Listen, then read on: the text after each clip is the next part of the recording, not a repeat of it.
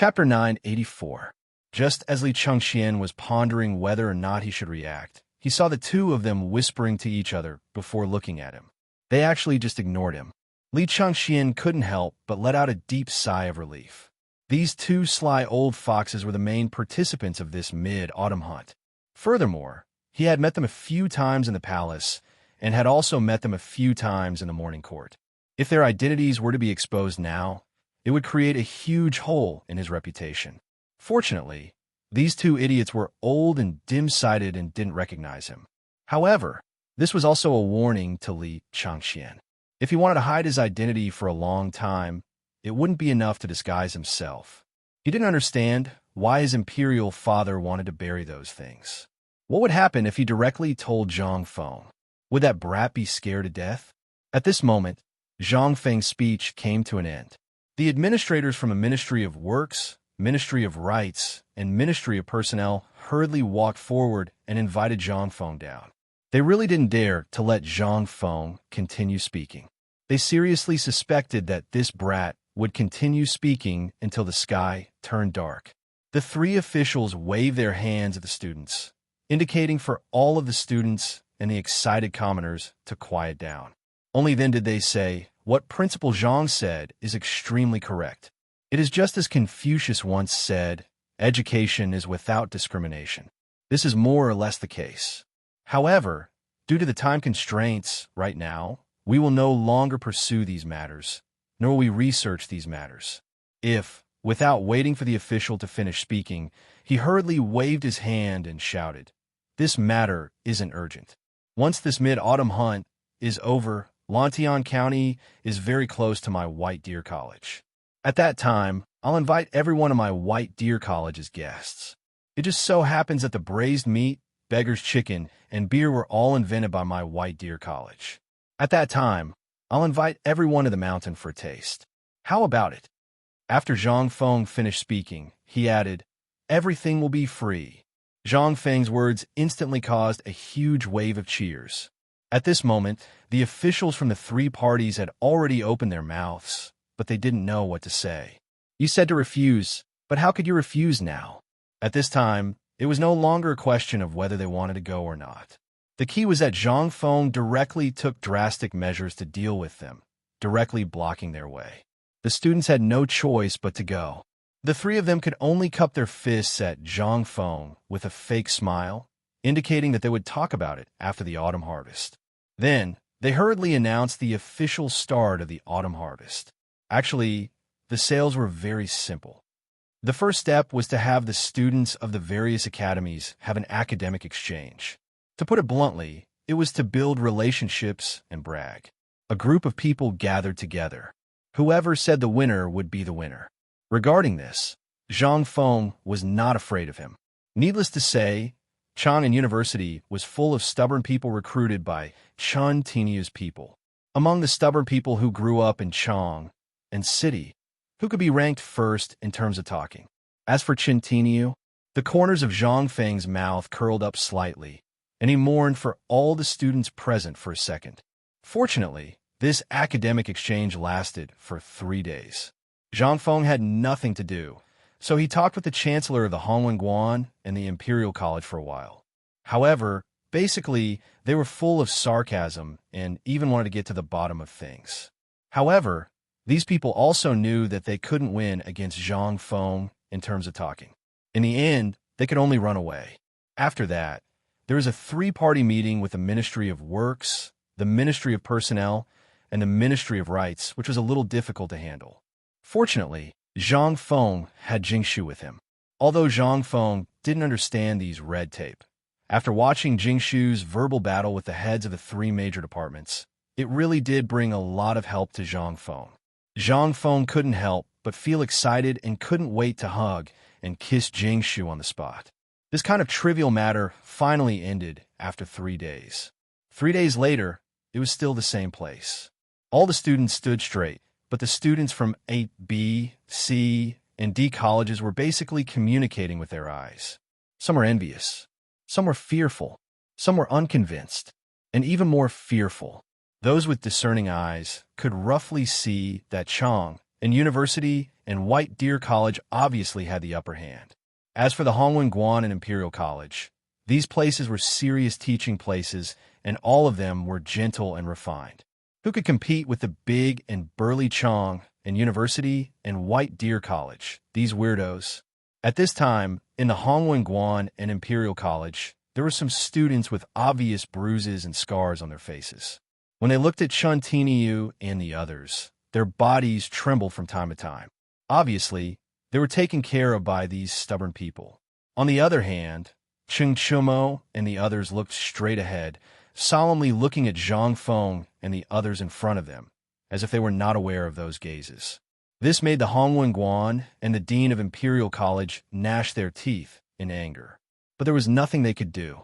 Zhang Feng had always been supportive. If words were not enough, then they had to rely on their fists. If your fists don't work, then you're F*King useless.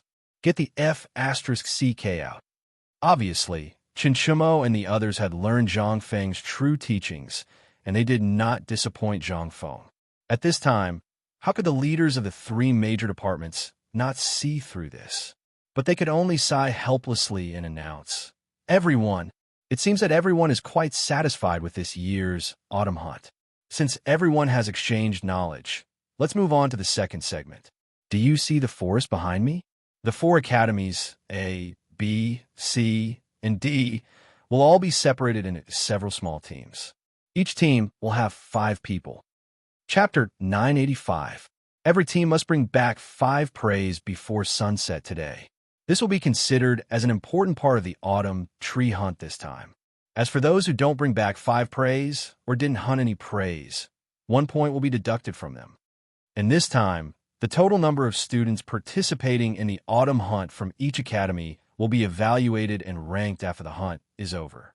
As for the academy with the lowest ranking, it will be directly eliminated. You all know what will happen 3 years later, so I won't say anything more. As for the remaining 3 academies, they will conduct the final round of Dao discussion among the students, and the most outstanding academies of this year will be determined. Similarly, the mid-autumn hunt will be judged based on points. The previous 3 days of academic exchange can also be used to familiarize each other. After 3 days of practice, the old man believes that all of you should be familiar with each other. Then, the old man announces the official start of the hunt. The most important part of the mid-autumn hunt had finally arrived. The number of participants for the mid-autumn hunt this time was originally planned to be 30 from each academy. Zhang Feng had originally brought 30 people from each academy. However, these damn fellows actually said that Zhang Feng's academy was just established this year and didn't have enough people. Therefore, each academy could only have 15 people. This meant that the total number of people from Chong and University and White Deer College only added up to 1 academy's quota. This was also why Zhang Feng was more angry. After the people from the Ministry of Works and the Ministry of Appointments found out that these 2 academies were under Zhang Feng's name, they actually firmly believed that these 2 academies belonged to the same system. After all, the Chancellor and Dean of the academies were the same person.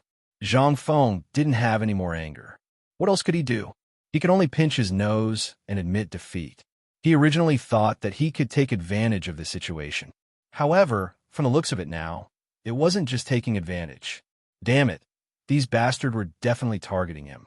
Although he still occupied 2 spots of the academies at this time, which seemed to be a great bargain in the eyes of outsiders, but discerning people could see at a glance that other academies had 30 people in them. But what about his academy? Their purpose for doing so was evident at this moment, which was to prepare for the hunt. Hunting was also a test of a student's ability to survive and hunt in real life. It was a test of coordination between the hands, eyes, and brain. Furthermore, there were people from other academies monitoring them, so it would be difficult for them to cheat. The success or failure of the mid-autumn hunt was mainly determined by points. At this moment, White Deer College and Chong and University were at a disadvantage in terms of numbers. There was a huge gap in points between them and their opponents. If they wanted to win, they could only rely on their own abilities. Zhang Feng did not doubt the abilities of these guys. Although they were stubborn, it was not easy to enter the circle of stubborn people in Chong and City. These people were all second-generation heirs who had been abandoned by their families. They were proficient in eating, drinking, whoring, gambling, riding, and archery. This was also the reason why Zhang Feng had chosen them to come. As for White Deer College, although there were only 5 people including Tainyo, there was still Hao, Chujun, Ma Zhou, Lai Ji, and the others. To put it nicely, they were just going through the motions. In terms of knowledge, they were just going through the motions. As for relying on them to hunt and snatch the championship from these people, Zhang Feng could only think about it. Which one of those who could afford to study didn't come from a well-off family? What about Ma Zhou, Lai Ji, and the others? To put it bluntly, they were all from bumpkins. The fact that they didn't kneel when they saw them was already due to Zhang Feng's good education. In ancient times, people were very particular about hierarchy. However, their purpose for coming here was to build up their self-confidence. Most importantly, they were here to maintain their reputation. After all, if the entire college was filled with a bunch of uncouth people, Zhang Feng would not be able to maintain his reputation. What would others think of him?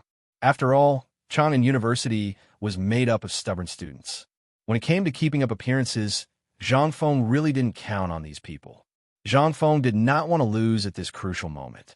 If he lost this competition, Zhang Feng would really lose everything. At this moment, the people from the Imperial College and the Hongwen School saw that Zhang Feng's expression was a little bad and could not help but secretly rejoice. They seemed to think that Zhang Feng must be feeling distressed because of this. Zhang Feng glanced at the two of them and did not say anything. At the command of Lord He from the Ministry of Works, a group of officials from the Ministry of Works carried a big box and appeared in front of the students of the 4 colleges. Inside the box was a dagger. The official from the Ministry of Appointments looked around with a solemn expression and said, "This hunt does not allow any injuries, deaths, or disappearances, especially those caused by people. If I find out that anyone dares to use brute force or violence, I have the right to expel them immediately and hand them over to the authorities for investigation. In the next 10 years, they are not allowed to appear in any college of the Tang dynasty. Otherwise, they will bear the consequences." Chapter 986. After a series of warnings, Lord Qian of the Ministry of Appointments waved his hand impatiently and signaled the students to set off. Zhang Feng was too lazy to care about these things. Chen Tiniu and the others were enough. With the influence and prestige of the 4 great demon kings, who dared to mess around? They could scare these people to death. Was there a need to do anything? Since there was nothing to do, Zhang Feng took Zhang Yuyao and Jingshu to stroll around Erpi Ridge. These 3 days, he was bored to death. Humans were also strange creatures. When they were busy, they wanted to be free, but once they were free, they would feel anxious. Although these 3 days were spent listening to Jingshu's songs all day, and the days were very comfortable, Zhang Feng was always a little unhappy. Moreover, Zhang Feng had long wanted to go to Erpi Ditch to see what was going on with the coal mine and whether there was any progress. However, it did not seem to be the right time now. He simply took the 2 girls down the hill along the stream. While enjoying the beautiful scenery, he recited poems and couplets, which made the 2 girls laugh from time to time. Fengzi, here, come quickly, I'm Olnyo." Just as Zhang Feng took out a silk thread from his silk clothes and was about to weave a set of fishing gear, listen to music, and fish to live the life of an immortal, Niu Jinda sneaked out from the bushes not far ahead, and on his head was a straw hat made of leaves. At this time, he stuck his head out and greeted Zhang Feng. If Zhang Feng did not look carefully, he would not have recognized that this was Niu Jinda. Niu Jinda's appearance was so ugly that it could make children cry at night. At this time, Jingshu and the other girl were so scared that their faces turned pale and their beautiful faces turned pale. After Zhang Feng confirmed that this person was Niu Jinda, he kept the Mitsubishi army knife in his arms and comforted the 2 girls. He stared at Niu Jinda and said, "Old Niu, it's broad daylight. Can you not scare people by pretending to be a ghost?" Zhang Feng's face darkened. He finally managed to get Zhang Yuyao to stop crying. He glared at Niu Jinda and said, "I've been here for 3 days. Why haven't I heard from you? Are you here to scare me?" You're asking for a beating. Neo Jinda chuckled and emerged from the grass. He looked around and patted the dirt off his body. I wanted to come out earlier, but isn't this to avoid arousing suspicion? If someone else finds out about this, it will be difficult for you to deal with this matter. Furthermore, the noses of the Ministry of Works and the Ministry of Personnel are all dogs. If they catch wind of this matter, do you think we will have anything left to drink? Hearing this, Zhang Feng nodded. Niu Jindao was right. If these two bastards knew about the existence of the coal mine, they would not be able to get anything. Zhang Feng could not help but ask anxiously, "Did you find that thing?" "I found it. Let's find a quieter place and eat while we talk." Zhang Feng's head was full of question marks. What the F***ck are you talking about while eating? So, you've already prepared this beforehand, haven't you? With doubts, Zhang Feng held the two girls and followed Neo Jinda through the forest. After a while, they entered an open area. In the open area, there were three people who looked like servants. They were roasting a whole lamb over a charcoal fire. The whole lamb had been roasted like a pig. It was golden yellow and was still sizzling with oil. Zhang Feng's eyes widened at the sight. That's it. This was a beach protruding from the river. A thatched hut had been built in a hidden place in the beach. Zhang Feng could vaguely see some bedding and other things inside. It seemed that this was a sentry post of old Nio's men. Outside the sentry post, Zhang Feng could vaguely see 7 or 8 people holding sharp MO swords. They were on the trees or lying on the ground, staring at the surroundings like dead dogs. Neo Jinda pointed here as if showing off and said, "How is it? Ordinary people can't find this place, right? Come. I know you've suffered in the past 3 days. This is a wild goat caught in Erpi Ridge today. It's fat." As he spoke, Neo Jinda led the 3 of them to the roasted whole lamb that was being roasted. At this moment, the smell of the lamb mixed with cumin and pepper made Zhang Feng salivate.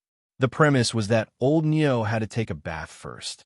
Before they even entered, someone had already prepared a hastily made bamboo stool and a bamboo table by the side.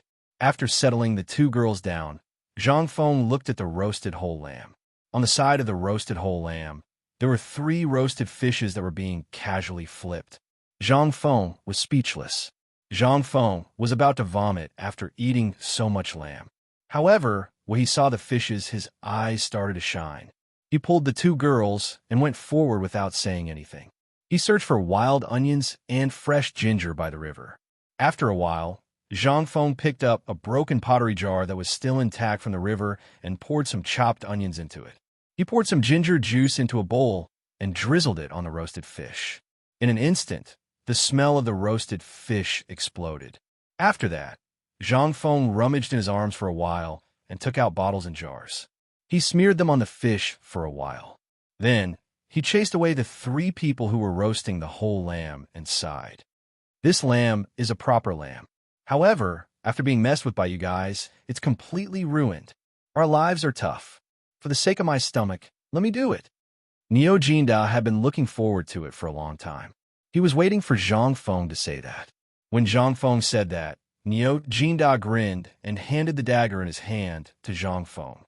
"Here's the dagger. You do it." Chapter 987. Zhang Feng didn't bother to pay attention to Neo Jinda. After all, this rare picnic made Zhang Feng miss his college life. Neo Jinda looked at the mutton while thinking. Neo Jinda's eyes were fixed. He kicked all the guards out to look for the wild onions and wild ginger that Zhang Feng had just found. Someone even sneaked into the mid-autumn hunt camp and stole a big pot. He twisted all these things into ginger juice and handed it to Zhang Feng. When half a pot of ginger juice was poured down, there was a burst of sizzling sound on the charcoal fire. The rank odor of the roasted whole lamb was covered by the thick ginger juice. In an instant, the tempting fragrance of the mutton overflowed again. Neo Jinda swallowed his saliva. Zhang Feng could only roll his eyes. In the end, even Zhang Yuyao and Jing Shu stared at the golden roasted fish and roasted whole lamb and drooled. Zhang Feng had no choice but to put down the whole roasted lamb in his hand. He twisted a handful of onions and put them on the roasted fish. He roasted them on the fire and handed them to the three of them. However, there were only 3 fish. At this time, Niu Jinda looked at the roasted fish in the hands of Jingshu, Zhang Yuyao, and Zhang Feng with a stuttering face. Zhang Yuyao was shy and handed the roasted fish in her hand to Niu Jinda with a red face.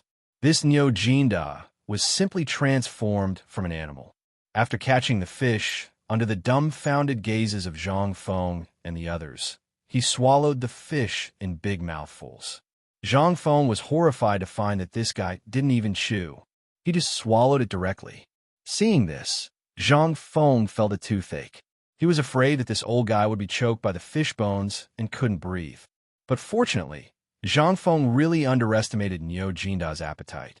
After swallowing the roasted fish that was more than a caddy in his hand, Niu Jinda looked at the bottles and jars that Zhang Feng put on the ground. While Zhang Feng was eating the roasted fish, he poured the rest of the condiments onto the mutton, imitating Zhang Feng's actions. However, after doing so, Zhang Feng's bottles and jars were completely empty. A spicy smell and a strong smell of cumin filled the air, causing Zhang Feng to seriously doubt whether the whole roasted mutton that had turned from golden to black was poisonous or not. However, when Zhang Feng saw that Niu Jinda was actually sucking his fingers and then secretly cutting his flesh with a blade to eat, Zhang Feng was so disgusted that he almost threw up last night's meal. Looking at the ground, what frightened Zhang Feng the most was that there was at least a caddy of salt in the gourd-shaped bottle that was as big as a fist, but this guy actually poured all of it. This old guy actually poured all of it on the roasted whole lamb. Wouldn't that kill people? After Zhang Feng and the other two pointed to their stomachs and said that they couldn't eat anymore, Niu Jinda happily held the roasted whole lamb and tore off a hind leg, chewing it in big mouthfuls. Seeing this, Zhang Yuyao's face turned pale. It wasn't until he finished eating the leg that Niu Jinda wiped his greasy mouth and said, "Boy, we really got lucky this time." Even though Zhang Feng was prepared, when he heard Niu Jinda's words at this time, he was really confused and asked, What? You asked me what?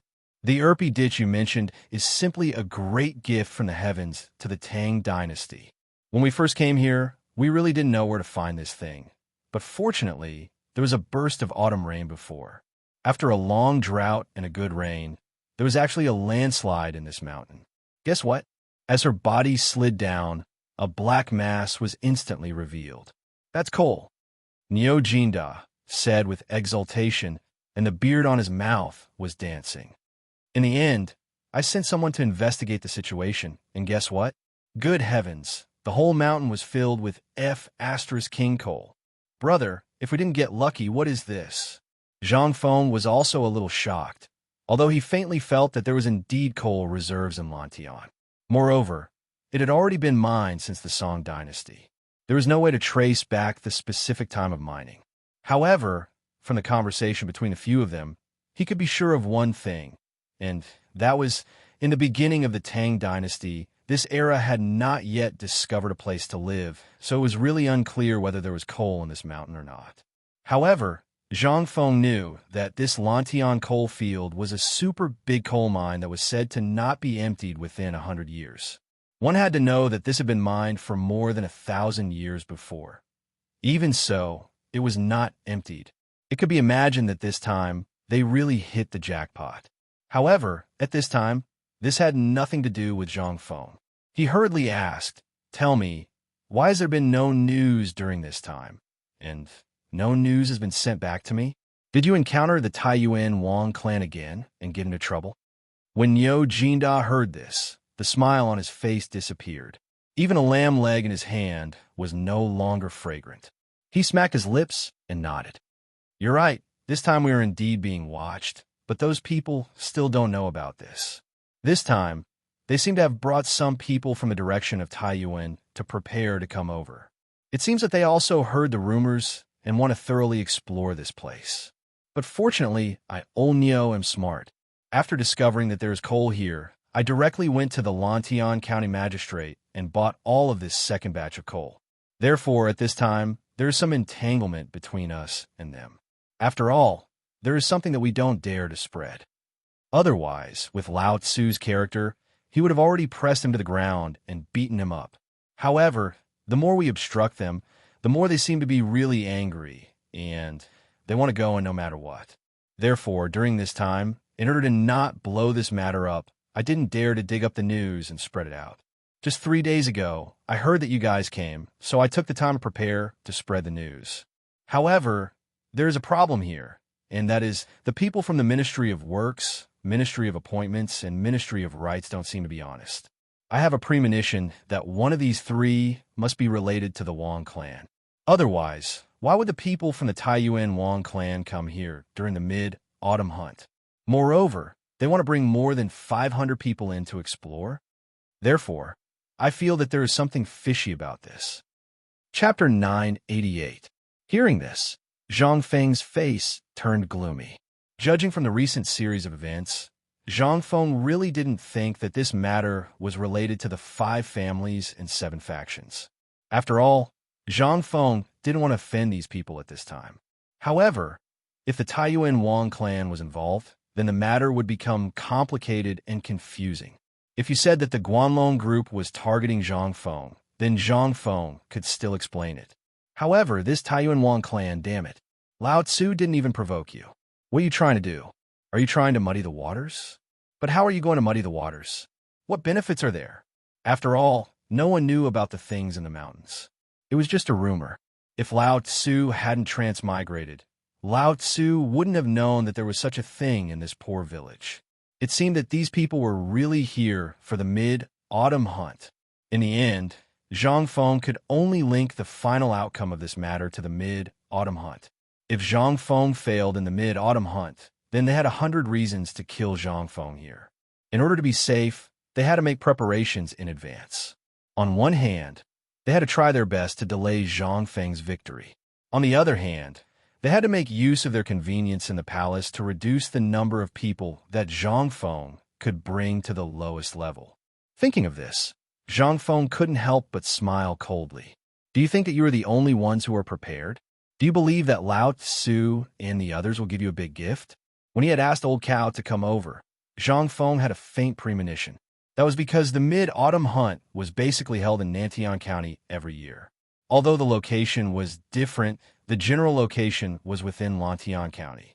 Furthermore, after knowing that there was a coal mine in Lantian County and that there were people from the Wong clan operating there, Zhang Feng combined the Imperial College, Ministry of Works, Ministry of Rights, and Ministry of Works to trip him up from time to time. Zhang Feng couldn't help but think of something else. Sure enough, Old Ox's words allowed Zhang Feng to connect the dots. Zhang Feng quickly asked, "Old Ox, how many people did you bring this time?" Old Ox's words made Zhang Feng think of something else. Niu Jinda shook his head and said, "Not many, probably less than 200 people. But you can rest assured that these 200 people are all experts." This time, Zhang Feng couldn't help but feel relieved. However, a murderous intent flashed across his eyes. He hooked his finger and whispered into Niu Jinda's ear, "If you can get some people out, you can immediately bring this matter back to the Academy's smelting workshop. They should be able to rush out a few hundred Mitsubishi military knives within 3 days. Get your people to bring these things over and be prepared to fight with these people at any time." Now that she heard this, she was shocked. "Fengzi, are you going to completely fall out with those aristocratic families at this time?" Zhang Feng rolled his eyes. "I'm not stupid. Why would I provoke them at this time? But I heard from Niu Weili, who is also the Chong and county magistrate, that he was the county magistrate of Lantian County for a few years. He said that there are many groups of bandits in Lantian County. As Lantian County hadn't been affected before, he didn't send troops to seize them. But you said that if during the mid-autumn hunt or when these people want to take action." Before Zhang Feng finished speaking, Niu Jinda's eyes instantly lit up. "Good plan. This is simply a good plan. I understand. I'll do it now. As for the other things, I don't know, so I'll leave them to you. As long as you say something, I've already sent my right-hand man to ambush you. As for the rest of the things, not to mention more than 500 people, even if they send 10,000 people, Old Niu, will not take them seriously." Zhang Feng smiled and shook his head, but he didn't say anything. And these people, Zhang Feng was just preparing a backup plan. After all, this coal mine was related to Chang'an. This time, if the coal mine was exposed, these people in old Nio's hands would be the most powerful backing to guard this coal mine. As for these people wanting to take action, Zhang Feng really wanted to see what these people wanted to do. This is one of the things. There's one more thing. Help me pass a message to Mr. Bosher. Tell him to prepare for the mid-autumn hunt invitation. Tell them to speed up their training. At most 10 days, at least 5 days, we will definitely return to the academy. Although Nio Jinda didn't know what the Mitsubishi bayonet and what he meant by preparation, he still followed Zhang Feng's instructions. He waved to a person beside him and then nodded. In an instant, that person slowly dived into the river and quietly disappeared in front of everyone, leaving no trace. At this time, Nio Jinda asked, "Fengzi, let me ask you something. You have to tell me honestly. What's the relationship between us? If you have something to say, just say it." Zhang Feng gritted his teeth with the thin bamboo stick while looking at Nio Jinda. But at this time, Nio Jinda was looking at Jing Shu and Zhang Yuyao. His meaning couldn't be more obvious. Zhang Feng smiled faintly and said, "Just say it. We're family. There's nothing to hide." Although Zhang Feng's words were very normal and natural, listening to the two girls' ears, there was another layer of meaning. Nio Jinda couldn't help but stare at the two girls with his eyes wide open. The way he stared at the two girls changed. It seemed that he wanted to see something different from the two girls. Could it be that this guy suddenly changed his personality and took these two girls? Chapter 989. At this time, Zhang Yuyao and Jingshu's faces were red from embarrassment. Jingshu was wearing a veil, so nothing could be seen. However, from the way she gripped Zhang Feng's hand, it could be seen that her heart wasn't calm. As for Zhang Yuyao, who didn't know how to hide her thoughts, it was needless to say. Her beautiful eyes were twinkling like little stars. Nio Jinda looked at Zhang Feng with a smile that wasn't a smile. He coughed and asked, "What exactly is this Mitsubishi bayonet you were talking about? How come I've never heard of it before? Can you tell me in detail what this thing is used for? Don't tell me this thing is the invincible spear you were talking about." Hearing this, Zhang Feng instantly felt a headache. How should he describe this thing? It would be endless to talk about it, but since he had nothing to do now, Zhang Feng could only tell Nio Jinda the whole story of the Mitsubishi bayonet. After touching his chest, Zhang Feng finally took out the thing from his chest.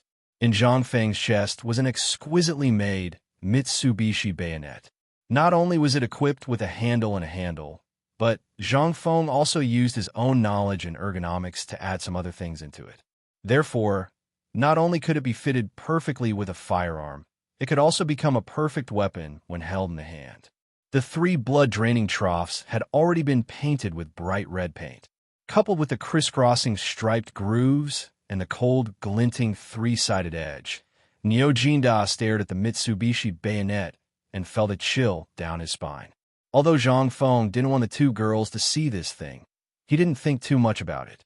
However, at this time, Nio Jinda was staring at the thing in Zhang Feng's hand. "Feng Zi, this is the Mitsubishi bayonet. This thing doesn't look like a sword, nor a dagger, nor a saber.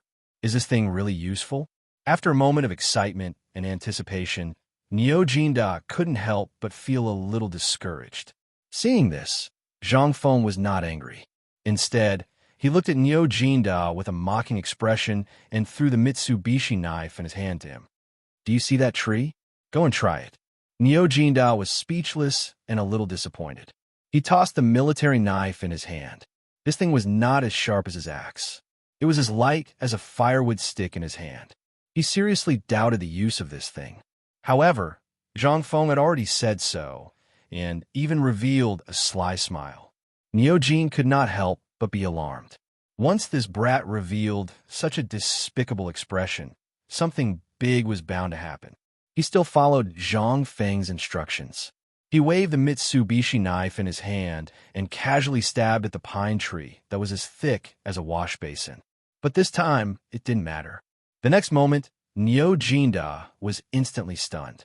Although it was said to be a casual stab, he still used a little bit of strength. After all, this thing had a sharp edge, so no matter what, it would still leave a mark on the tree.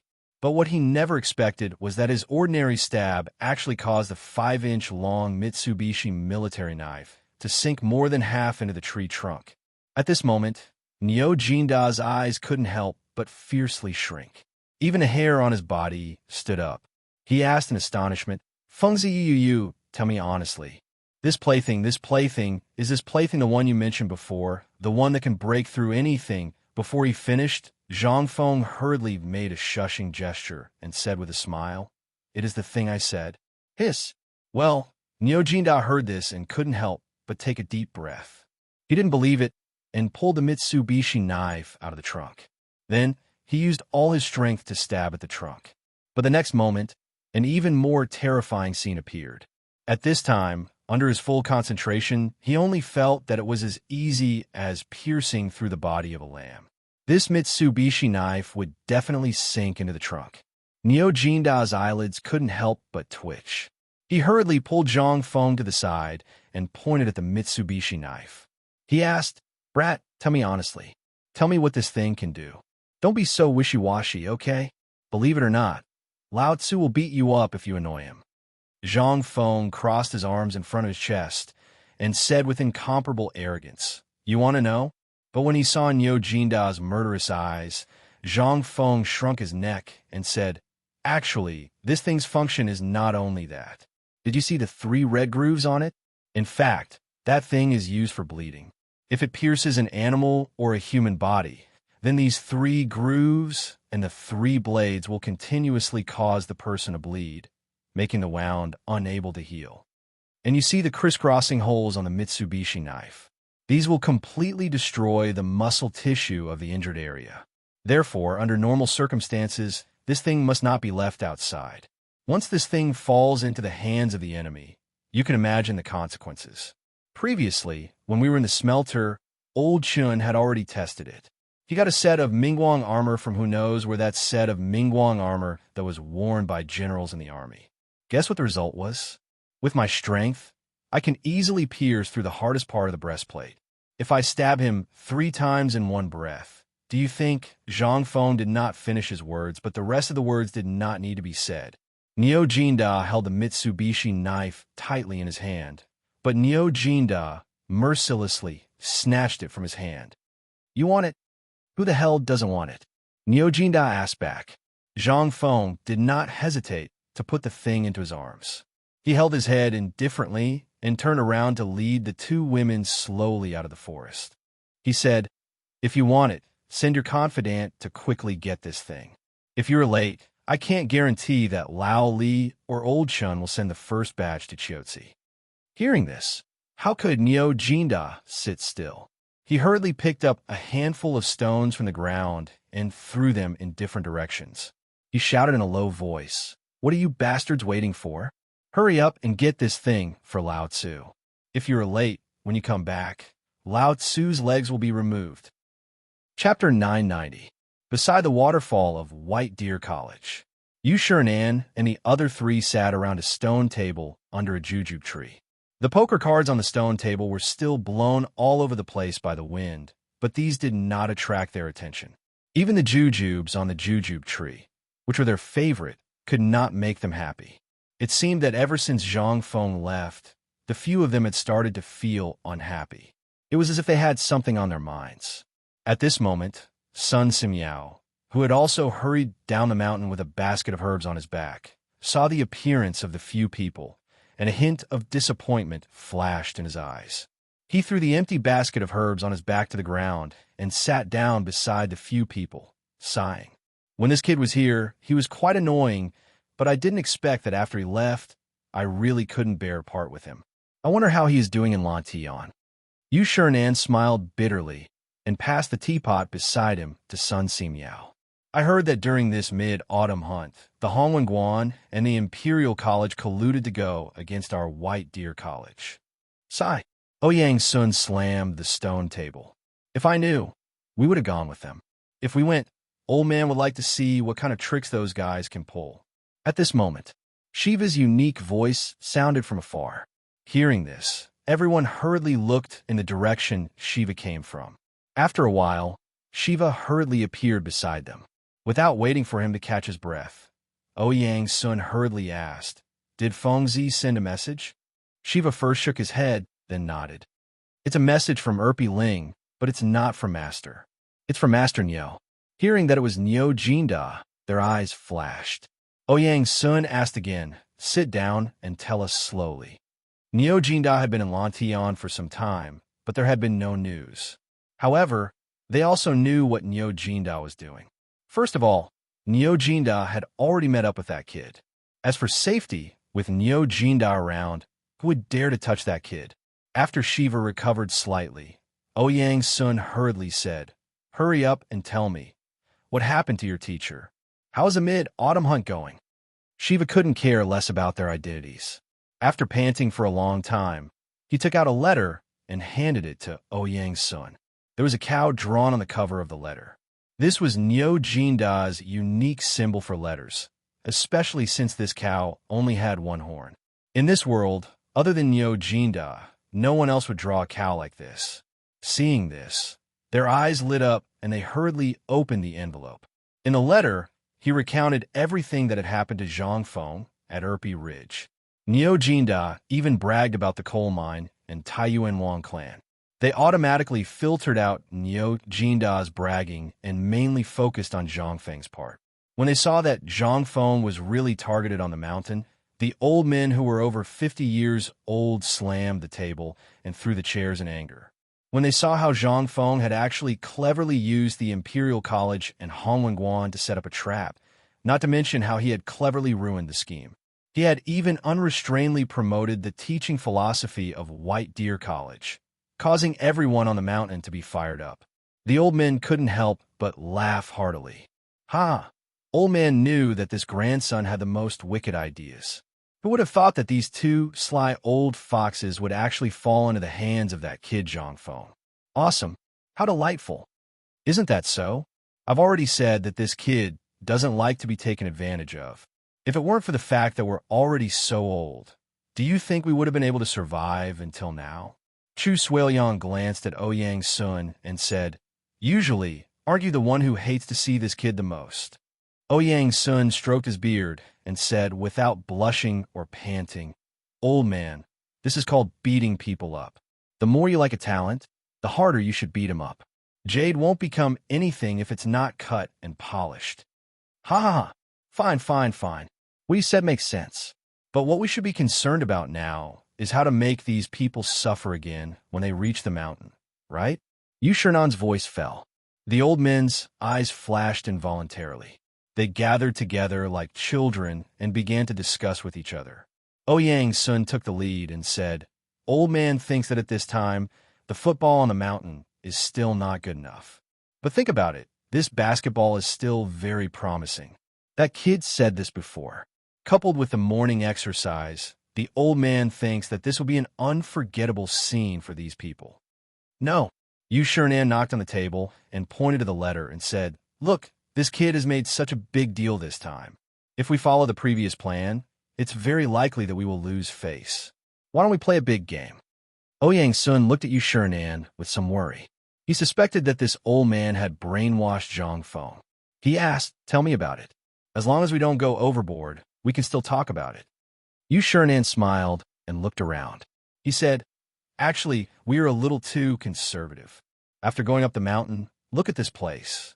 Is there anything that we have seen before? Or was there something familiar? So, we should learn from that kid. Since these people want to make things difficult for us now, right? Then why don't we be more high profile?" Chapter 991. After all, Niu Jinda's men were not qualified to enter the Imperial Palace. Compared to entering Shao Mountain, it was much easier.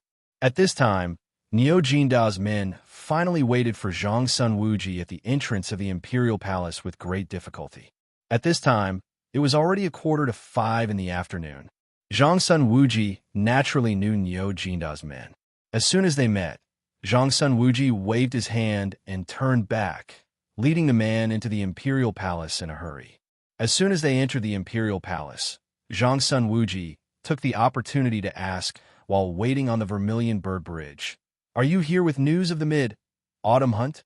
When the guard heard this, he hurriedly said, replying to Minister Zhao, This time I'm here with two pieces of news. One is about the Wang clan and the coal mine. The other is about the mid-autumn hunt. Hearing this, Zhang Sun Wuji could also understand the importance of this and did not say anything more.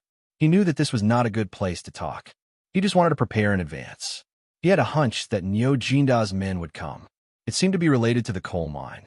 However, he did not expect that it was related to the Wang clan's men. This made things difficult. As for Zhang Feng, the people in the imperial palace were not worried about that kid at all. As long as his brother did not harm others, they would be grateful. Hoping that others would harm him, it depended on who that person was. Just the people from the Imperial College and Hong Wangguan alone.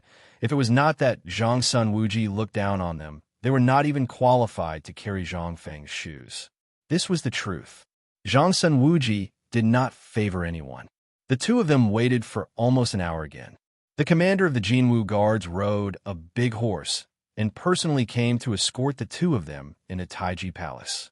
In the imperial study, Li Shimin and Li Yuan also seemed to be discussing something. Li Shimin waved his hand and said, "Let's talk first.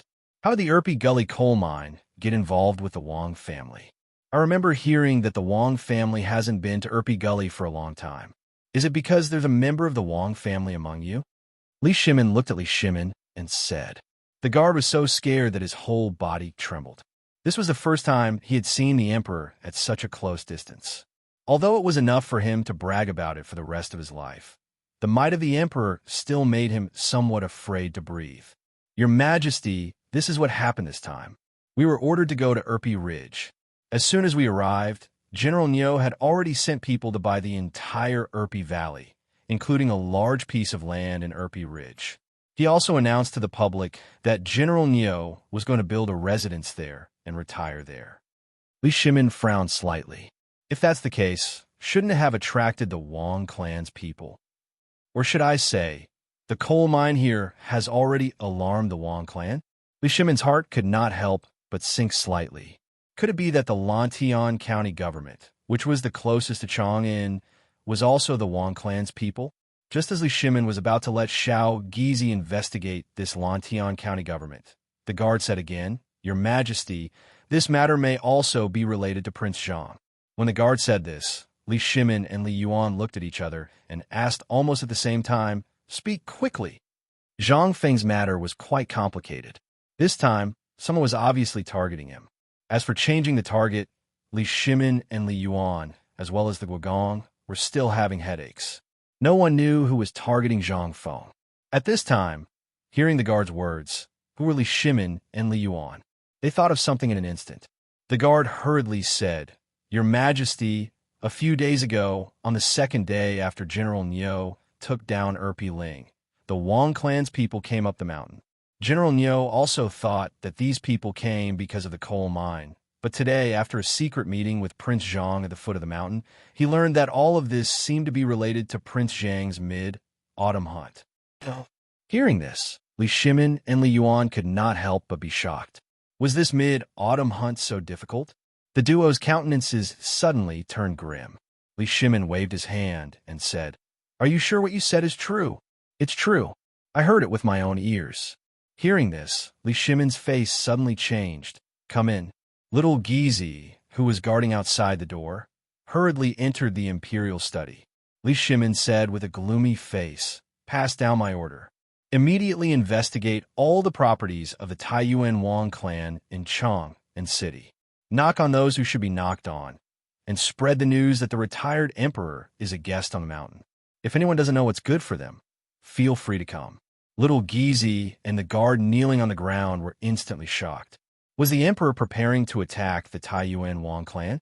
Was the emperor really ready to go to war with those aristocratic families? Little Gizi did not dare to be careless. He hurriedly went to the Ministry of Internal Servants to draft a secret edict. At this time, Li Shimin said, "Did Zhang Feng say what to do about this?"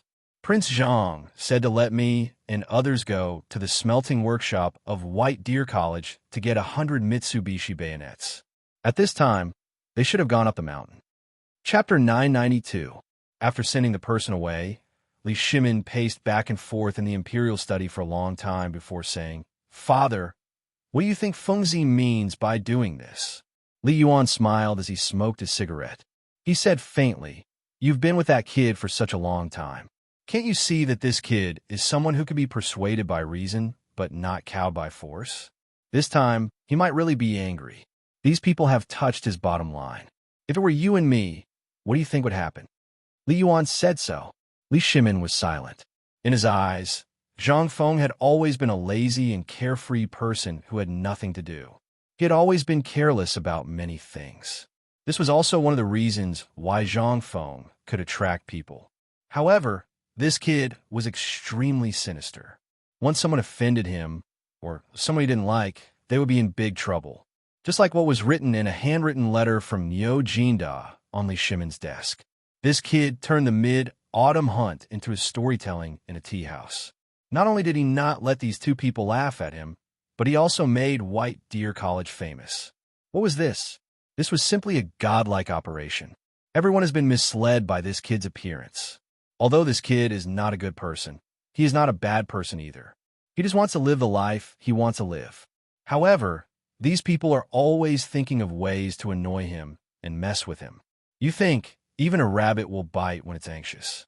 What do you think this kid will do when he's anxious? This, Li Shimin couldn't help but be at a loss for words. From the current situation, this kid was really angry. From the fairy cream incident to using the mid-autumn hunt and the environment of Erpy Ridge, he wanted to kill Zhang Feng there. These people's intentions were simply terrible. Li Shimin gave several orders in succession. All the orders were directed at the 3 core departments of the Ministry of Works, the Ministry of Rights, and the Imperial College in Hongwenguan. Li Shimin had long wanted to move these departments. However, he had never had the opportunity, time, and capital to contend with these aristocratic families. But now, due to the emergence of the cooperative and the opening of the waterway trade, as well as the Mitsubishi bayonet and the gun that Zhang Feng made at this time, Li Shimin wanted to completely concentrate all the power in his hands, as Zhang Feng said. And now, Zhang Feng was preparing to do this at this time, which also gave Li Shimin an opportunity. Erlang, you have to think clearly. Once you fight with the 5 surnames and 7 Wang and the Guanlong aristocratic family, it will inevitably cause the people in Shandong will react. Are you sure you can deal with it? With the current situation in the Tang dynasty? This, Li Shimin couldn't help but hesitate. Li Yuan was right. These aristocratic families were basically of the same breadth and branch. If there was only one person in the East, it could almost be said to be fighting against these aristocratic families at the same time. If these aristocratic families took any action, it would be a big earthquake for the Tang dynasty. In addition, the Tang dynasty's periphery was unstable at this time. If such a thing happened at this time, what would happen? Li Shimin couldn't help but be silent.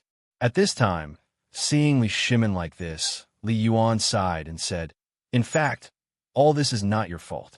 This is the cancer deposited by the previous dynasty. I think if you want to do it, you should start with the imperial court.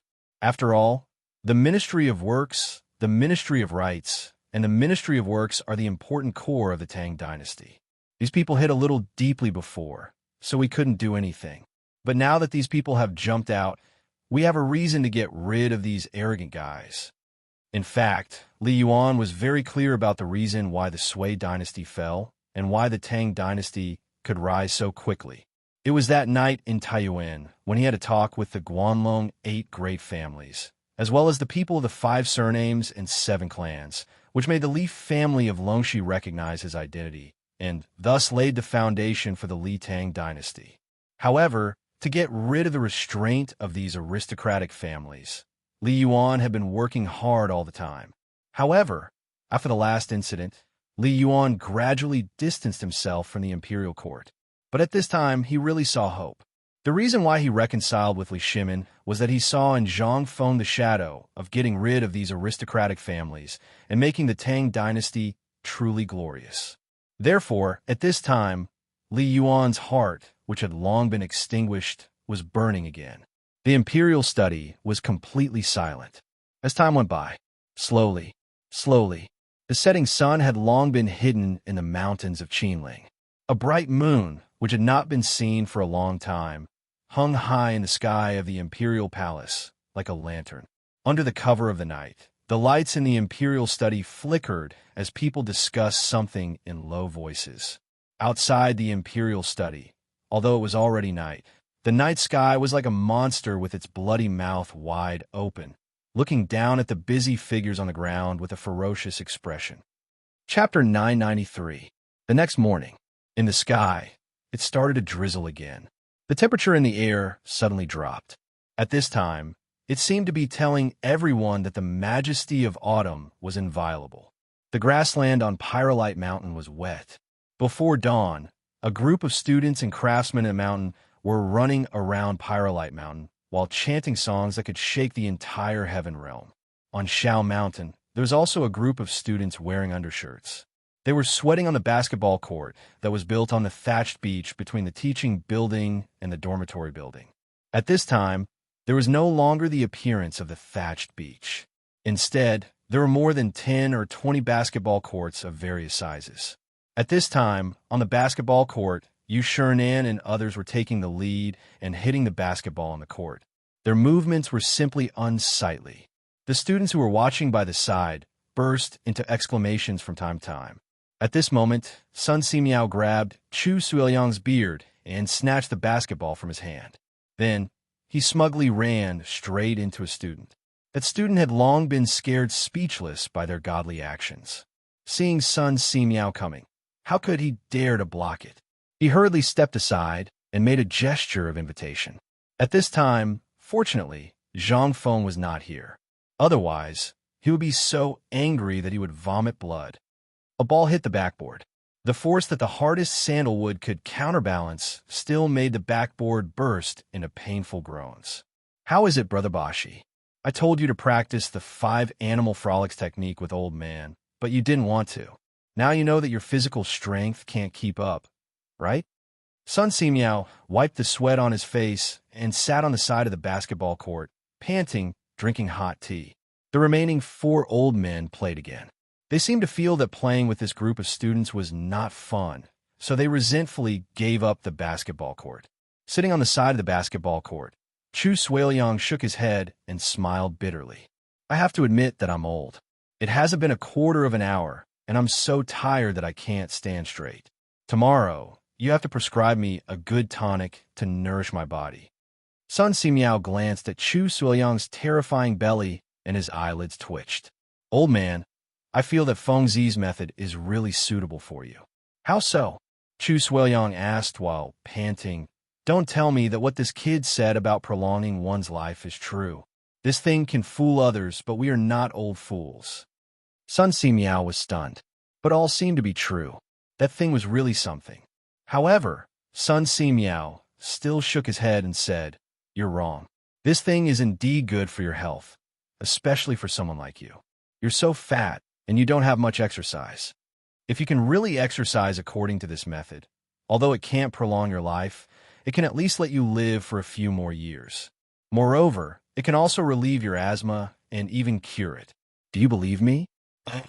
This time, not only Chu Suiliang but also Yu Shernan, Ouyang Sun, and the other 2 were completely shocked. Their eyes were wide open. They pointed at the students who were dodging and jumping on the basketball court and said, "Old Sun, don't tell me that this is a joke, because this thing is really not funny at all." Sun Simiao shrugged. "I'm telling the truth. Old man really underestimated this thing before. Did he really think that this thing was born out of the 5 animal frolics?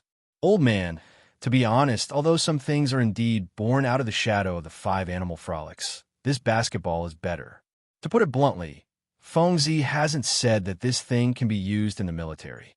Otherwise, do you think we will have a chance?" Yu Shernan said with a little lack of confidence. "It seems that Feng Zi once said that this thing can be used in military training." This time, the 4 of them instantly fell silent. However, the passion in their eyes didn't diminish in the slightest. Previously, when Zhang Feng said that this thing could strengthen the body, they thought that it was just a saying. Now, they had personally experienced it. Putting this aside, with Sun Simiao's praise, how could it be fake? It must be known that Sun Simiao and a few of them had been friends for decades. Everyone knew Sun Simiao's character. When they heard Sun Simiao's words, Everyone looked at the basketball court not far away. Just as they were about to go up and move their seemingly rusty bones, Sun Simiao smiled and said, "That's enough. You're all old bones. If you continue like this, your bodies will be the first to be unable to take it. Let's go, let's go. Let's go and study how to link this morning exercise, running exercise, and basketball. Fengzi has already dealt with the mid-autumn hunt. We should also put in some effort and let those people see what kind of existence White Deer College is." Chapter 994. Irpi Gully was bustling with activity today. From afar, people from the Ministry of Works and the Ministry of Rights had joined forces with the local county magistrate to surround the area. The purpose of this was to allow these students to hunt safely, so as to prevent any commoners from accidentally entering and suffering unnecessary injuries. And in this Irpi Gully, when Chung Chumo and the others entered, all the students of White Deer Institute and Chong and University were like releasing a tiger back into the mountain. They quickly gathered together, along with each other. All the students had been warned in advance by Chung Chumo and the others and brought over. People from the Ministry of Works and the others usually wouldn't enter during the hunt. They didn't have the patience to follow a group of half-grown children around the mountain. At this moment, the mountain had become the home ground of Chung Chumo and the others. Chung Chumo stood on a large rock and imitated Zhang Feng. He waved his hands at the crowd and coughed. "I believe everyone has heard of my name. However, for those who don't know my name, listen carefully to Lao Tzu. Lao Tzu is Chun Tiniu, a person who can make Chong and city tremble with the stomp of his feet. This is young Master Li. Of course, as long as he says the word, you won't be able to control whether you live or die. Get to the point." Li Chengxian cupped his fists elegantly and reminded Chung Chumo softly. Chung Chumo said, "You must have heard that White Deer College is under the protection of the Crown Prince." "Who is the Crown Prince?" "He is second only to one person and above millions. We all work for the Crown Prince. To put it bluntly, White Deer College and Chong and University are under the Crown Prince. Do you want to go against the Crown Prince?" Hearing this, the expressions of the students who were still indignant finally changed. This was because Chung Tiniu took out a jade pendant from his chest. This jade pendant was nothing special, but the key point was that there were two natural yellow ribbons on the jade plate. A skilled craftsman had carved these two yellow ribbons into two dragons. Everyone in the world who was educated knew about this. Moreover, everyone had a jade pendant on their waist. Although no one had seen this jade pendant before, the teacher had taught them about it during their first lesson in etiquette. The Crown Prince token. This was carved from genuine Hetian jade. In the world, no one dared to carve dragon patterns on this jade, except for the imperial family or those who were bestowed by the imperial family. Anyone who touched it would die. At this moment, Chung Chumo saw that everyone was stunned by the Crown Prince's jade pendant. He then proudly waved the jade pendant in his hand and said, "Now, listen carefully to every word that Lao Tzu said. What Dean Zhangfeng said just now is true. I can also reveal a piece of news to you. If you know what's good for you this time, in 3 years, White Deer College will make an exception and invite you up the mountain. I think you are all smart people and will know what to choose, right? Choose? Choose your ass. You even took out the Crown Prince's jade pendant. Do we have a choice?" If they had known that the rumors were true, Lao Tzu wouldn't have participated in this mid-autumn hunt.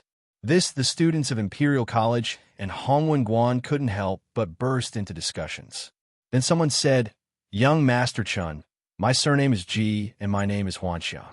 My courtesy name is Anka. My surname is Ku and my name is Yuxiang." As the students revealed their names one by one, they said shamelessly, "I hope young Master Chun can put in a few good words for us in front of President Zhang.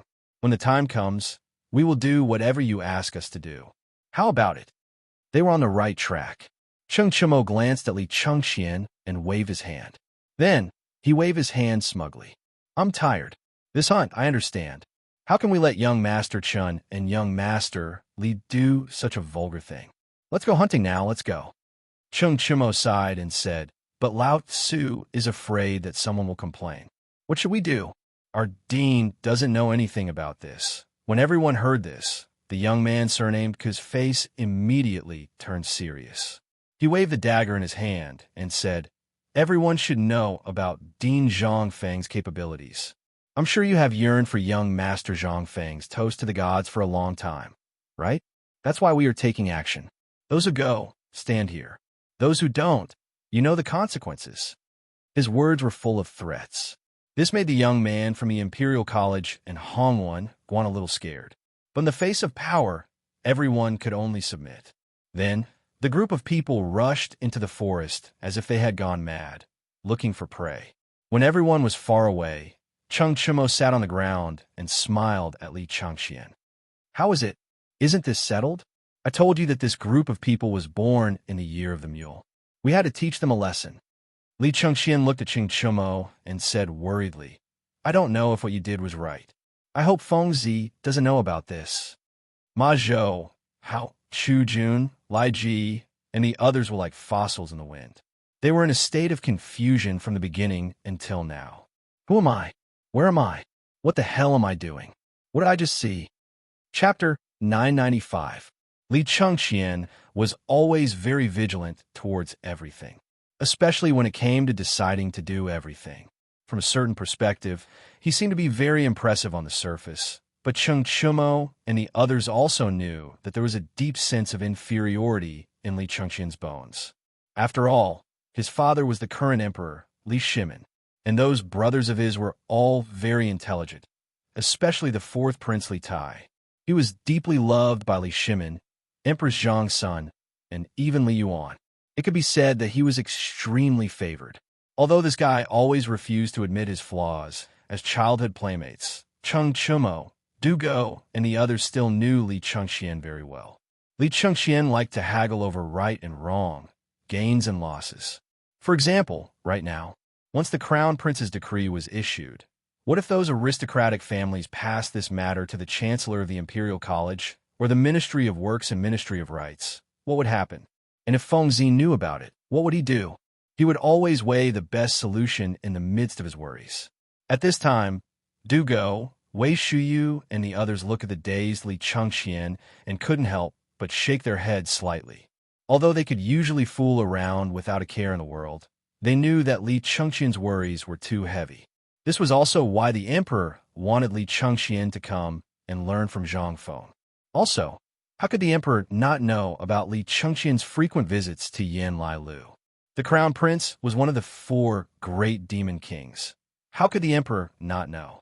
These matters, as long as one was familiar with them, they would be able to understand the reasoning behind it. It was just that the current Li Changxian still couldn't let it go. The others also didn't want to point it out. After all, the matter was very simple. It was just that Li Changxian couldn't accept it. So what could they do? They were very envious of Li Changxian, because Zhang Feng and the others basically all learned one thing each, but they put in a lot of effort on this kid. Whatever they learned, they would pass on to him. But what about Li Changxian? He was always afraid of the tiger in front and the wolf behind. He could only rely on himself to comprehend this. No one could help him. At this moment, the mid-autumn hunt was about to begin, accompanied by the cries of the wild boar and the excited shouts of the students. The Tang emperors loved to hunt. Starting from Li Yuan, there were many records of Li Yuan hunting in the history of the Tang dynasty. For example, the colonel hunted at Fuping, the colonel hunted at Huaqi, the colonel hunted at Nanshan, and so on. This South Mountain was the Erpi Ridge of Lantian County. Hunting practically ran through Li Yuan's entire life as an emperor. Not only did he enjoy hunting, his sons were also the same. Every time they went hunting, Li Jiansheng and Li Yuanji would follow.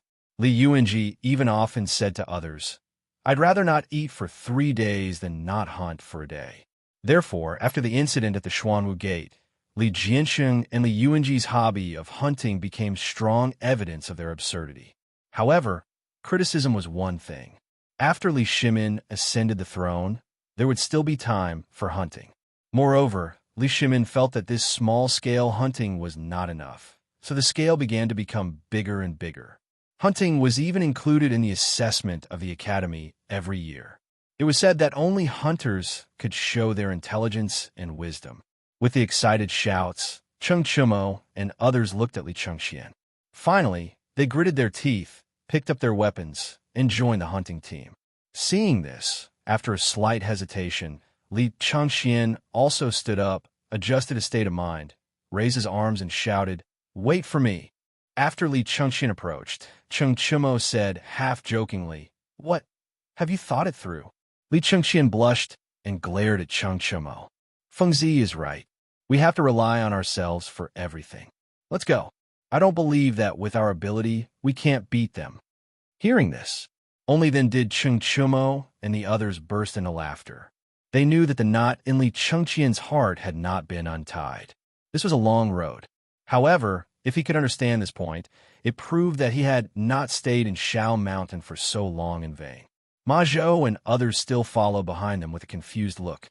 They did not know whether it was because the topic was too high-end or because the name of the 4 demon kings had shocked them. However, at this time, these stubborn people of Chong and all gathered together, which was a rare grand occasion. Li Chengxian waved the dagger in his hand, like a small general in a white robe, rushing in the front. The group of stubborn people behind him also followed Li Chengxian into the jungle with strange cries.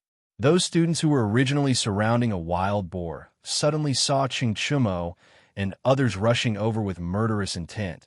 They hurriedly abandoned the target and scattered like birds and beasts. Li Chengxian excitedly rolled up his sleeves and said, "Don't move. Watch carefully how I tame this wild boar." When Cheng Chumo and others heard this, their faces could not help but change. They said with some hesitation, "How about I go?"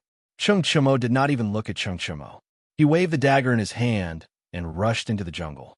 However, in the quiet jungle, after Li Chengxian's angry roar, Li Chengxian walked out of the jungle with his clothes in a mess. His expression did not change as he threw the dagger in his hand to Cheng Chumo and said, "I'm going to rest for a while. This wild boar spirit is yours." Chapter 996. On the other hand, Zhang Feng had nothing to do. He directly occupied the outpost where he saw Niu Jinda and used it as a temporary resting place. And this beach was also a good place to fish. In less than 2 hours, Zhang Feng caught almost a dozen fish, and these fish were mainly wild grass carps. Although there were many carps, Zhang Feng often ate them. But at this time, if he caught carps and gave these people a reason to criticize him, it would be a little bad. After all, the current emperor had gone crazy and issued an edict that people were not allowed to eat carps, saying that it was a rebellion against the Li family. This made Zhang Feng, who had always liked to eat carps, want to curse. Carps were the best food for picnics. But this time, because of this matter, Zhang Feng could only endure it. After secretly sharing 2 big carps with his children, he hurriedly took a dozen big grass carps back, ready to win people's hearts and humiliate the dean of the Imperial College. As the dean, Lao Tzu took the lead. "Damn, you only know how to sit and eat ready-made food?" When Zhang Feng took the 2 girls back to the camp, he bumped into Cheng Yaojin and an unfamiliar old man who exuded an air of nobility. The moment she saw the old man, Jingshu's face changed slightly. She trembled slightly. Zhang Feng didn't take it seriously. The old man was wearing a yellow robe with a dragon embroidered on it. His hair and beard were slightly gray, but the mustache around his lips was well trimmed. Zhang Feng almost wanted to touch the mustache to see if it was fake. Cheng Yaojin saw Zhang Feng and immediately laughed. "Ha, come, Brother Xiaogong, let me introduce you. This is Lao Li's most proud business partner, the youngest viscount of the Tang dynasty, and the dean and chancellor of Chong, and University and White Deer College, Zhang Feng." "All right, these 2 are his wives." Li Xiaogong's eyes narrowed slightly. He stroked his beard and looked at Zhang Feng. No one knew what he was thinking. Cheng Yaojin pulled Zhang Feng aside and said, "Fengzi, come, this is a person with a great background. He is a prince and the minister of the Board of Rights." When Zhang Feng heard this, he thought to himself, as expected, this Li Xiaogong was quite a character. Although he was a noble prince, to be able to rely on his own ability to forcefully obtain the 2nd position of the Lingyan Pavilion, it could be seen how high this person's political and military skills were. Behind him, several people dressed in bodyguard uniforms were all looking at Zhang Feng with incomparably sharp eyes. Behind this group of bodyguards were the three old guys from the Board of Rites and the Board of Works. They bowed and licked Zhang Feng's lips as they winked at him. Zhang Feng laughed and swung the rattan hanging around his neck. He stretched out his hand and said, "Hello, Lordly. It's an honor to meet you. This little one has admired you for a long time, and your name is constantly ringing in this little one's ears. Oh, tell me, what did you hear?" Li Xiaogong didn't stretch out his hand. Zhang Feng awkwardly remembered that this was the Tang dynasty. He hurriedly bowed and said, "Student Zhang Feng greets the minister. I just found out that the minister is coming in person, so I was a little excited and abrupt. I hope the minister won't blame me." Seeing Zhang Feng laughing, Li Xiaogong asked in a somewhat unpleasant tone, "It's rumored that the braised meat, fine salt, cigarettes, white paper, beer, barbecue, and the liquor Laoli once gave me in Chang were all made by you?" "That's right." Zhang Feng smiled. Logically speaking, it was impossible to disturb such a big shot during the mid-autumn hunt. Zhang Feng looked at Cheng Yaojin suspiciously. Cheng Yaojin signaled him to calm down. Cheng Yaojin said with a smile, "Lordly, don't just stand there. Let's go and sit down and talk." "There's no need. I'm here today just to see this kid." Li Xiaogong didn't give Cheng Yaojin face, which made the three officials of the Ministry of Works and Rites a little confused. They didn't know what these two clowns were up to. Li Xiaogong looked at Zhang Feng indifferently and asked, "Let me ask you, there's a rumor on the street that you, as a cook, have opened a tavern in Chang and that no one visits. Usually, there's no customer. Why have you opened 2 academies in such a flamboyant manner recently? What do you mean? Could it be that you want all of the scholars of Great Tang to be like you, becoming butchers?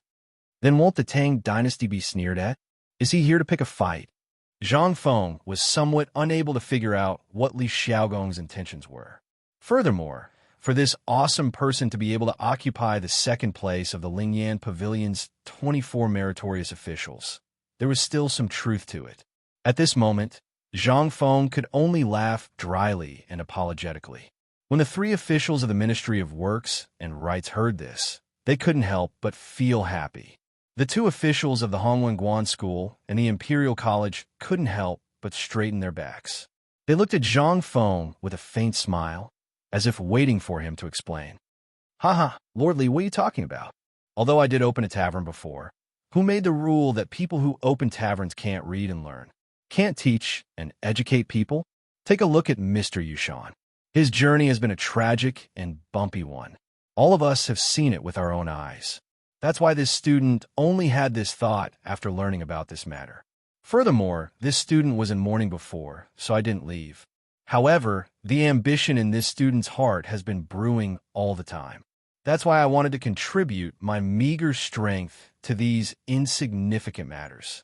As long as the Tang dynasty is strong and prosperous, even if I have to sacrifice my life, okay, this official knows." Li Xiaogong was somewhat speechless and interrupted Zhang Feng. He had long heard that this kid's eloquence was outstanding, but now it seemed it was really frightening. Chapter 997. This time, it was mainly because he was curious about Zhang Feng. Last night, the emperor urgently summoned him to the palace to talk about this matter. Li Xiaogong was ready to see who this guy that the emperor and the retired emperor missed so much was. So he asked his good friend Cheng Yaojin to set up a trap to test him. Li Xiaogong really admired Zhang Feng for what he had done before. But when he learned that Zhang Feng had such achievements in military affairs, he couldn't help but be shocked by Zhang Feng. But it was better to hear about him than to meet him. At this time, seeing Zhang Feng's improper behavior, Li Xiaogong was a little angry. As the chancellor of the academy and a viscount, he actually hung such a dirty thing around his neck and didn't even take it off when he saw him. This matter was Fengzi. Cheng Yaojin walked to the 2 people secretly and whispered to Zhang Feng, pointing at his neck. Zhang Feng suddenly realized and patted his head, saying, "Oh right, I almost forgot. Old Chen, what time is it now?" Cheng Yaojin was a little speechless. After a long time, he said, "It's the last quarter." "It's the last quarter? Lordly, you haven't eaten yet." right? Come, this is what I just got for hunting. As the dean, I think I have to take the lead, so I brought my family to the river to hunt more than 10 fish. Now I'll cook it for you to satisfy your craving. How about it? Chung Yaojin's face was a little embarrassed. Was this what he meant? I'm telling you to throw away all the things on your neck. Why were you so silly? The smiles on the faces of the people from the Ministry of Works became wider, and some even couldn't help it. Li Xiaogong was made to laugh by Zhang Feng's act. Now that you mention it, I do feel a little hungry. I heard that your cooking skills are good. Old Li has also opened many restaurants in Chang. Although the names are a little unpleasant to hear, the food, there's really a unique flavor. Well, you can cook it and let me have a taste. Zhang Feng seriously suspected that Lao Li was Li Xiaogong's relative. But when he thought about it carefully, the history records were still a little vague about Li Xiaogong's relatives, so he couldn't help but be a little suspicious. But now that Li Xiaogong said so, he didn't care about it and pulled the two girls to go to a small ditch. Until now, Li Xiaogong glanced at the people behind him and snorted coldly. The purpose of the mid-autumn hunt is to take the lead. Look at Zhang Feng, how old is he? He's the dean of 2 academies and has so many achievements. But he's not arrogant because of his talent. Look at all of you, what are you doing? I'm looking at the 17 fish hanging around Zhang Feng's neck. After today's hunt, each of you must hand over 10 fish to me. If you can't do it, you can resign yourselves. When they heard this, their faces suddenly changed. They didn't dare to say anything. They hurriedly lifted the hem of their official robes and ran out. After they left, Li Xiaogong and Chung Yaojin laughed loudly. Old Hey, you lost. Remember that you still owe me 50 kilograms of white paper and 30 jars of white wine. Chung Yaojin was a little angry. How did you know that this kid would fall for this trick? Li Xiaogong smiled, but didn't say anything. Looking at the backs of Zhang Feng and the other 2 in the distance, he walked with Chung Yaojin to Zhang Feng with his hands behind his back and said, "It's actually very simple. Zhang Feng is a very simple and pure person, and what I said is reasonable. Did I say something wrong?" "That's true." Chung Yaojin thought for a while and couldn't help but give a thumbs up. "I admire you. I really admire you. But is it really okay to do this?" "It's okay. This time I came here to see what these people are up to. I also want to meet the people of the Wang family. I remember that I haven't killed anyone from their family for a long time." Li Xiaogong didn't hide his intention to kill at all. Since last night, the emperor had been investigating this matter. He was also very angry about it, and was worried that Chung Yaojin and Niu Jinda wouldn't be able to handle it. That was why he called them over. After all, although Li Xiaogong was the Minister of Personnel now, he still had the deterrence from the past. Therefore, he was the most suitable person to come. "Lord Li, Old Chun, come over quickly. I'll give you a paper-wrapped fish today." At this moment, Zhang Feng was waving at the 2 of them excitedly. Li Xiaogong and Chung Yaojin heard this, and the gloominess on their faces disappeared. "Let's go. This kid is really carefree." Li Xiaogong shook his head speechlessly.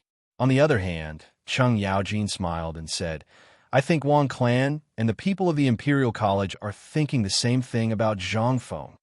Li Xiaogong was stunned. "Why? The Mitsubishi bayonet will be in old Nio's hands tonight. What do you think this kid is up to?" Chung Yaojin looked at Zhang Feng with a complicated expression and said, "This kid has probably prepared an inescapable trap and is waiting for these people to take the bait. You mustn't underestimate Zhang Feng. Otherwise, just think about that old man Yuqi and you'll know." Li Xiaogong was stunned. Is this kid really that powerful? It's really that strange. Chapter 998. Afternoons always flew by quickly. Unknowingly, the sun had already slowly hung on the western horizon. At this time, Li Xiaogong, with a face full of shock, sat down on a stool in the middle of the camp in the valley with the help of Chung Yaojin. Chung Yaojin said speechlessly, "The sun has already set. Why haven't these little bastards come back yet?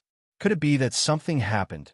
Without waiting for him to finish, Chung Yaojin heard the rustling of footsteps not far away. The first thing that came into view was Chung Chumo and the others. Although Chung Chumo and the others' clothes were tattered, and many of them even had wounds on their bodies, Li Chengqian's face had been cut by something unknown. At this time, The blood had already dried, and the wound didn't seem to be deep. And on their shoulders, they were all carrying prey big and small. Cheng Chimo carried 2 wild boars on his shoulders, and Li Chengxian carried a wolf on his back. Although he was the most embarrassed at this time, it could be seen that he was really excited at this time. Seeing that Li Chengxian was fine and had even hunted a wolf, Li Xiaogong and Cheng Yaojin were really greatly shocked. Cheng Yaojin then hurried to the riverside and called Zhang Feng and the other 2 who were leisurely enjoying themselves. Jing Shu, Zhang Yuyao, and Zhang Feng were sent to the barracks. It was better not to let them see these things, lest they feel uncomfortable at night. With 2 beautiful women lying beside them, it was already quite a test of a person's endurance. In addition, if they were frightened now, then Zhang Feng would have to suffer at night. When Zhang Feng arrived, Li Chengxian and the others were shocked and stood valiantly in the field of Camp D. Zhang Feng was also shocked by everyone's prey. When Zhang Feng walked in, Li Xiaogong patted the stool next to him and said, "Brother Zhang, come, sit here. I'll introduce you to a few great talents later." Zhang Feng was a little speechless. Didn't you just give some pointers on the marching battle formation? Now you're not leading the troops. Why do you always want to pester Lao Tzu? If you weren't the boss of the Ministry of Personnel, Lao Tzu wouldn't bother with you. But at this time, Zhang Feng could only admit defeat. He laughed dryly and sat beside Li Xiaogong. When Li Chengxian and the others saw how close Zhang Feng and Li Xiaogong were, they all gaped and looked at Zhang Feng with a stunned face. Mother of Asterisk Kerr, what happened today? Why was Li Xiaogong, commonly known as the King of Hell, bought over by Zhang Feng in just one afternoon? What the F***CK? What's going on? Li Xiaogong didn't care about everyone's gazes. He pointed at the people from White Deer College and Chang'an Academy and said, "These people are not bad. Look at that guy who's as thin as a chicken, but he actually hunted a wolf. His courage is commendable. Not bad, not bad. As a student, you can use your wits to hunt a wolf without hurting yourself.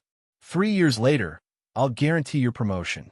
Li Xiaogong pretended not to know Li Chengxian and pretended to praise him. However, Li Xiaogong was really surprised by Li Chengxian. He was usually gentle and weak.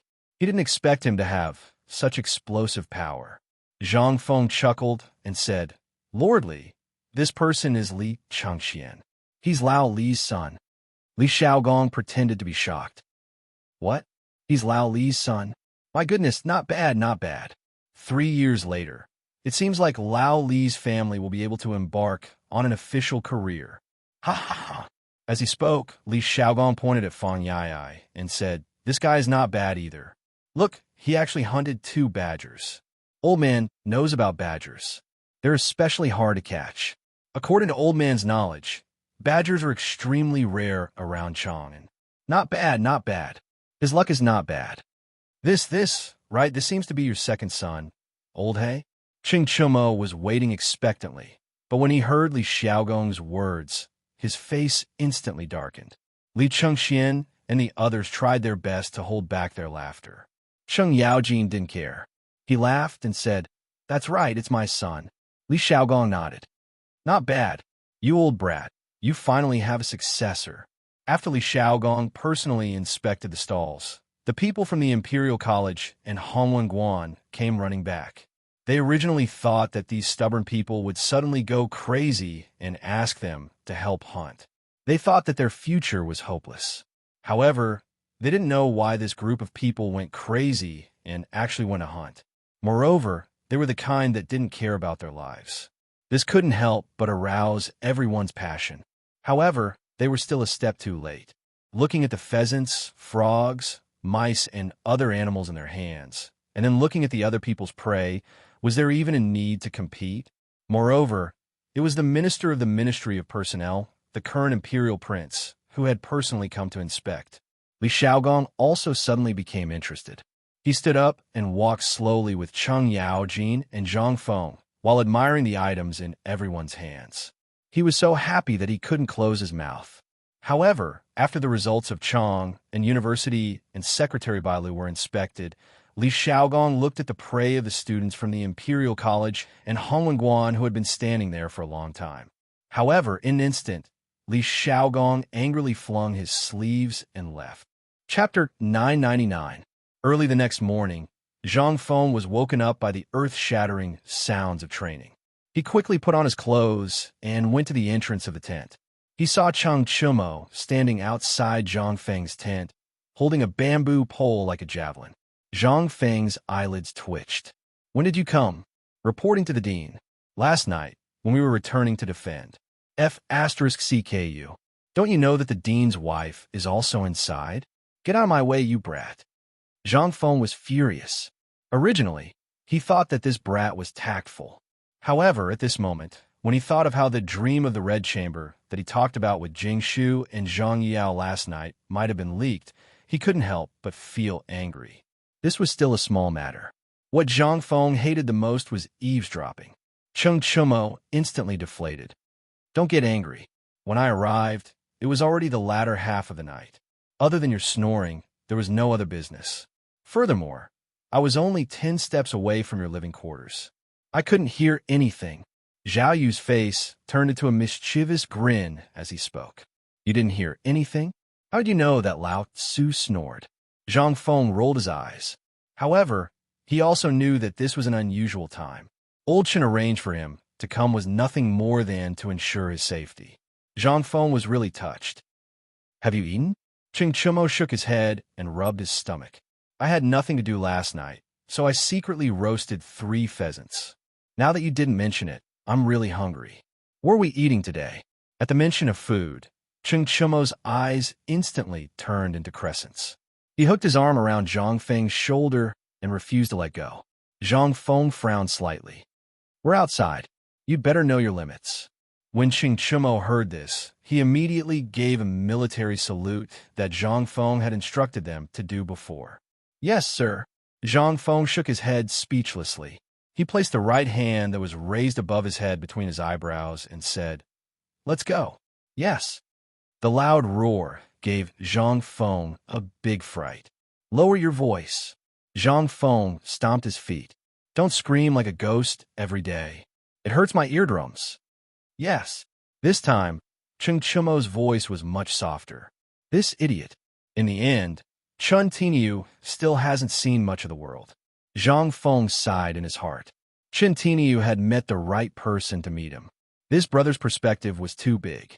Previously, this guy was a little stubborn with a mouth full of nonsense. But now, Zhang Feng was planning to bring him step by step to the upper class. For example, a big shot like Li Xiaogong. In the distance, Li Xiaogong, Cheng Yaojin, and everyone else who was still half asleep were staring at the students of White Deer College and Chong, and university who were doing their morning exercises. There was a lot of discussion. There were even people who were pointing at them and commenting. Li Chengxian naturally became the leader of these people. He stuck his butt out, shouted loud slogans, and put in his best performance. At this time, his forehead was already dripping with sweat. Zhang Feng's arrival made Li Xiaogong very happy. He laughed and said, "President Zhang, you're really a talent who could surprise me all the time." Zhang Feng didn't dare to say that. He waved his hand and said, "You're too kind. This is what a student should do. These things are insignificant." Flattery wasn't something that could be worn all the time. For example, at this time, the 3 old guys from the Ministry of Works and Rights, as well as the 2 old guys from the Imperial College and Honglingguan, looked at Zhang Feng's eyes as if they wanted to poke Zhang Feng out. Zhang Feng pretended not to see the 5 people's gazes. He smiled and said, "I'm sorry to disturb Lordly. These students of mine can't sleep in the morning, so I thought about it and evolved a simple exercise method from the 5 animal frolics. On the one hand, when they wake up in the morning, they can relax their muscles and improve their memory. After the strenuous exercise, they can eat. It's good for the healthy development of the body."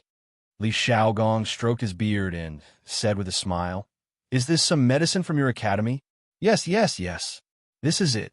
I didn't expect Lordly to know this. It's really an honor." Li Xiaogong glared at Zhang Feng. "Don't flatter me. You'd better explain it to the old man later. Otherwise, getting a flogging is a light punishment. Disqualifying you from this hunt is also a light punishment." Hey! Zhang Feng was like a monk. He was a little confused. What the hell was going on? Wasn't everything fine just now? What was wrong with him this time? However, at this time, Li Xiaogong didn't pay attention to Zhang Feng. Instead, he shook his head and stared at Li Chengxian and the others doing 5 rounds of morning exercises. Then, he said with some dissatisfaction, "Lord Qian, Lord He." Hearing this, the 2 old men from the Ministry of Personnel Affairs and the Ministry of Works hurried forward and bowed beside Li Xiaogong. Li Xiaogong pointed at the field and asked with a smile, "Is there still a need to compete?" This, the 2 couldn't help but feel awkward. "Sir, this is the rules set by His Majesty. Although the overall performance of the student from White Deer College in Chang and University is very good, we still think that we should do things according to the rules." Li Xiaogong looked at the 2 meaningfully, then nodded and said, "Since that's the case, this official announces that the debate that was supposed to last 3 days will be changed to 1 day. Today's debate is both the beginning and the end. Everyone will proceed with the debate under this official's witness. What do the 3 of you think? Do I, Li Xiaogong, have the right to do so?" When the 3 people from Hongwangguan, Imperial College, and Ministry of Rights heard this, the corners of their mouths twitched. Was there need to ask? Was there need to ask? If you stomp your foot, we'll tremble. You're asking us now? Wasn't this a joke? The few of them smiled and pretended to look relieved as they said, "We'll listen to Lord Li's orders." Chapter 1000. Upon hearing this, Li Xiaogong gestured with his right hand and said indifferently, "Since it's the mid-autumn hunt and we are all scholars, why don't we have a debate?" Debate? They couldn't help but ask in their hearts. The dean of the Imperial College, Lu Hongwen, and the dean of the Hongwangguan, Ouyang Kai, were a little confused at this moment. Needless to say, the 3 elders didn't dare to say anything. After all, they were nothing in front of Li Xiaogong. Zhang Feng was also interested. Seeing that they were a little timid and didn't dare to say anything, he asked, "Sir, how are we going to debate? And what are we going to debate?" Li Xiaogong pointed to the students below the field and said, "According to the rules, the most important part of the mid-autumn hunt, other than the hunt, is the debate competition." As he spoke, Li Xiaogong looked around with a faint smile and said loudly, "Thanks to Prince Zhang, the previous autumn hunt prioritized the students. However, when I just arrived, I actually saw Prince Zhang setting an example and personally participating in the hunt. Since that's the case, all the deans who come must also participate in all the hunting activities in the future. I'm ashamed to say that Old Man and the others have been focusing on the students, but forgot to set an example. Don't worry, the Old Man will definitely report to the Emperor about your contribution." It's not worth mentioning. This is just a small matter, really not worth mentioning. Zhang Feng chuckled and waved his hand. What the hell is this old guy doing? Although Zhang Feng was smiling, he couldn't help but criticize in his heart. After hearing these words, it seemed to be announcing the official start of the debate. These students were all extremely intelligent people. At this moment, when they saw that the atmosphere on the stage was filled with the smell of gunpowder, they had already hurriedly found an opponent and went forward to start the debate in an orderly manner. They were afraid. They were afraid of being implicated. That would be terrible. In the field, the 3 people from the Ministry of Personnel, Ministry of Rights, and Ministry of Works looked at Li Xiaogong in shock. They didn't know what he was trying to do. Chung Yaojin was also a little stunned. However, he seemed to have understood something. He crossed his arms and watched the show. As for Jing Shu and Zhang Yuyao, the 2 girls originally wanted to take a look at the top talents of the world. However, as they listened, their attention was drawn to Zhang Feng. They couldn't help but open their eyes wide in curiosity and stare at the few people without blinking. Zhang Feng smiled and made a gesture of invitation. "I hope Lord Li can tell me what to do. I've long heard that Prince Zhang is a master of poetry and poetry. I've also heard rumors from Lao Li and others that Prince Zhang once recited 100 poems in a night. However, I've never seen it before. Everyone here, except for Lao He, basically has dabbled in poetry. Naturally, you know that the fastest time a poem takes to be completed is more than a month. However, you said that he recited 100 poems in a night. That's why the old man wants to see Prince Zhang's talent in poetry." Hearing this, Lu Hongwen and the others couldn't help but gather with the people from the Ministry of Works and the Ministry of Rights. They whispered softly for a while. Then, Lord He from the Ministry of Works asked, "May I ask, Lord Li, is this debate related to poetry?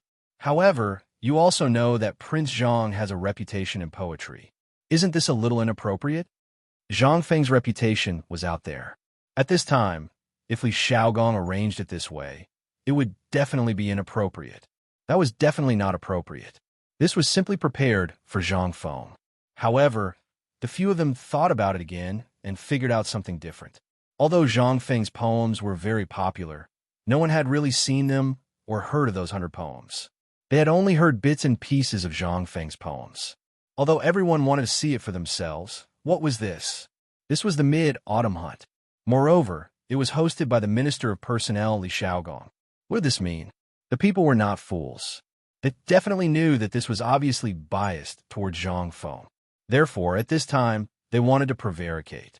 For example, at this time, Sun Hongwen hurriedly came forward and said, "Replying to Lord Li, this debate will be about Confucius and Mencius, the 4 books and 5 classics, as well as other miscellaneous studies. This is a test of the foundation of an academy. Since Lord Li said that we should have a debate with the dean, why should we waste time on poetry? Poetry is something that everyone has. It is difficult to reflect a person's talent from this alone, let alone the talent of a dean of an academy. Therefore, this humble official has a presumptuous request." Before Sun Hongwen finished speaking, Li Xiaogong glanced at him and said lightly, "Before I came here, I was secretly ordered by His Majesty. Do you think that His Majesty said something wrong? If so, I will prepare a fast horse for you. You can go back to the capital immediately and refute this in front of His Majesty." This official has nothing to say. Sun Hongwen instantly did not know what to say. His face suddenly changed. At this time, if he went to the palace to ask His Majesty, not to mention the time it would take to go back and forth, who would dare to go against His Majesty's order? Who could stand this? The emperor wanted to see Zhang Feng's poetry attainments. Who were they? However, Li Xiaogong had also considered some problems. He smiled and waved his hand, since Principal Sun has said so, and this official has also considered this matter. Then how about we use the appraisal of poems as a gimmick? Wouldn't that be fair? Moreover, you should have been immersed in this for more than 30 years. Are you afraid of a young boy in his early 20s? Old man does not believe that this boy can recite poetry in 7 steps like Xiao Ji. Chapter 1001. Li Xiaogong was right. Even if he started learning poetry when he was in his mother's womb, he only had 20 years. Throwing out the first 3 years and removing the 3 years of literacy, he only had 14 years. What could he do in these 14 years? How many books could he read? How many ancient books could he read? As for the rumor that he could compose 100 poems in one night, it seemed that the emperor didn't believe it and wanted to expose this person's conspiracy. So, after all, those poems were just rumors. No one knew if this kid had actually created them in a single night. Everyone thought about it, and they couldn't help but feel a little excited. Lord He from the Ministry of Works gathered his courage and stepped forward. He cupped his fist and bowed. Since Lord Li has said so, we can only respect him. But for the sake of fairness, Old Man thinks that the quality of the poems should be the most important. What do you think? Zhang Feng smiled.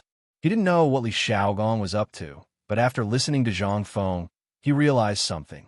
Lao Li's means were really something. Not only did he call the 4 great scholars brothers, but he could also invite the Duke of the Imperial Court. He was also the second person in the Lingyan Pavilion. At this time, he heard Li Xiaogong say that the emperor sent him here because of this. What kind of means did Lao Li have? Could it be that the poem he recited after that night of drunkenness had reached the emperor's hands? The more Zhang Feng thought about it, the more he felt that it was possible. Otherwise, why were there only a few scattered poems in the market? There were no more than 10 poems in total. This was really inexplicable. If it was an ordinary businessman, this kind of thing would bring glory to the family no matter how much they treasured it.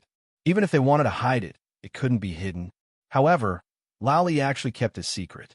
Moreover, it seemed to have appeared out of nowhere. After thinking about it, Zhang Feng was surprised to find that he didn't know which street or market Lao Li lived in Chang'an City. just as Zhang Feng's imagination was running wild. Everyone had finalized this matter.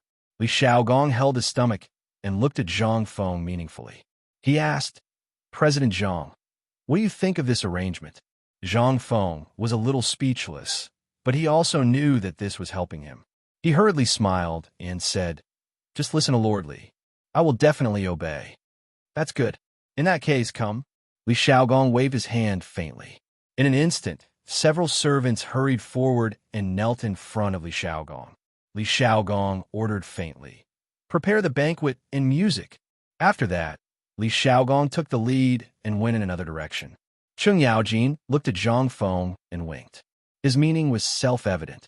Zhang Feng couldn't help but laugh in surprise. He simply followed Cheng Yaojin and the two women behind Li Xiaogong and said something to the two women. Jingshu also took the opportunity to tell them some things to pay attention to at the banquet. After all, she didn't know if Zhang Feng had attended a banquet of this level before. Presumably, he had never seen such a scene before. This level of wine was very particular. All aspects of etiquette had to be paid attention to. Otherwise, they would be asked to leave the banquet on the spot. If it was serious, they would lose their heads. Lu Hongwen, Ouyang Kai, and the 5 old men from the Ministry of Rights and the Ministry of Personnel were busy at this time. After hurriedly giving instructions, they followed behind these people while muttering. From time to time, 1 or 2 quarrels could be heard. However, although Li Xiaogong and Zhang Feng could hear it, they didn't take it to heart. After all, it didn't deserve it. The banquet was set up by a river in Erpi Gully. Although this river wasn't very wide, one could see the soft sand in the river at a glance. In the calm and clear water, one could see fish swimming happily in the water from afar.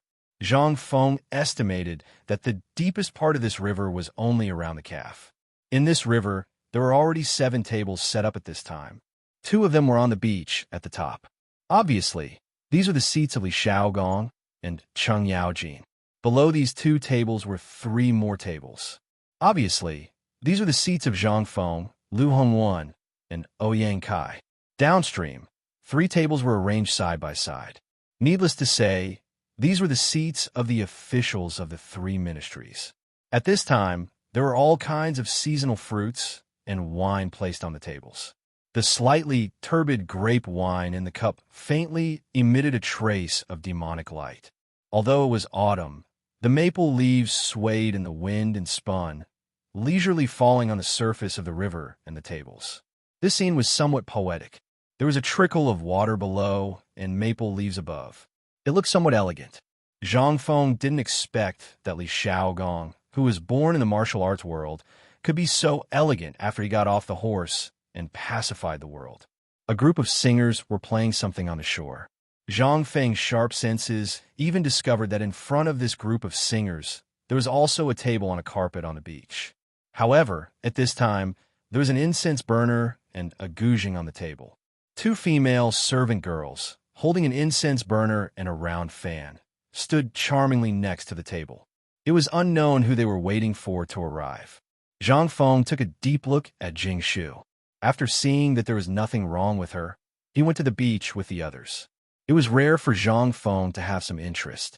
He simply took off his shoes and socks, and just like that, walked barefoot into the river. At this time, it was noon. The sunlight seemed to warm the river. Stepping into it, Zhang Feng couldn't help but moan. So comfortable. Chapter 1002. They were all people with self-restraint. After glancing at Zhang Feng, they withdrew their gazes again. It was the first time that a banquet was held in the river. If it were any other time, they would really want to take off their shoes and socks like Zhang Feng. It would be comfortable, but they didn't dare to do so. They wanted to save face. When Li Xiaogong saw that they were seated, he looked at Jingshu, who was beside Zhang Feng, and nodded slightly. I've long heard that Miss Jingshu's zither skills are extraordinary. Would you do me the honor of joining us today? After all, Jingshu was a woman who had seen grand occasions. She stood up and bowed slightly to Li Xiaogong. She said that she was flattered and then remained silent. When Zhang Feng saw this, he touched Jingshu's small hand slightly. Jingshu nodded and walked in the direction of the zither. This scene made Li Xiaogong and Cheng Yaojin look at each other and then laugh. Jing Shu pretended not to hear them and walked straight to the zither. The two maids beside the zither saw Jing Shu take her seat and gently wave their round fans.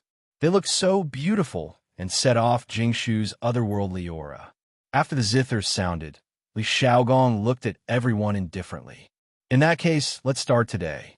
Prince Zhang. After Li Xiaogong sat down, he raised his cup. Zhang Feng thought that Li Xiaogong wanted a drink with him.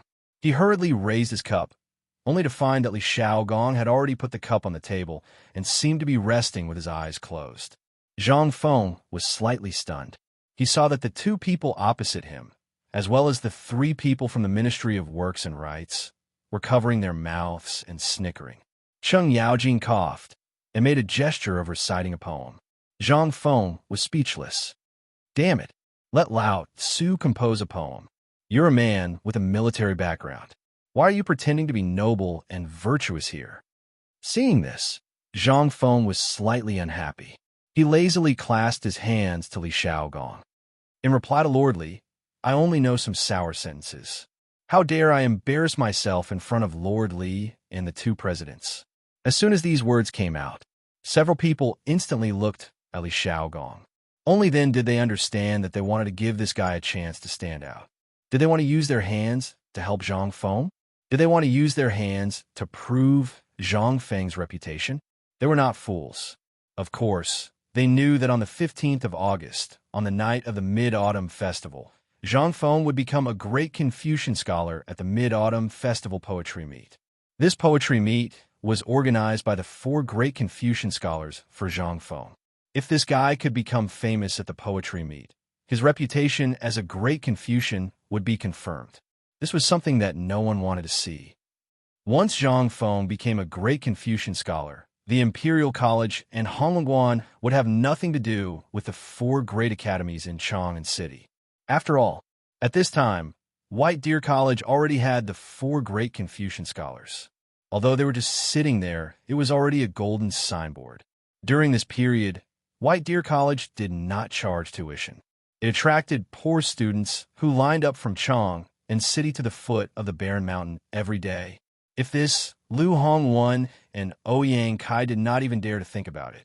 If this went on, even if the Imperial College and Hongwenguan invited more great Confucian scholars to sit there, they would not be able to compete with White Deer College and Chang'an University. If this was just a landing, whether Zhang Feng was a great Confucian scholar or not, today's deeds would be spread out.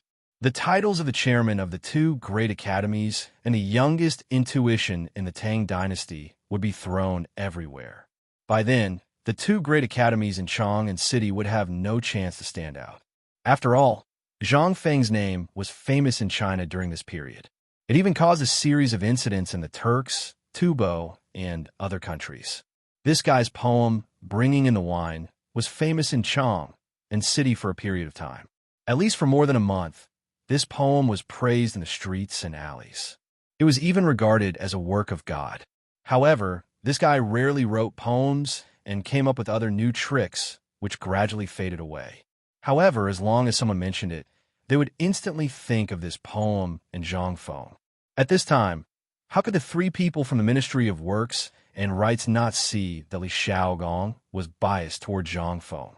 Although they wanted to stop it, after all, if Zhang Feng's reputation was affected, their families would be at a disadvantage. When the higher-ups blamed them, it would be really difficult for them to explain. However, Li Xiaogong was after all a relative of the emperor. They could only sit and do nothing. Now, the 2 deans, Lu Hongwan and Ouyang Kai, were having a headache. They could only pretend that they did not know anything, drinking alone and eating the delicious food on the table. In fact, Zhang Feng was just guessing. After all, the experience of his previous life was not enough for him to deal with everything. Moreover, he could not remember clearly what happened in the past. The history in his memory was just something that was passed down orally. It could even be tampered with. He really did not know what really happened in the Tang dynasty. At this time, Zhang Feng also faintly felt that some of the current emperors had ulterior motives. Li Shimin was born in the military. Although he could summon the wind and summon the rain in the imperial court, there were still many people who opposed him. They said that he was just an emperor on horseback, and so on. In particular, the Confucian scholars and the nobles in Shandong were the most arrogant. However, although Li Shimin wanted to touch the nobles in Shandong, he did not have the confidence to do so. It was only because the nobles in Shandong were known as the descendants of Confucius and were the gathering place of the world civilization. In addition, the 5 surnames in 7 Wangs, as well as Guanlong and other aristocratic families, had already taken away the imperial power before the Tang dynasty. Although he wanted to, he was powerless to deal with it. The appearance of Zhang Feng and the White Deer College seemed to give the emperor, who had never met him, a glimmer of hope. He wanted to let Zhang Feng replace the Imperial College and Hongwen Guan, the 2 aristocratic families, to enter the imperial court. Zhang Feng could not help but feel that this was the emperor's purpose in sending Li Xiaogong here. Zhang Feng was far away, but he could still see clearly that Li Xiaogong's eyes had slowly narrowed. There was a trace of appreciation in his deep eyes. Of course, he was appreciating that Zhang Feng could understand his meaning. Zhang Feng naturally understood Li Xiaogong's meaning, but he also meant to warn him that if he did something good, there would be unexpected results even when he entered the imperial court, let alone here. Seeing that Zhang Feng seemed to have understood his meaning, Li Xiaogong smiled and said, "Why don't you recite a poem and let the 2 libationers judge it? If it doesn't work, they can punish it with wine. What do you think?" What else could he do? Zhang Feng slowly sat back on the chair. He smiled and nodded. Okay. Chapter 1003. Today, Zhang Feng's mental state was very poor. The 2 women did not know where they heard that after drinking, he would talk a lot and would answer any question you asked. Last night, the 2 women pestered Zhang Feng to talk about the Red Chamber, but Zhang Feng was really unwilling to talk about it.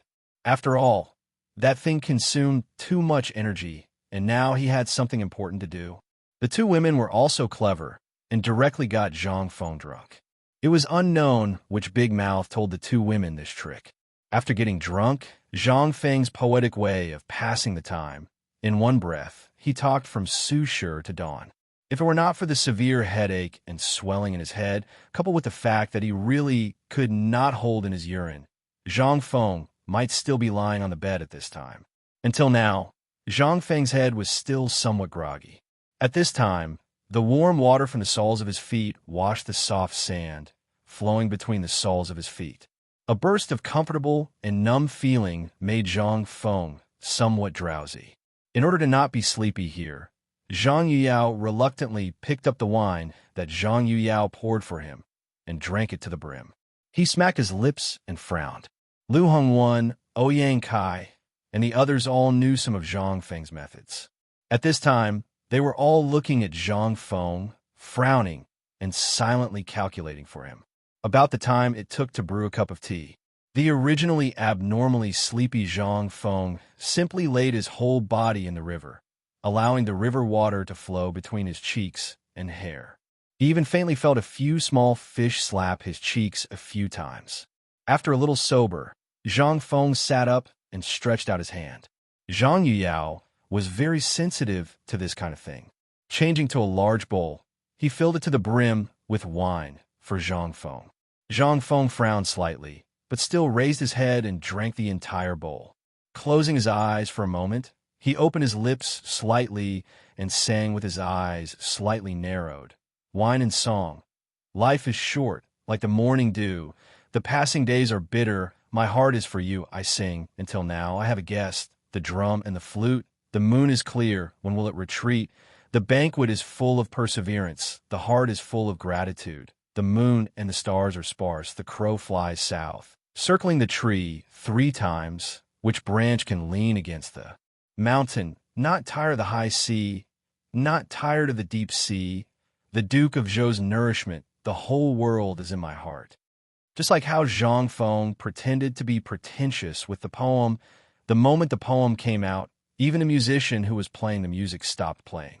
As for Jingshu, she was playing the guzheng passionately along with the poem.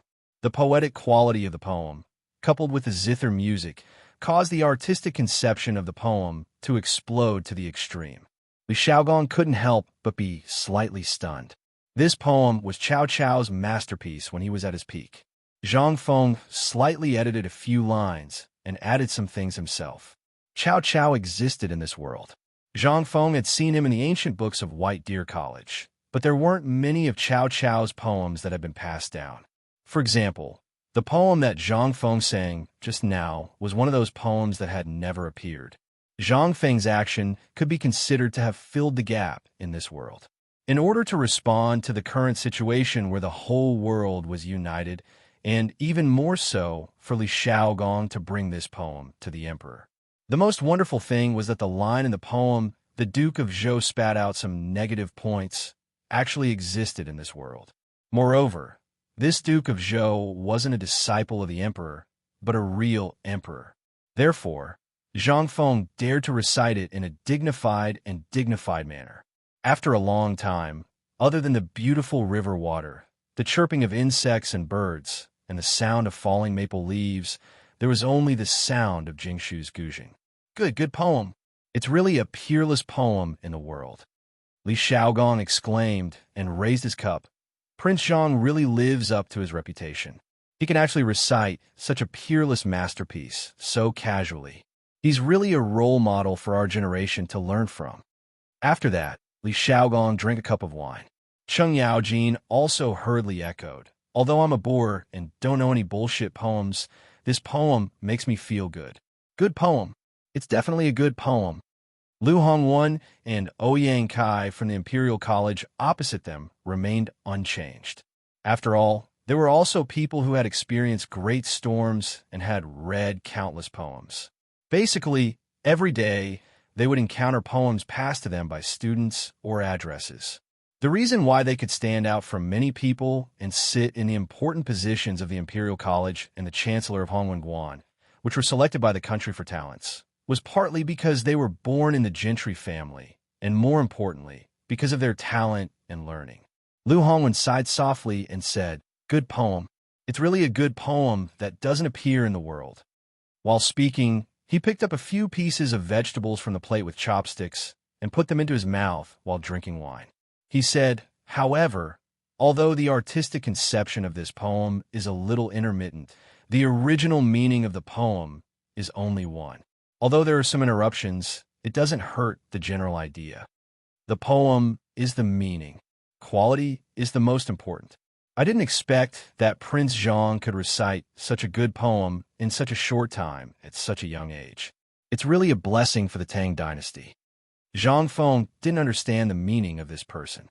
He blinked and calmly said, "Thank you for letting me win." However, as expected, this old guy didn't have any good intentions.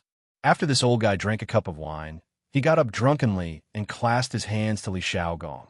Although Prince Zhang's poem is very good, and many famous people in the literary world can't even compose such a beautiful poem, this old man feels that if this matter is debated, this old man is a little unconvinced.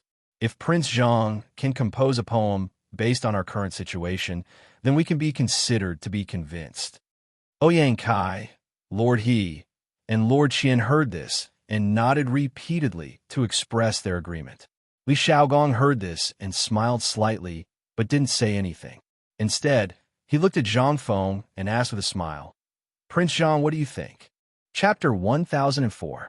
Zhang Feng didn't say anything. He only cupped his fist and made an inviting gesture.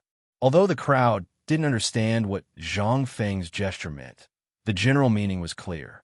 Since this lord wants to use the current scenery to make a poem, can you give me a hint? Otherwise, this old man will accuse me of cheating again. You, impudent! How can you measure the heart of a gentleman with the yardstick of a villain? We are just speaking the truth and have no intention of targeting you.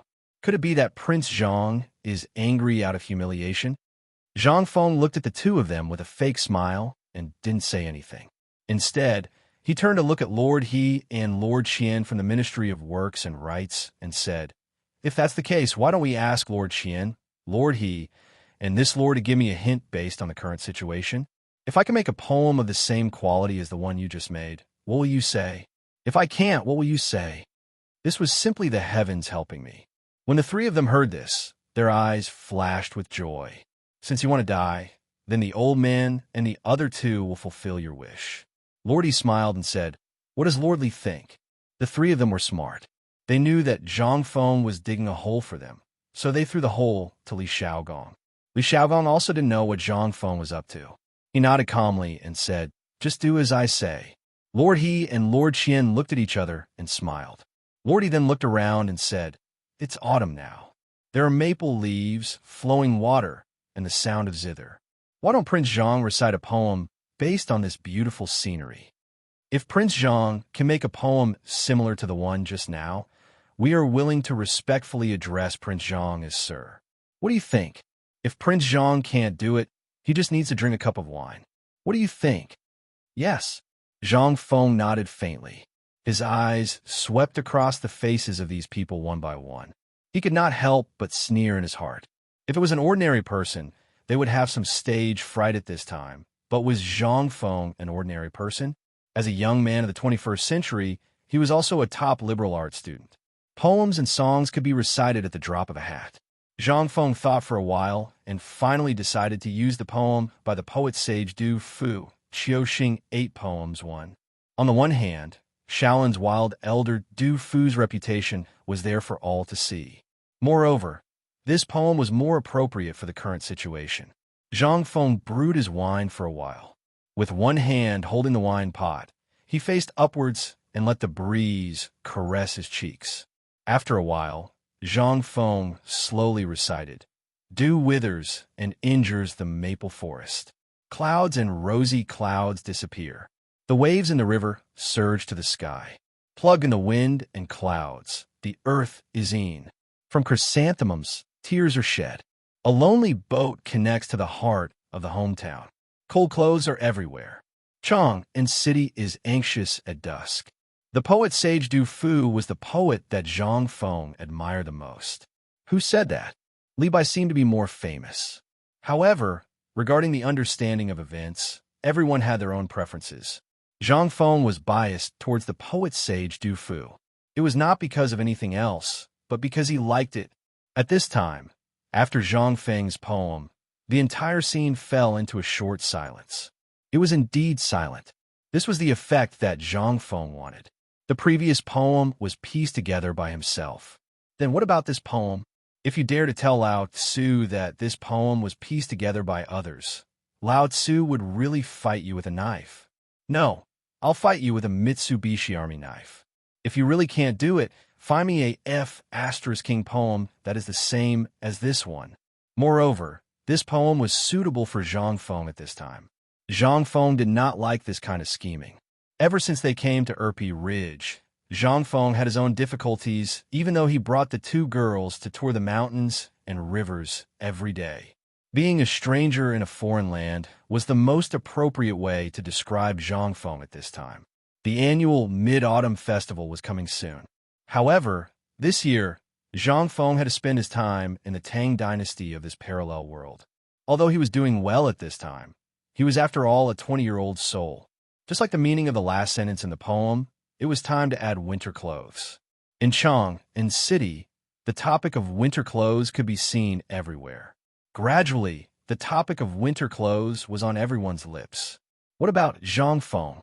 His favorite clothes, mobile phone, computer, and so on had all disappeared.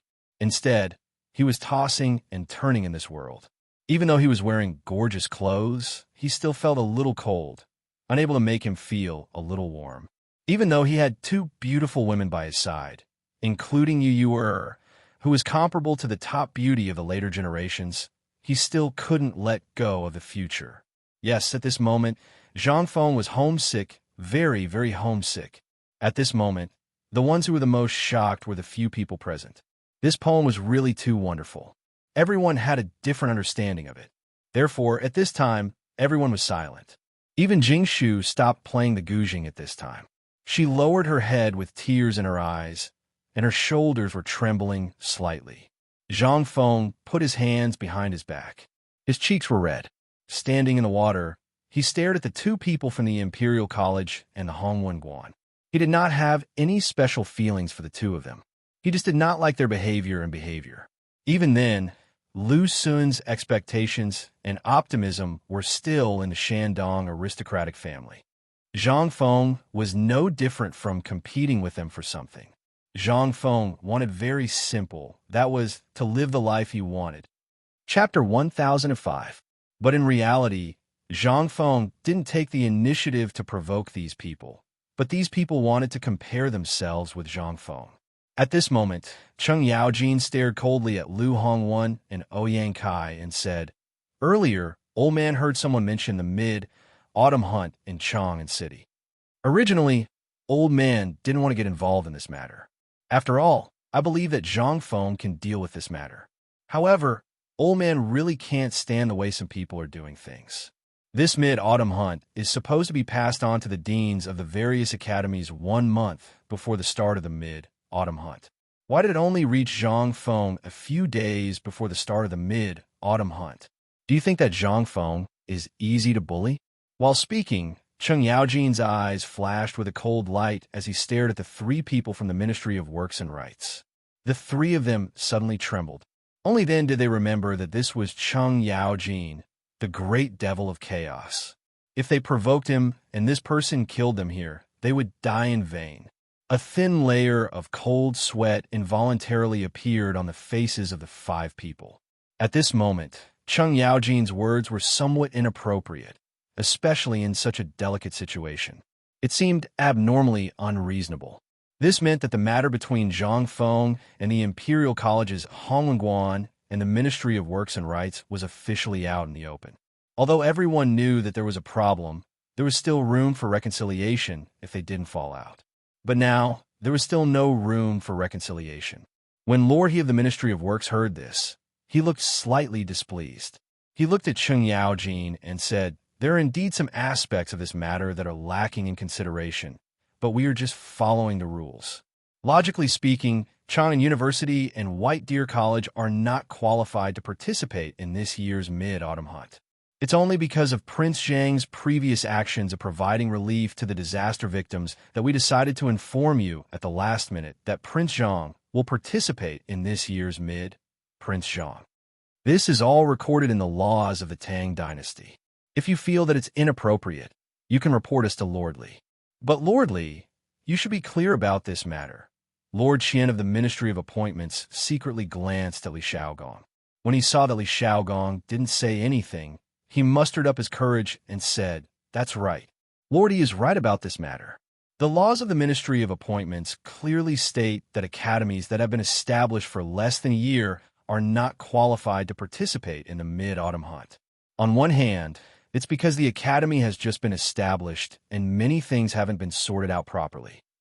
As far as we know, White Deer College is still in the construction stage, so..." Zhang Feng's eyes were fixed on Lu Hongwen and Ouyang Kai. He saw some panic in their eyes, but Zhang Feng didn't understand what they were thinking. Lu Hongwen imitated Zhang Feng and opened the cork of the wine pot. He drank all the wine in the pot in one gulp. Then, he stared at Zhang Feng with a red face and roared, "Why? Since the establishment of the Imperial College, we have relied on our true abilities and fought our way up bit by bit. Every year, our Imperial College has sent many talents to the Imperial Court and contributed so much to the rise of the Tang Dynasty. Who knows or cares about this? Why did you, Zhang Feng, receive His Majesty's favor and even receive His Majesty's Imperial Edict before your college was established? Was it only because of your 20,000 dan of grain and your poems? Although we don't have Prince Zhang's courage and wild ideas like Prince Zhang's, we have always adhered to the teachings of Confucius. We are cautious and conscientious. We don't dare to be careless. That's why we have what we have today. What about you, Zhang Feng?" Zhang Feng saw a trace of determination in the eyes of the dean of the Imperial College. He also saw his determination to cut off all his escape routes.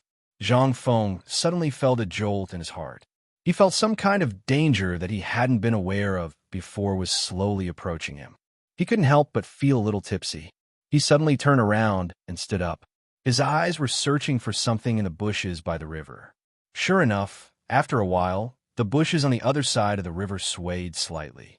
Zhang Feng also faintly saw a person flash by. Although Zhang Feng didn't see clearly who it was, who else could appear here other than Taiyuan Wang clan? Taiyuan Wang clan. The Guanlong group had been beaten up by him several times. They knew to tuck their tails between their legs and behave themselves. But what about Taiyuan Wang clan? I, Zhang Feng, only want to do my own thing peacefully. I don't want to be enemies with anyone.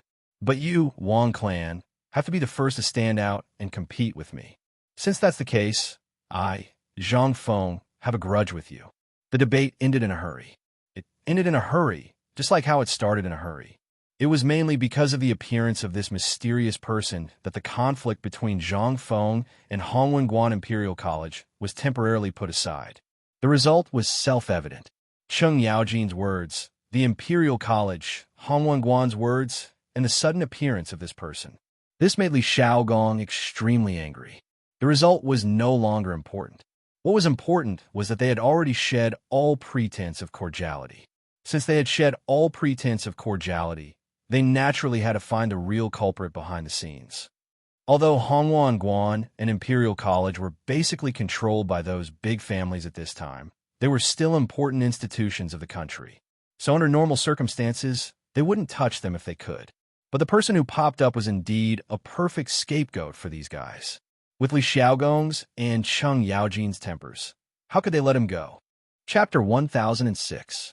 At this time, no one from the Ministry of Works and Rights, Imperial College, and Hongwen saw Cheng Yaojin and Li Xiaogong leave angrily. Naturally, they also saw the person who just flashed and disappeared. They could not help but think quickly in their minds about who exactly appeared here at this time. At the same time, they secretly breathed a sigh of relief. The sudden appearance of this mysterious person was really timely. Otherwise, who knew what would happen at this time? Zhang Feng was too lazy to think so much. After all, they had already made arrangements before. Since these people dared to appear at this time, it proved that these people had already prepared for the worst. Zhang Feng did not care. After all, he had the Mitsubishi military knife in hand, an old Neo Z who had been paying attention to these people's whereabouts. In the dark, he was not afraid of these people. Moreover, he was now an official of the imperial court, and Li Xiaogong, the great god, was by his side. Naturally, there would be a tall person to stand up for him. The debate ended abruptly. Chen Chumo and the others' debate was still going on. The debate was actually very simple. That was, if words did not work, they would use force. The so-called force was actually the rugby that Zhang Feng had prepared for a long time before. It was also an activity that the academy had reported in advance. As long as he could make the other party shut up and admit defeat, then as long as it was not that kind of underhanded method, it would basically be allowed. The rugby matter came too quickly. Therefore, at this time, Zhang Feng had already changed the rugby to Kuju. However, he had changed into a rugby iron protective suit. If you dare to touch it, come on, Lao Tzu will stand here and let you hit it. As long as you can break this armor, it's my loss. At this time, when Zhang Feng and the 5 people who had a lot on their minds returned to the camp, the Kuju had already started. In the field, Li Chengxian and the others attracted a lot of attention. Their visual impact of the equipment, in addition to the previous warning from Cheng Chumo and the others, these people were just going through the motions. After all, the expressions on their faces when they returned explained everything. The 3 people from the Ministry of Works and Rights, Lu Hongwen and Ouyang Kai, absent-mindedly stopped the competition. There was no way for the competition to continue. The score was simply unbearable to watch.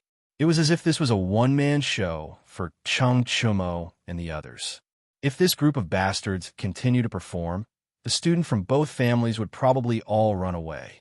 What the 5 of them were most worried about was Zhang Feng's revenge, as well as the fact that the captured person might confess something or get caught.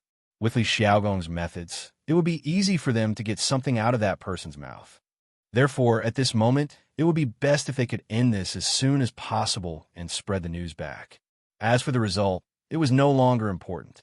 As long as they could maintain the position that the family had spent a lot of money to obtain, it would be fine. In less than 3 years, the 5 of them would be able to rise again. Kuju was basically not worth watching. Zhang Feng knew the result without even looking. However, Zhang Feng's novel method, coupled with the ability that Zhang Feng had displayed and Li Xiaogong's unyielding method, made the five of them restrain themselves a little. At the very least, when they looked at Zhang Feng, they were no longer so full of thorns. After all, they knew what they were doing. If they really angered Li Xiaogong, even if he killed them in court, their families wouldn't say a word for them. After all, they were only outer sect disciples. Kuju was not troublesome. After 2 days of competition, it was time to announce the results.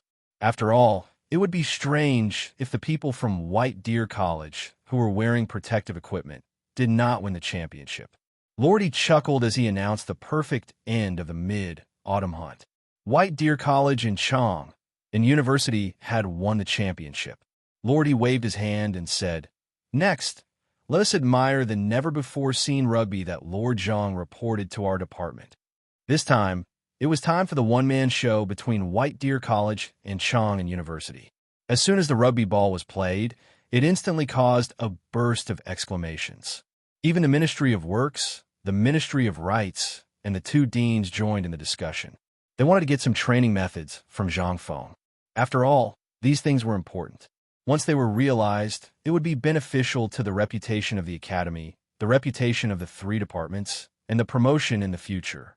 After completing the one-man show, Zhang Feng chuckled and cupped his fists at the 5 people.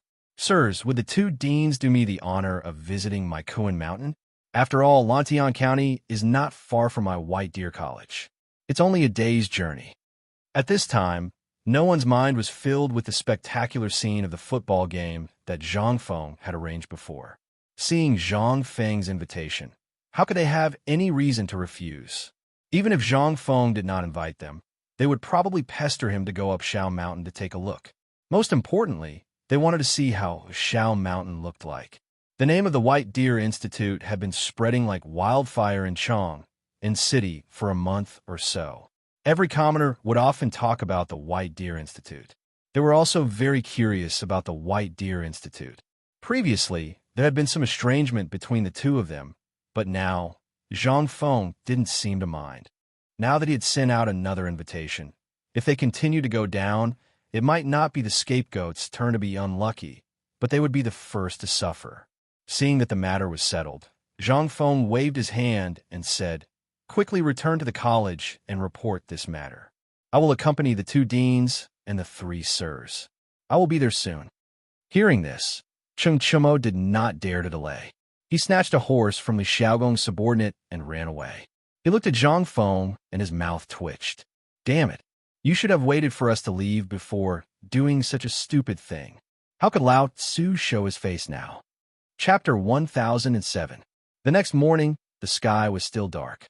But at this moment, the White Deer Academy was excessively quiet. The construction site that was originally under construction had stopped at an unknown time. Other than the cement kiln, lime kiln, brick kiln, and tile kiln, which were still burning firewood and emitting thick smoke, there were only a few birds chirping in the air. They seemed to be imitating the White Deer College students who lined up in the air and played happily. Yu Shernan and the others stood at the entrance of White Deer College. No one knew how long they had been standing there. Behind them, more than 2,000 students of White Deer College stood upright. After a few days of preparation, White Deer College had basically swept through all the clothing stores and textile workshops in Chang. However, they could only roughly make these students wear clothes that looked similar. They were called school uniforms. White Deer College's school uniform was mainly sky blue. The upper body was white like the clouds in the sky. The lower body gradually turned sky blue. When it reached the hem of the robe, it turned dark blue. On the left chest area of the uniform, there was a fist-sized word, White Deer, embroidered with red thread. They were afraid that others would not see it. Behind everyone's backs, there was an ink landscape bamboo painting that gradually turned blue with a background of gradually changing colors. Some of these drawings were embroidered with needle and thread. However, due to time constraints, most of them were hastily drawn with brush and ink. Some of the students even had the words White Deer written on their chests with a brush. There were not many rusted clothes, only about 100 of them. Most of them were given to the top students by Yu Shernan and the others. The white and blue colors were not the same. At a glance, they were basically the same. However, if one looked closely, one could still see some differences.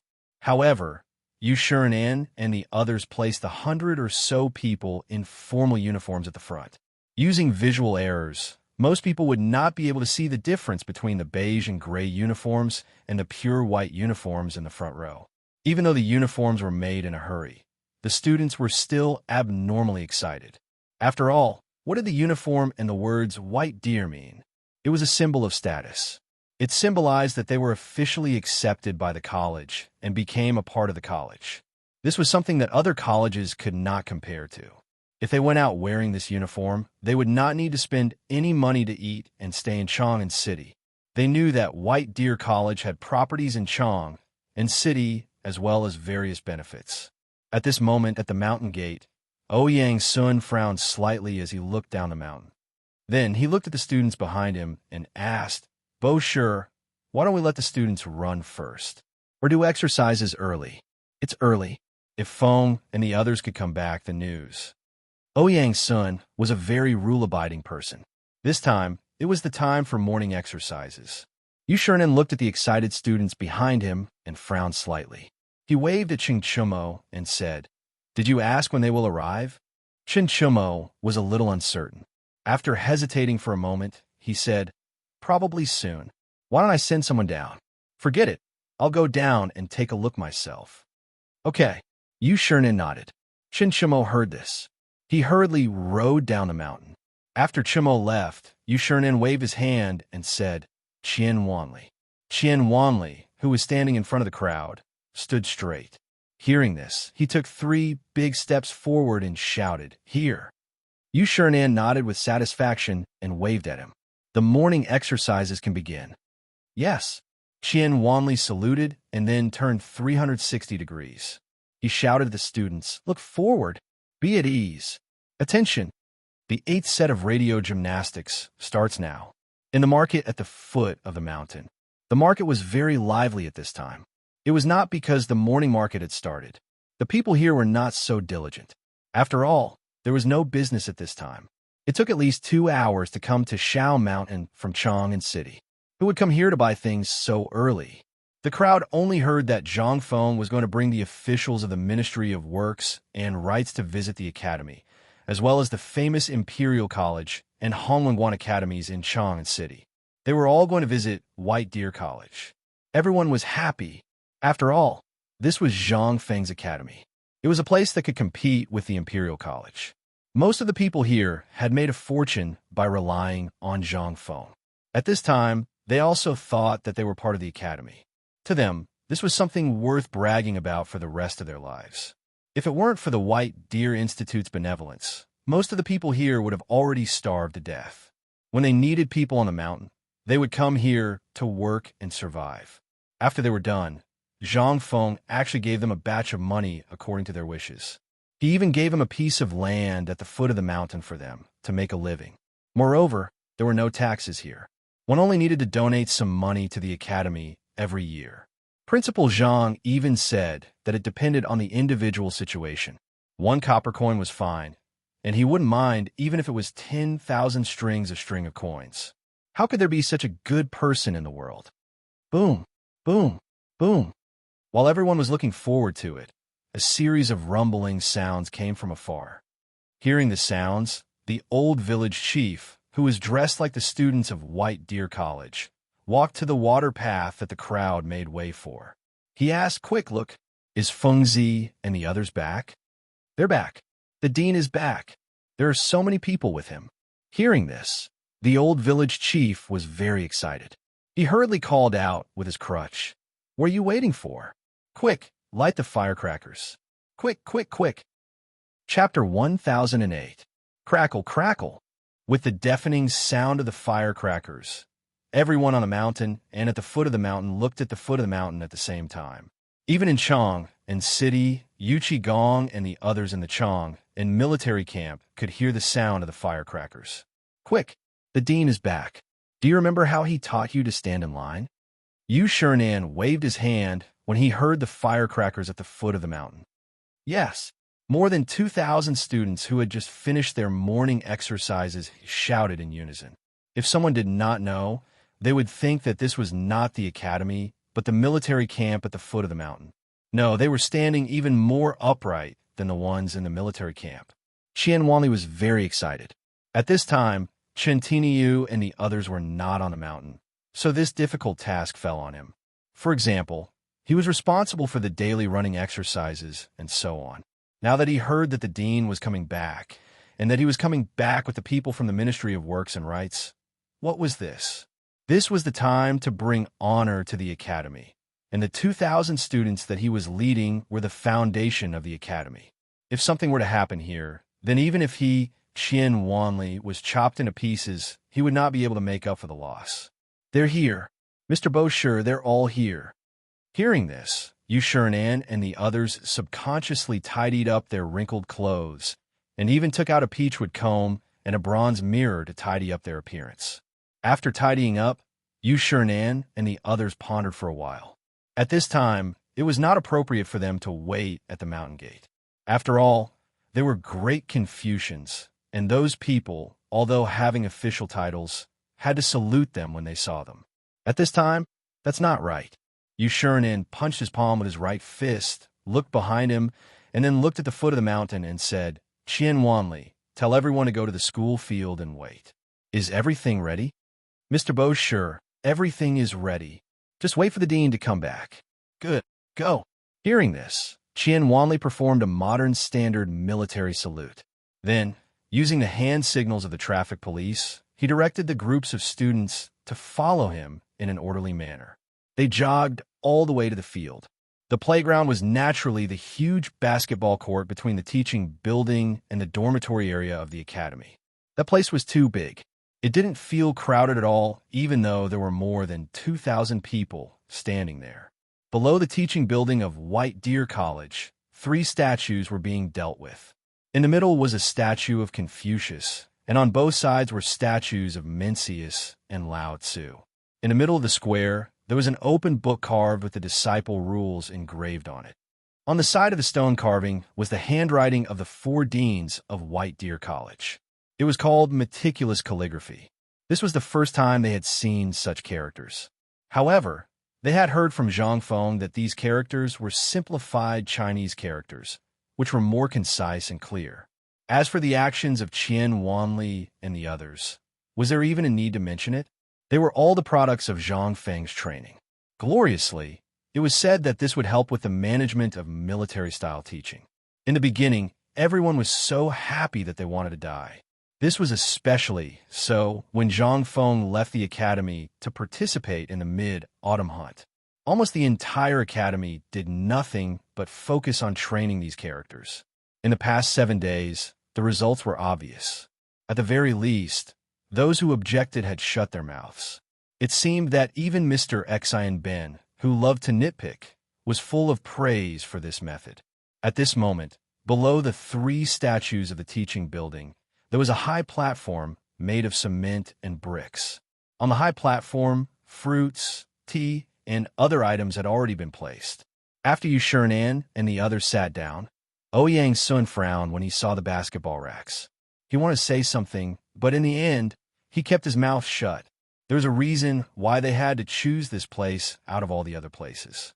This type of teaching building was unique even in the Tang Dynasty. In addition, with such a novel and innovative campus facility, it was also the time to show the strength of White Deer College. At this moment, Cheng Chimo once again urged the horses to go around the entrance of the mountain and the campus to pass on the latest information. When Cheng Chimo finally appeared, behind Yu Shirenan and the others, Zhang Feng and the others had already appeared, sitting on poles as they slowly walked over. Seeing this, Yu Shirenan waved his hand. Qian Wanli, who could not wait any longer, immediately shouted, "Everyone, look to the right." Whoosh! A chorus of voices rang out. More than 2,000 students present instantly turned around. The sound of the soles of their feet rubbing against the cement floor instantly exploded into a loud noise. "Salute! Pa!"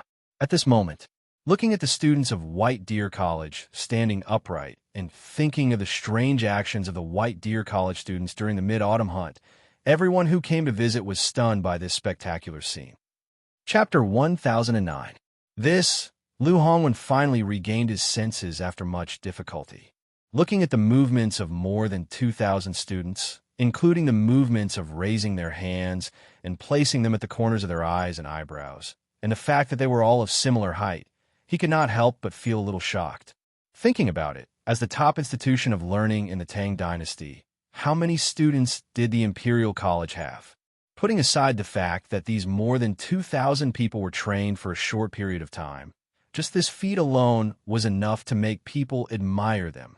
His Imperial College had less than 200 people in total, and all of them had high standards. Even if he, Lu Hongwen, had to wait for 2 hours to give him a lecture personally. But here, Yu Shirenan waved his hand. The person who looked like a student roared.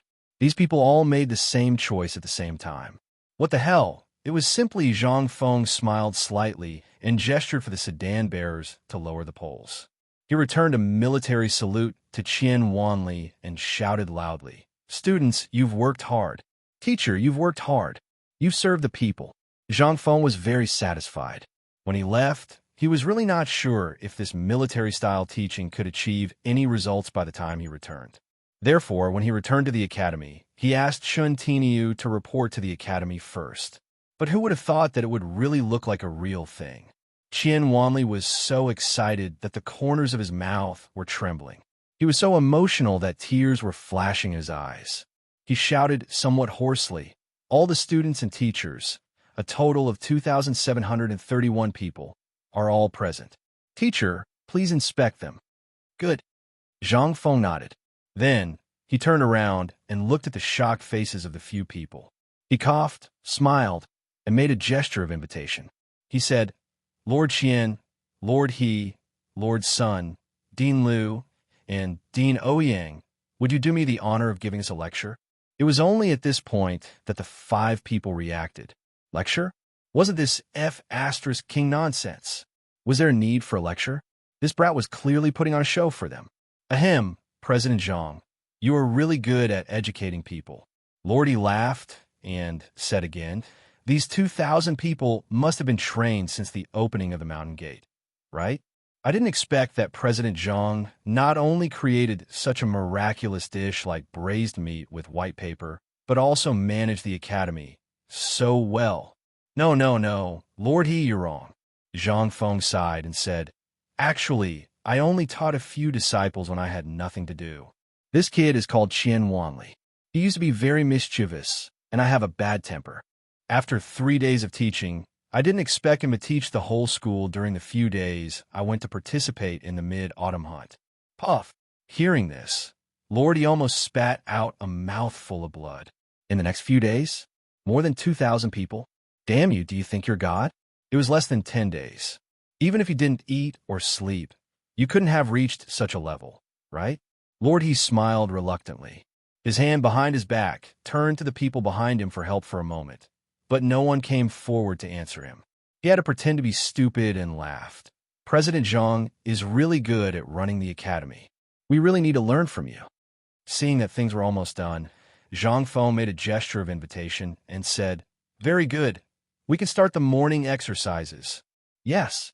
Hearing this, Qian Wanli turned around again and shouted, "The 8th set of radio gymnastics officially begins.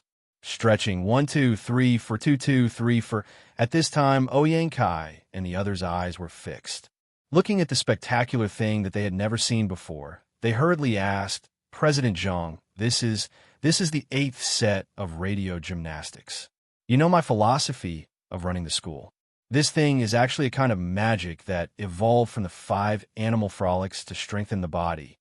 Without waiting for them to take their seats, Lu Hongwen, who reacted, pulled Zhang Feng and said, "Brother Zhang, President Zhang, can I have a word with you?" At this time, they had already walked in front of Yu Shirenan. It was not good for them to say anything. They hurriedly greeted Yu Shirenan and the others, and then sat down on both sides with heavy hearts. At this time, Zhang Feng was very comfortable. He winked at Yu Shirenan and the others, and they couldn't help laughing heartily. Then Nan pointed to the audience and said, "It's the first time you've come to the academy. Later, old man will prepare a public class. Please give me some advice." Hearing this, the corners of their mouths twitched. Ouyang Kai and the others could only pretend that they didn't hear it. The more they watched the morning exercises, the more excited they became. It was as if what they were watching was not morning exercises, but the magnificent feat of the Imperial College in front of the Emperor. It was as if they would be promoted in the next moment, after the 3 sets of radio gymnastics. Qian Wanli saluted again and said, "Reporting to the Dean, the 8th set of radio gymnastics has finished. Please give me instructions. Start the running exercise." Zhang Feng waved his hand lightly. Everyone look forward at ease, attention. Chapter 10:10. The anxiety of these people. Zhang Feng, Nan, and the others all saw it. How could they not know that these people would be shocked? Even at this moment, when they saw it again, they were still shocked beyond words. After all, this thing was made by them. At the same time, Nan was well aware of what would happen if word of this got out. He did not need to think to know the content of the conversation between the people from the Imperial College and Zhang Feng. These people were definitely asking Zhang Feng for the method, but Zhang Feng did not agree. It seemed like this kid was up to no good, but it made sense. These guys had previously caused so much trouble for White Deer College. If not for Zhang Feng's resourcefulness, the college might not even be able to continue operating. After a while, Qian Wanli, Cheng Chumo, and the others who had just returned to the college and changed into their uniforms slowly led the group of students out of the campus. Their orderly footsteps sounded like the galloping of thousands of soldiers and horses. It was a spectacular sight. At this moment, as the students slowly walked away, Lu Hongwen and the others could not help but stand up. They watched as these people left, still unable to react. Seeing this, Zhang Feng exchanged glances with Nan and the others again. They took the bait. "Everyone, it's time for dinner. Old man has prepared some wine. Please come with us." Nan said with a smile. When everyone heard this, who would dare to disobey? They hurriedly thanked him and followed Nan and the others. They hung around with mixed feelings. Zhang Feng also took the opportunity to introduce the construction of the college, the technology building, the activity room, and so on. In any case, he described everything as awesome, especially the basketball. In the end, Zhang Feng and Lord Qian from the Ministry of Works laughed and hugged each other, calling each other brothers. No one knew what they were talking about, although Ouyang's son did not like it and felt that it was a disgrace to the educated. Although that was what he said, when he saw Zhang Feng and that person's behavior, he could faintly feel that there was something fishy going on. Nan secretly patted Ouyang's son's shoulder and signaled him to ignore it. Ouyang's son shook his head and walked towards the cafeteria. The most important place in the White Deer Academy, other than the confidential information room and the teacher's office, would be the canteen. Just as Zhang Feng had said, food was the most important thing in the White Deer Academy. If one couldn't even enjoy their meals in a carefree environment, how would they be able to enjoy their meals? The cafeteria was on the first floor of the dormitory building. Although the dormitory building was not ready, the cafeteria on the first floor was ready first.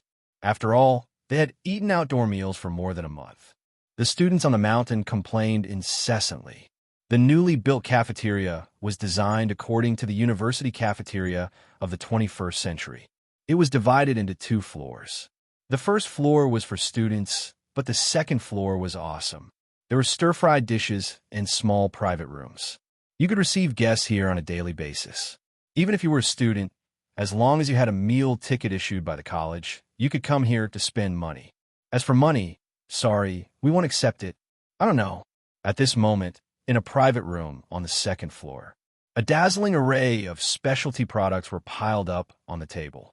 After the hosts and guests sat down, Ouyang Kai hurriedly stood up and said to Ouyang's son, "Mr. Xan Ben, do you remember? I don't know." Without waiting for him to finish, Ouyang's son directly interrupted Ouyang Kai. He really did know this person. Although his surname was also Ouyang, they had nothing to do with each other. Now that he said that, Ouyang Kai could only smile and raise his wine cup. "I am Hongwen Guan's chancellor and also the dean. Ouyang Kai is also here. Today's visit was a little rushed. Another day, I will bring gifts to apologize. I hope the 4 teachers can forgive me. Ouyang Sun ignored him and continued to drink. Seeing this, Chu Suelyong laughed and raised his wine cup. Today, White Deer College did not take care of you well. I hope everyone can forgive me. After a series of superficial pleasantries, everyone fell into the trap. Now that Zhang Yuyao and Jing Shu were gone, everyone was more relaxed. After all, it was not appropriate to have women in this kind of situation. After 3 rounds of wine and 5 dishes, especially the pig feast on the table, as well as the 3 beggars' chickens and the big geese, everyone had a rich aftertaste. After the meal, it was time to talk about business. Lordy glanced around and then discussed something with Lord Qian and another official from the Ministry of Rights whose name he did not know, as well as Lu Hongwan and Ouyang Kai. At this moment, Yu Shinan said faintly, "Since you still have things to talk about, old man and the others will not disturb you. As for other things, the old man and the others can't make the decision. Therefore, everything depends on President Zhang's decision."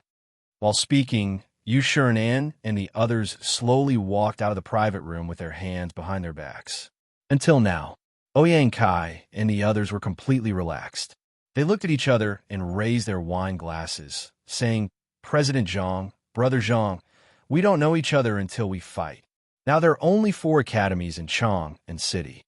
We should be united and fight for the rise of the Tang dynasty together." After the 2 of them spoke a lot of nonsense passionately, the atmosphere changed. Their faces turned bitter as they said, "But after seeing Brother Zhang's academy and thinking about our academy, it's just like, alas. Brother Zhang, let's not beat around the bush. We also know that you like to be straightforward. In this case, let's be frank. Can you give up these things of your academy?" Hearing this, Zhang Feng cracked his mouth and smiled. It's reasonable to say that all academies in the world are descendants of Confucius and Mencius. But as you have seen, my academy is small, and I'm suffering here. Chapter 10:11. Hearing this, the 5 of them couldn't help but be vigilant. But they also saw this thing, and it was indeed the academy. Whether it was the dining hall that was brighter than their extra bedroom, the unconventional teaching building, or the cement, all of them were things that they coveted. But now, although they knew that Zhang Feng didn't have any good intentions, and they had targeted Zhang Feng before, it would be strange if Zhang Feng didn't take revenge on them. However, since they had already spoken, they were prepared to be cheated. As long as they got these skills, no matter how much they were cheated, they believed that their master would bear it and give them a big credit. This was the reason why they were prepared to speak this time. Their families had huge industrial chains, and if they could get the materials used by Zhang Feng to build the academy, this unique building method and this method of training students, even if Zhang Feng wanted their official positions, they would immediately give them up if they could get their hands on it. After thinking all this through, Lord He and Zhong Tian of the Ministry of Personnel looked at Zhang Feng, who had been poor all this time, and said, "Prince Zhang, I think you don't know that we are the children of the 8 big families in Guanlong. I think you also know this. I admit that we did have some estrangement and misunderstanding before, but in this world, there are no eternal conflicts, only eternal interests." Zhang Feng knew that these people would say this. On the way to the dining hall, just now, the official surnamed Qian was fooled. At this time, he was still thinking about the basketball that could prolong people's life and the formula of the bone-strengthening powder. Seeing that Lord He was talking, how could Lord Qian sit still? He hurriedly got up and said, "Brother Zhang Feng, I am not talented. This time, I am prepared to offer 50,000 taels of gold to buy the formula of the bone-strengthening powder. What do you think? As for the rest of the things, as long as I can afford it, as long as you say it, even if it is my life, I will give it to you. I have a lot of properties in Chang'an City, about 73 in total. Although most of them are my family's properties, the deeds of these properties are in the hands of someone before me. Also, there are thousands of acres of fertile land outside Chang'an City. In Liang Province, they are all my properties." Lord Qian talked about his background in a roundabout way, but as for whether he was telling the truth or not, only God knew.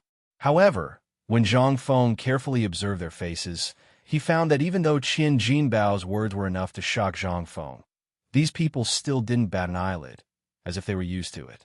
At this time, Zhang Feng really realized the horror of these big families. If he didn't count, he wouldn't have known, but now that he did, the Great Tang was basically a mere figurehead.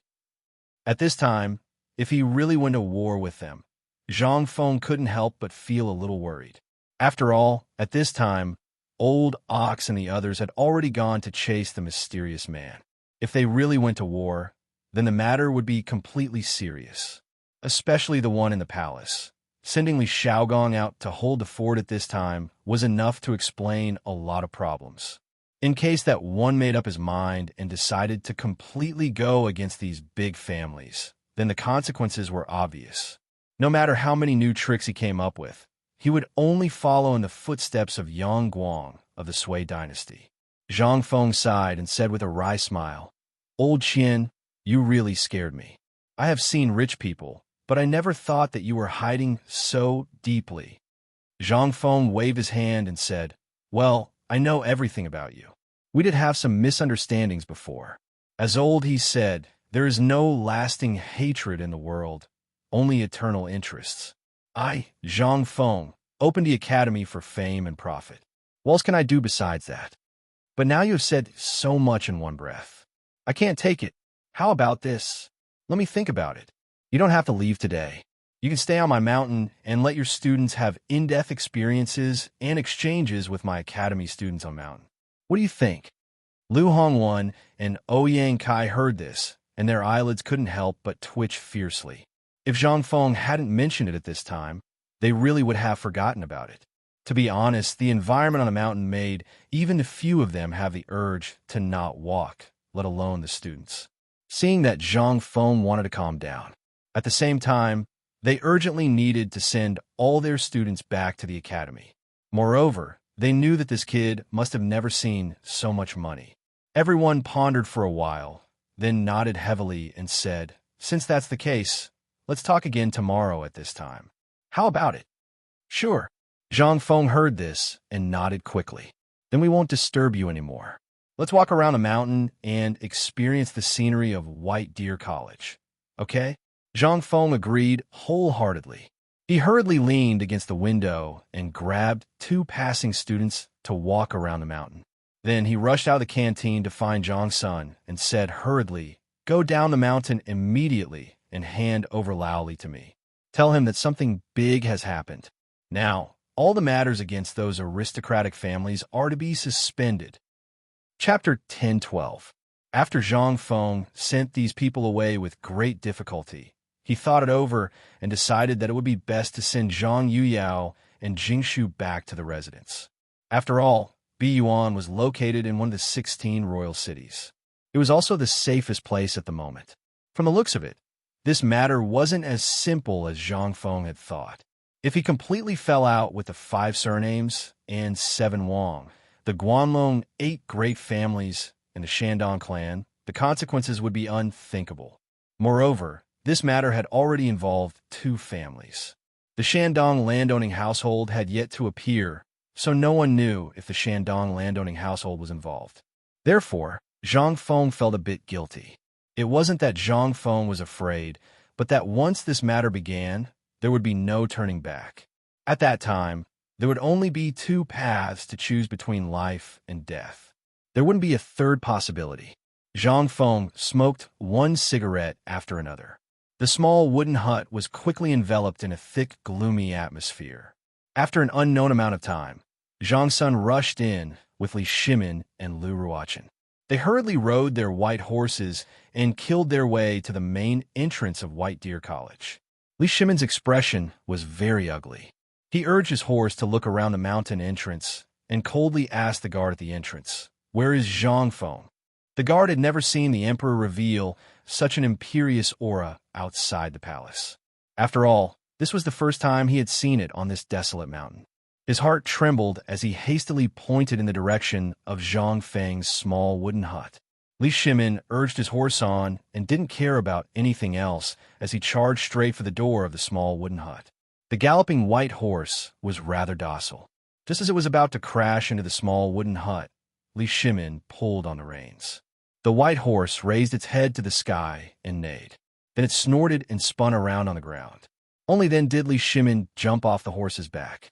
Although this white horse was selected from tens of thousands of horses after a strict screening by the people in the palace, according to the appearance of the white horse that Li Shimin had beheaded at the bank of the Wei River.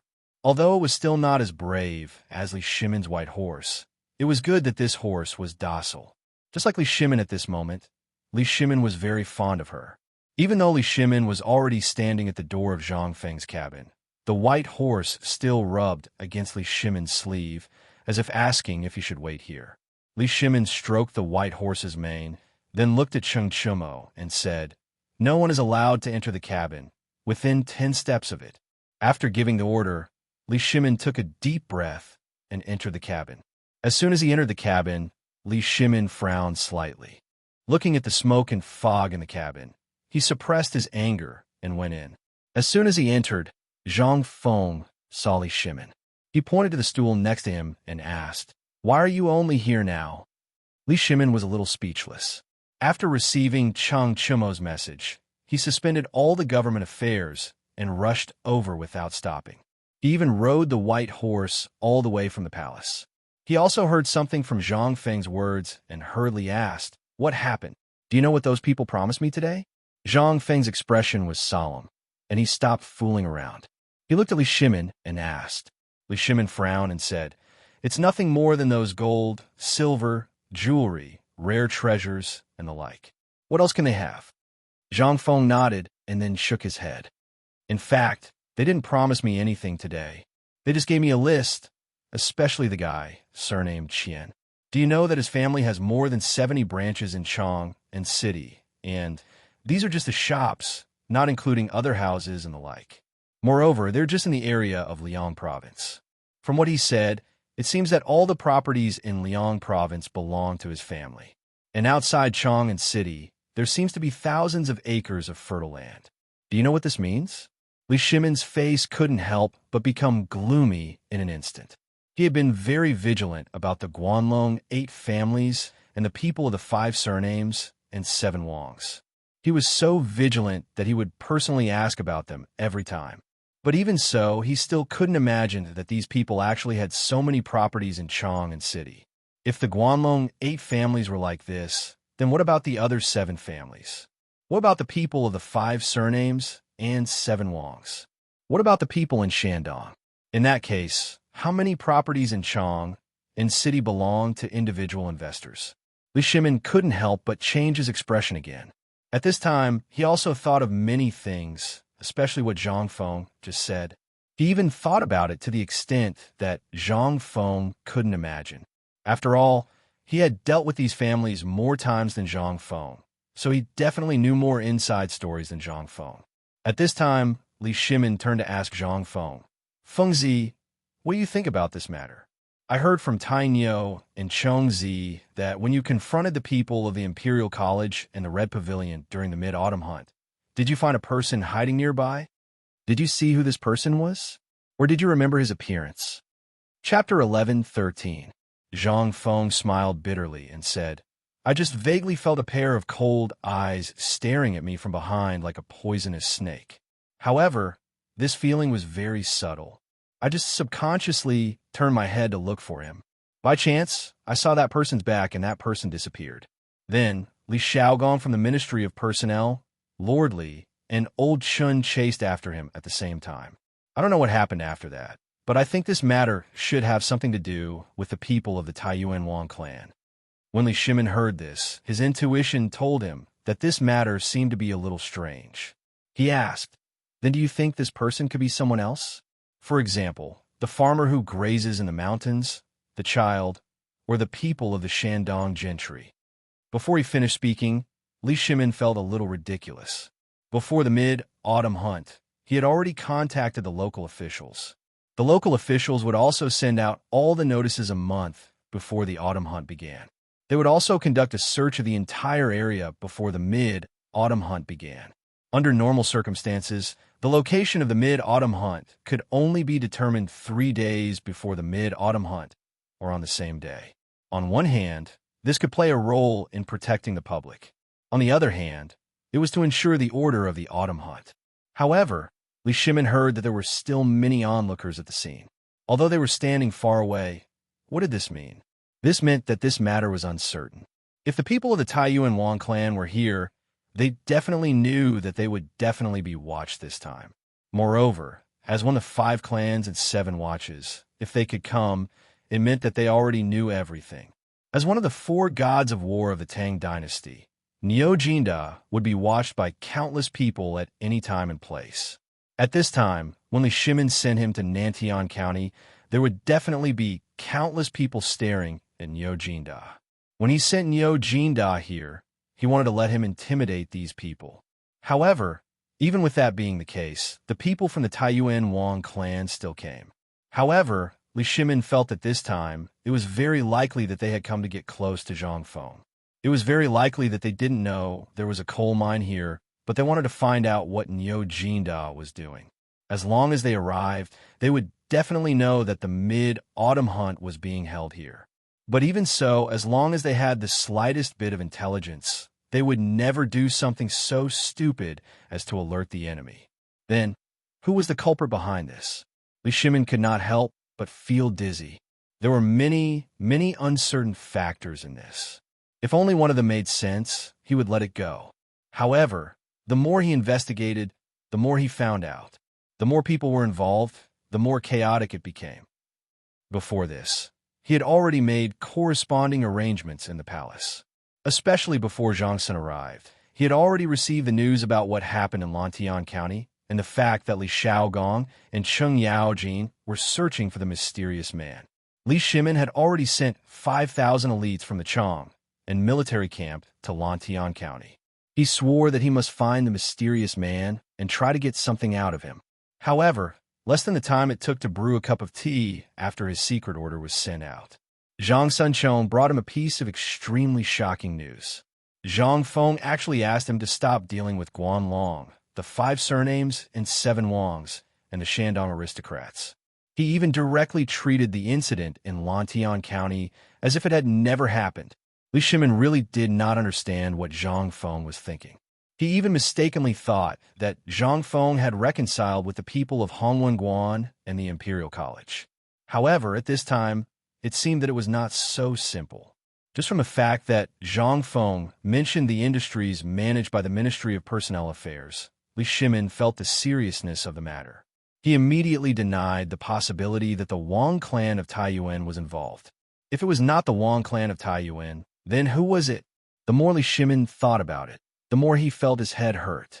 Here, after smoking 5 cigarettes in a row, Li Shimin asked somewhat annoyed, "Frenzy, what do you think we should do now? We can't keep hanging like this. This matter has to be solved sooner or later." Zhang Feng nodded. This matter does have to be solved, but not now and not in the future. In short, Lao Li, you only need to remember one thing. If you move, you must make a thunderous strike. Otherwise, you have to lie down steadily. Otherwise, for us, it will be a disaster. Li Shimin naturally understood the meaning of Zhang Feng's words. However, could he sit still at this time? The matter against the Guanlong Corporation had actually started long ago.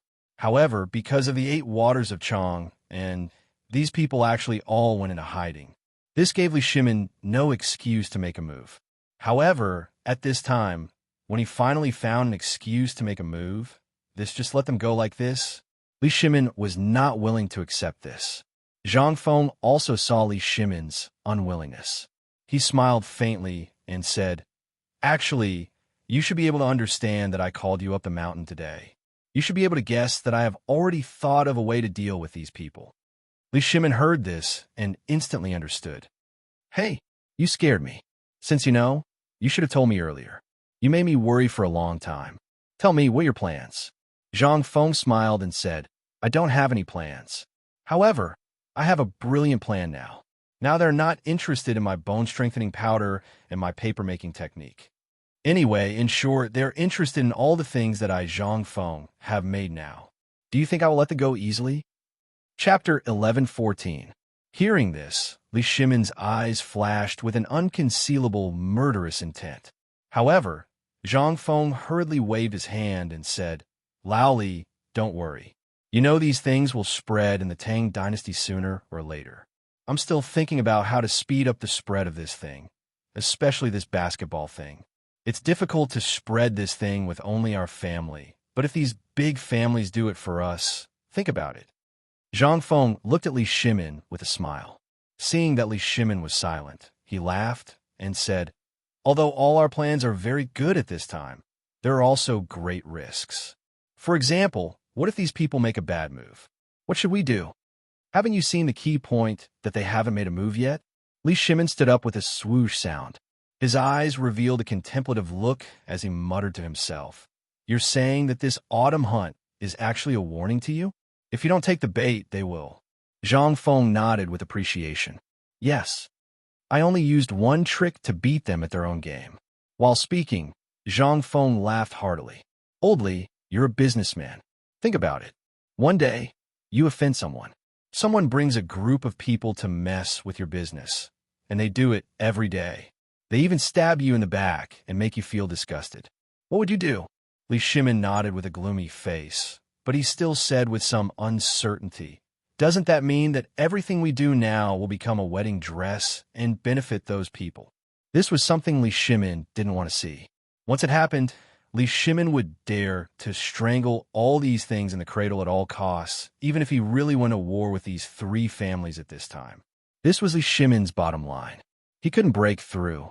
However, Zhang Feng slowly said, Lao Li, don't worry. I have a solution for this. Think about my winemaking technique. Although I was tricked by you last time, we are brothers, so I'm not afraid. But even so, I still have a trick up my sleeve. Maybe you haven't realized it yet, but there is still a final step to the winemaking technique I gave you. Is it stuck in my hand? Zhang Feng laughed complacently. Li Shimin's eyes slightly moved, but he still forced a smile and said, Actually, I've already thought about this matter, but as you said, we're brothers, so we don't care. You should know that in this world, a person's heart is always like a snake trying to swallow an elephant. Today, he has obtained what you have, but tomorrow, he will want what you have, especially the Guanlong 8 great clans, as well as the 5 surnames and 7 hopes. Otherwise, how do you think they have managed to survive all these years? Why does the current emperor want to deal with them? And to put it bluntly, do you think Lao Li has a good life because of me? In fact, I've been targeted by them for a long time. Otherwise, what do you think I've been busy with during this time? In fact, I've been busy with these things. Li Shimin casually made up a lie. Combining the lie with the truth, he mixed his thoughts and brought them out. However, Li Shimin was right about one thing. That was the history of the Guanlong group and the 5 surnames and 7 hopes was really a bit despicable. Once, for a gold mine, the Wang clan even slaughtered an entire village overnight. Even though he was extremely angry at that time, he could only grit his teeth and endure it, because at that time, he was still unable to compete with them. But now it was different. The door of water trade had been opened. The water trade that basically belonged to the imperial court had been completed, even if they were in a deadlock with them at this time. That would not paralyze the economy of the Tang dynasty at this time, but it would still have a certain impact. For example, at this time, the outside world was uncertain. This was something that Li Shimin had some concerns about. If they were going to attack Zhang Feng at this time, Li Shimin would never sit back and do nothing. After all, Zhang Feng had developed this kind of invincible weapon at this time. What was Li Shimin afraid of? Moreover, he also knew that once the invincible weapon in Zhang Feng's hands was leaked, it would bring terrible consequences to the Tang dynasty. Therefore, Li Shimin, at this time, you would rather fight to the death than let this thing fall into the hands of others. If he waited for another month and the firearms mentioned by Zhang Feng were produced, Li Shimin would dare to drive all the aristocratic forces out of the Tang dynasty in half a year. Moreover, he would be able to make those dishonest Turks and other countries around the Tang dynasty obediently stay at home. He could even fight on 2 or even 3 fronts at the same time. This was Li Shimin's confidence. His confidence came from the invincible spear and the invincible shield.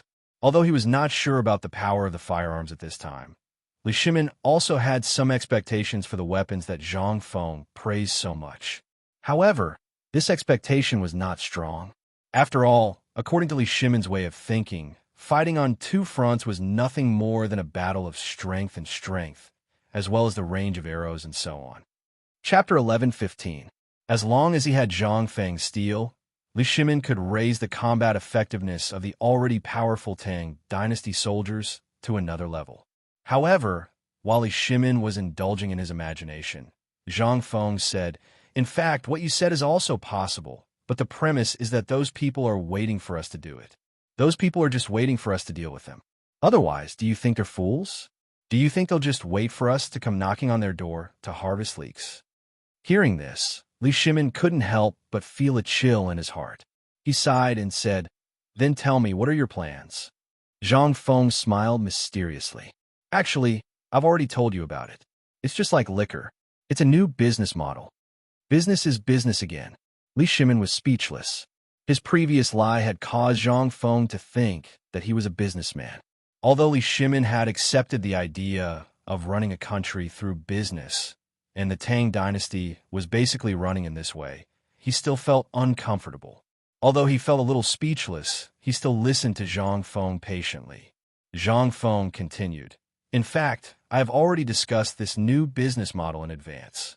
For example, the hotels of White Deer College in Chang'an." Li Shimon was slightly surprised. "Are you talking about the Chang'an Hotel?" "Yes." Zhang Feng nodded. "In fact, this is a business model. Think about it. As long as we control the supply, they're only responsible for running errands, operating, and retailing for us. Although we may lose a lot in a short time, have you thought about how many people they have? Not only can we sell this thing, but we can also give them the recipe of this braised meat. But do you know how many ingredients are in the recipe of this braised meat? Only we can make these ingredients. If I want to make it, I can guarantee that there is no second person in the world except for me, Zhang Feng. Even if Old Sun makes it himself, he can't make the same level of braised meat as I make it." Li Shimon could not help but frown. "You brat, could it be that you want to use this method to firmly grasp these people in your hands, just like how you dealt with the Turks and Tibetans back then?" Hearing this, Zhang Feng laughed and said, Old Li, you finally comprehended the Tao. Not bad, not bad. This is my method. What do you think? As long as we always have a piece of meat in our hands, no matter if they are wolves, tigers, leopards, or wild dogs, they will follow us closely. Moreover, once we take back this piece of meat, these people will be like dogs, wagging their tails and begging for mercy. Do you believe me? Seeing that Li Shimon was a little confused, Zhang Feng could only say, "I'll use the braised meat business method as an example. In fact, this is very simple. As long as we have the recipe of the braised meat, we will sell them the management rights. For example, the management rights of a store, which is the franchise fee of the branch. We will sell a store to them for 500,000 strings of cash or 1 million strings of cash. Moreover, we will only sell them the right to operate the store. They will all fight to get it. Do you know why? Because you have seen the prospects of this braised meat. What they value is the profit margin, so they will not hesitate to pay a mere 500,000 strings of cash or 1 million strings of cash. But do you think that is the end?" Zhang Feng smiled coldly. "This is just the beginning. After receiving the joining fee, they will have to pay us an additional fee every time they purchase braised food. Let's say that a bag of braised food can be used to braise 2 caddies of meat, but we only told them that it can only be used to braise 1 caddy. Do you think they will notice anything? If they don't do it according to our method, we only need to add that they will be responsible for the consequences. Do you think they will dare to not listen to us?" Li Shimon heard this and pursed his lips. At this time, he was actually speechless. He was deeply stunned by Zhang Feng. Who taught this kid this business method? Li Shimon was speechless and gave a thumbs up. "You are too sinister, kid. But I like this. Continue talking. What do you want to do next?" "Do what?" Zhang Feng patted Li Shimon's shoulder with certainty. "It's very simple. Just sit there and collect money. Think about it. We have arranged everything. Why do we have to spend so much effort to do things? For example, we have hired assistants. Why do we have to do it ourselves? They bought one of our branches and tasted the benefits. They will definitely want to operate a second, third, and fourth branch. If that is the case, what do you think will happen to us?" This Li Shimin sucked in a breath of cold air. Chapter 11:16. Take the Chong and Hotel, for example. Although it was said that there were only 70 branches in Chong and City, the business of the other restaurants and taverns in Chong and City was monopolized in an instant after they opened. Just think about it. There were only 70 branches. Besides Chong and City, how many prefectures were there in the Tang Dynasty? How many counties were there? How many places were there where restaurants could be opened? If all these places were filled with such hotels, what would it be like? However, the more he thought about it, the more scared Li Shimin was. He hurriedly asked, if that's the case, won't they earn all the money? Even if they only take half of the money, it's still an extremely terrifying number. Zhang Feng pointed at Li Shimin's head and said, you're muddle-headed, but sometimes you're really muddle-headed. Do you think that I, Zhang Feng, only have one business? When Li Shimin heard this, he said, don't tell me you want to hand over all your assets to them to manage. If that's the case, wouldn't you be raising a tiger and inviting calamity? No, you can't do that. You're definitely raising a tiger and inviting calamity. How could Li Shimin allow such a thing to happen? At this time, he couldn't wait to kill all these people himself. How could he let these people do these things? What was this? This was raising a tiger and inviting calamity. However, Zhang Feng didn't think so. He was just like Qianlong and Hushin. Why did Qianlong put Hushin in such an important position? He knew that Qianlong was insatiably greedy because of Hushin's greed. Zhang Feng once saw the most classic scene in the TV series. It was when Qianlong Emperor entered the prison to visit Ji Xiaolan and said, the more greedy a person is, the more he wants to get more. Because he has a goal, that is, greed. The premise of his greed is that he can get it from you. If he can get it from you continuously, then he will try his best to do things for you. What did Qianlong do in such a cycle? He only did one thing. That was to give Yi Jin a hard time and beat him up. He arranged for Ji Xiaolan to be by his side. There's another sentence that Zhang Feng remembered very clearly. Hushin fell, and Jiaqing was full. This was also an invisible boss gift that Emperor Qianlong left for Emperor Jiaqing. Qianlong Emperor couldn't bear to do anything to He because he was merciful. After all, he had followed him for his entire life. There was no merit, but there was hard work. Moreover, a lot of the dirty work was done by Hishan. After all, Hishan didn't do anything that he particularly hated. But what about the 5 families and 7 Wangs and the Guanlong family? At this moment, the emperor wished he could drink their blood. Zhang Feng explained everything he knew to Li Shimin in detail, especially the matter between Qianlong and Hishan. He explained it to Li Shimin in a different way.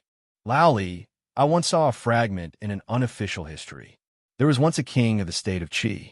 The only thing he did in his life was to raise 2 people. One of them was surnamed He, and his name was Hushin. He was a scholar official of the current dynasty. He was very greedy, but he was very capable. Every time the Qi emperor gave him a task, he would always think of a way to get it done, especially if it was related to money. King Qi also thinks highly of that person. However, there is another scholar official in between.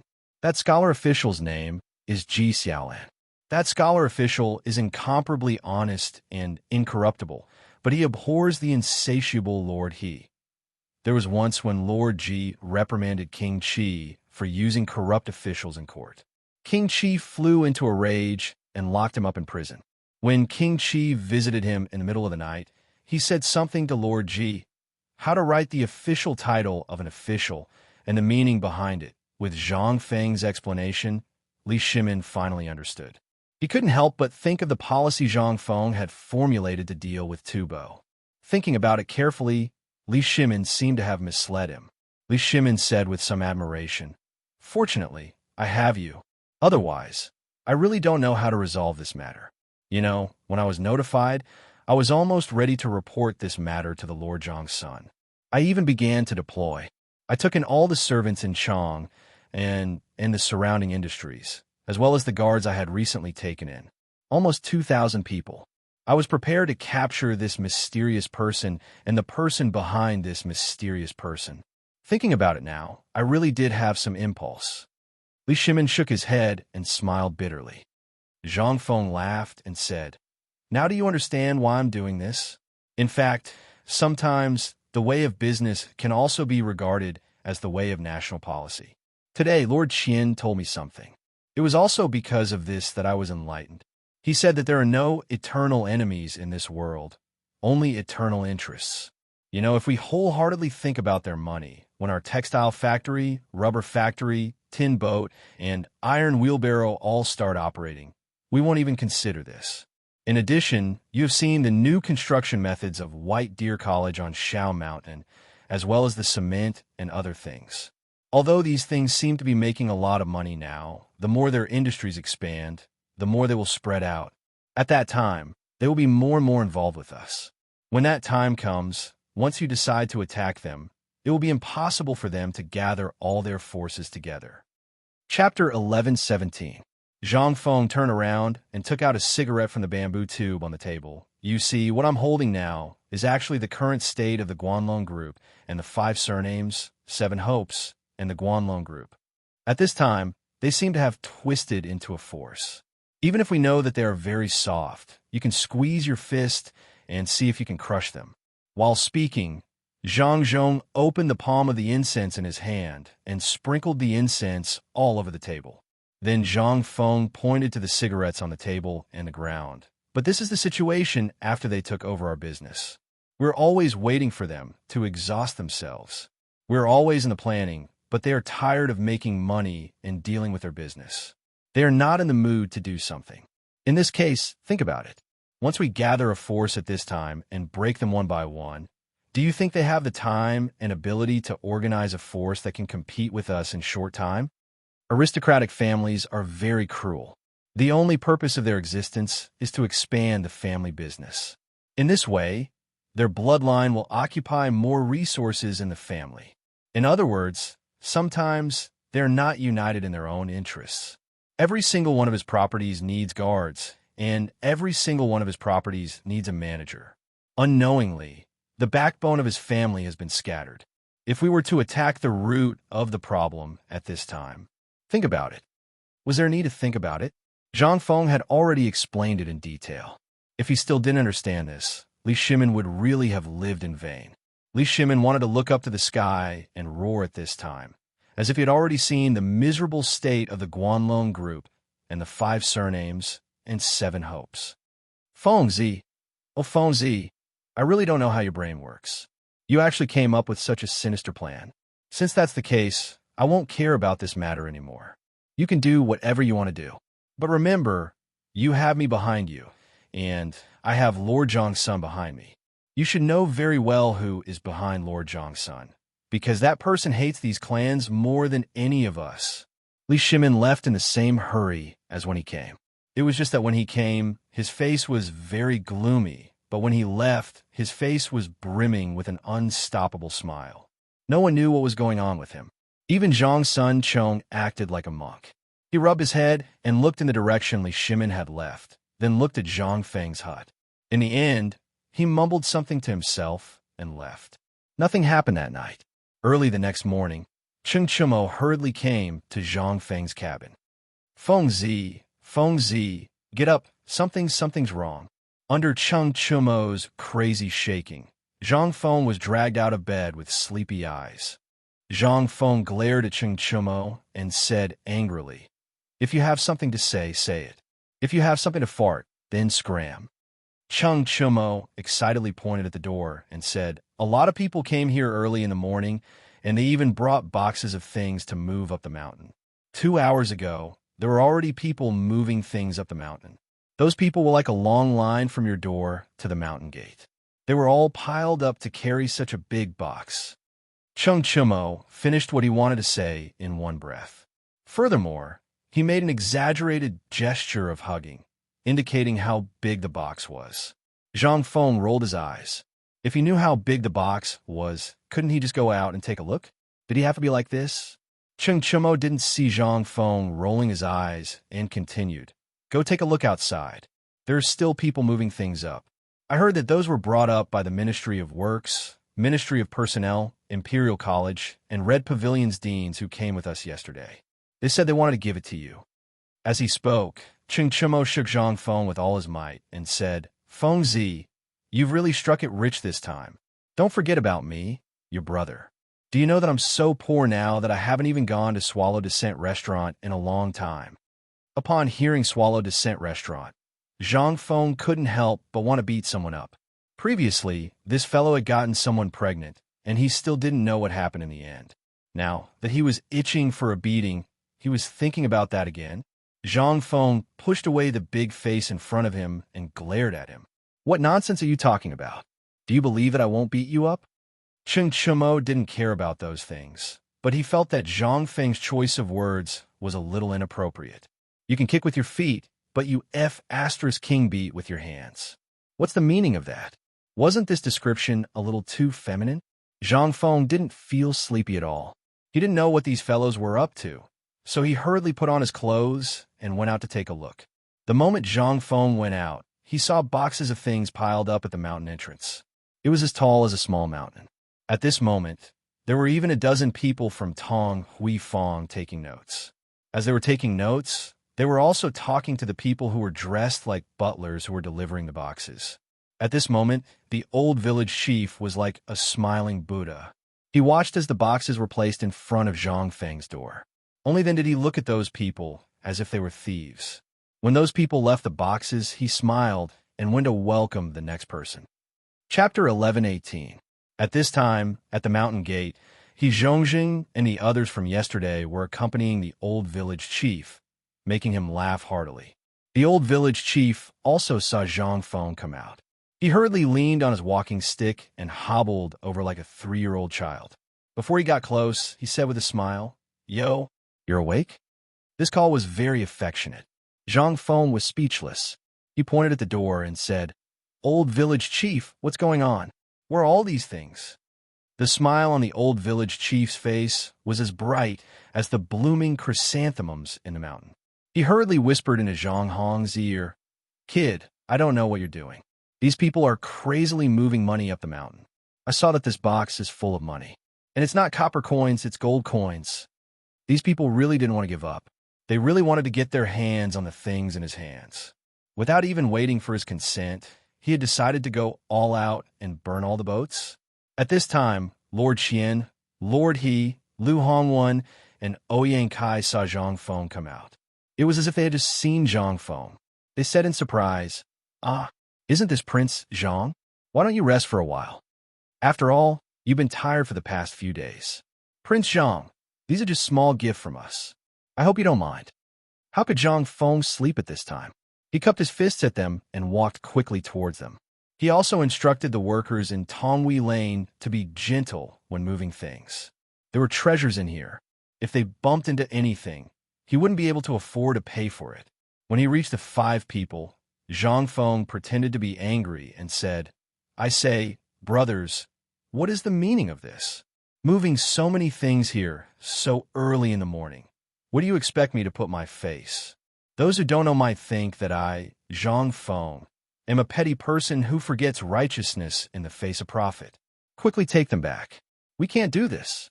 The eyes of the 5 of them flashed when they saw this, and they hurriedly persuaded earnestly, "Ayaya, brother Zhang Feng, what are you talking about? We should have come here a long time ago. You should be aware that there are many miscellaneous matters in the academy, and we can't leave for a short period of time. Since White Deer Academy is about to open its doors, we don't have anything else, so we could only bring these ordinary things. I hope brother Zhang Feng won't blame us." Zhang Feng saw that they were sincere. Even Ouyang Kai was about to cry and was about to kneel down in front of Zhang Feng. He hurriedly grabbed Ouyang Kai's arm and sighed emotionally. "That's my brother. If it weren't for the fact that there are so many things to take care of, I would have dragged you 5 brothers here today and become sworn brothers. Let's go, let's drink. If there's anything, let's talk inside, okay?" Hearing Zhang Feng's words, the 5 people instantly calmed down.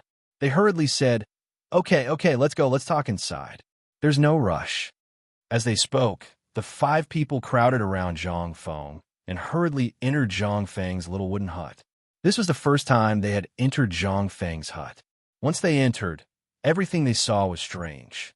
In addition, Zhang Feng was deliberately showing off.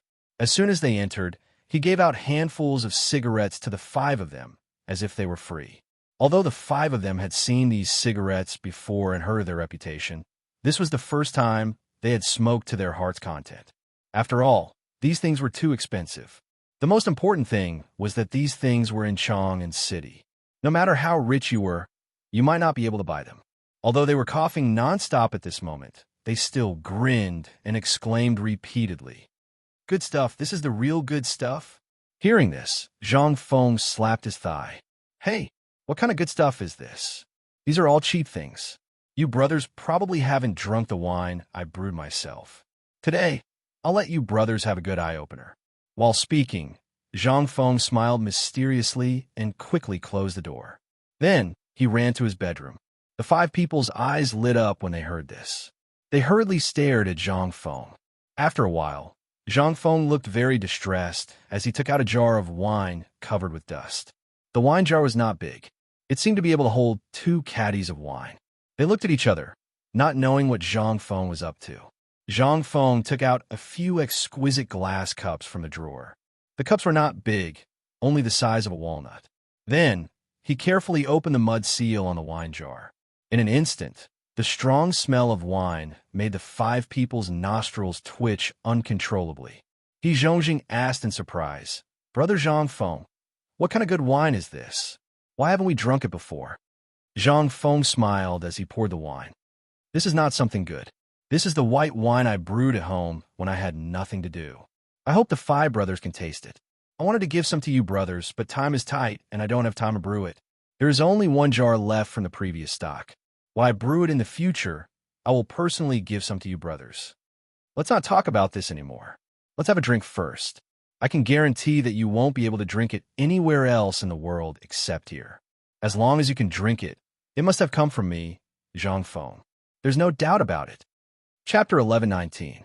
Seeing how amazing Zhang Feng's description was, they were also interested. Although they were criticizing Zhang Feng for being so stingy in their hearts, they still held the wine cup in their hands, as if it was a treasure, and tasted it.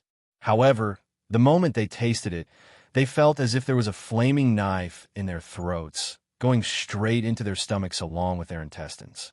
However, after this spicy feeling, they felt extremely comfortable. Their eyes couldn't help but light up. They didn't care about Zhang Feng anymore and began to drink by themselves. At this time, the Tang's alcohol tolerance was amazing. Everyone was addicted to alcohol, mainly because the alcohol in this era was basically fruit wine or grape wine from the Western regions. The alcohol content of the wine was almost negligible, and it was almost the same as fermented glutinous rice. However, when they accidentally drank such spicy white wine, although their faces and ears were red from singing, the 5 of them stared at the small jar of wine on the table with burning eyes after thinking about it. Seeing this, Zhang Feng asked, "How is this wine?" "Brothers, I didn't say anything wrong, right? Is this good wine?" "Good wine, it's really good wine. It's a rare good wine in the world." "Brother Zhang Feng, did you really brew this wine?" When Zhang Feng heard Qian's words, he realized that these people were finally on the right track. He nodded and said, "Yes." However, Zhang Feng immediately asked, "For what you mean? Are you suspecting that there's something wrong with this wine? Or rather, where have you drunk this wine before? If that's the case, I'll have to trouble you to tell me. If there is, I, Zhang Feng, am willing to give all my skills to you for free. Then, I'll live in seclusion in the mountains and never come out. How about it?" The few of them didn't know that Zhang Feng would be so easily offended.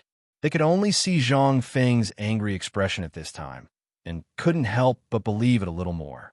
They repeatedly apologized. Seeing this, Zhang Feng gestured for everyone to continue drinking and ignore him. Then, he inadvertently opened the drawer as if he was looking for something. At this moment, a pair of sunglasses fell to the ground. Zhang Feng saw this, and his face changed. He hurriedly sighed and said, "Oh my God." He hurriedly picked it up and looked at it carefully. Then, he patted his chest and said, "Fortunately, it didn't break." Zhang Feng looked at them from the corner of his eyes. Then, he blew a breath on his sunglasses, wiped it with his sleeve, and put it into his pocket. He pretended to be nonchalant and said, "Where's the formula of the bone-strengthening powder that we talked about? I remember that I put it in this drawer." "Why?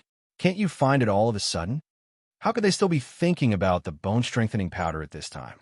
Zhongjing held a wine glass and came to Zhang Feng's side with a smile. He touched Zhang Feng's arm and asked in a low voice, "Brother, just now, the thing on the ground was Zhang Feng was not that kind of money grubber. He didn't even look at the boxes outside, but for this thing, his face changed greatly when it fell to the ground. This was obviously an incredible treasure." Before Zhongjing finished speaking, Zhang Feng's face suddenly changed. "Nothing, nothing, nothing. It's really nothing. This is just a small thing." When Zhongjing and the others saw this, they all rolled their eyes in disdain.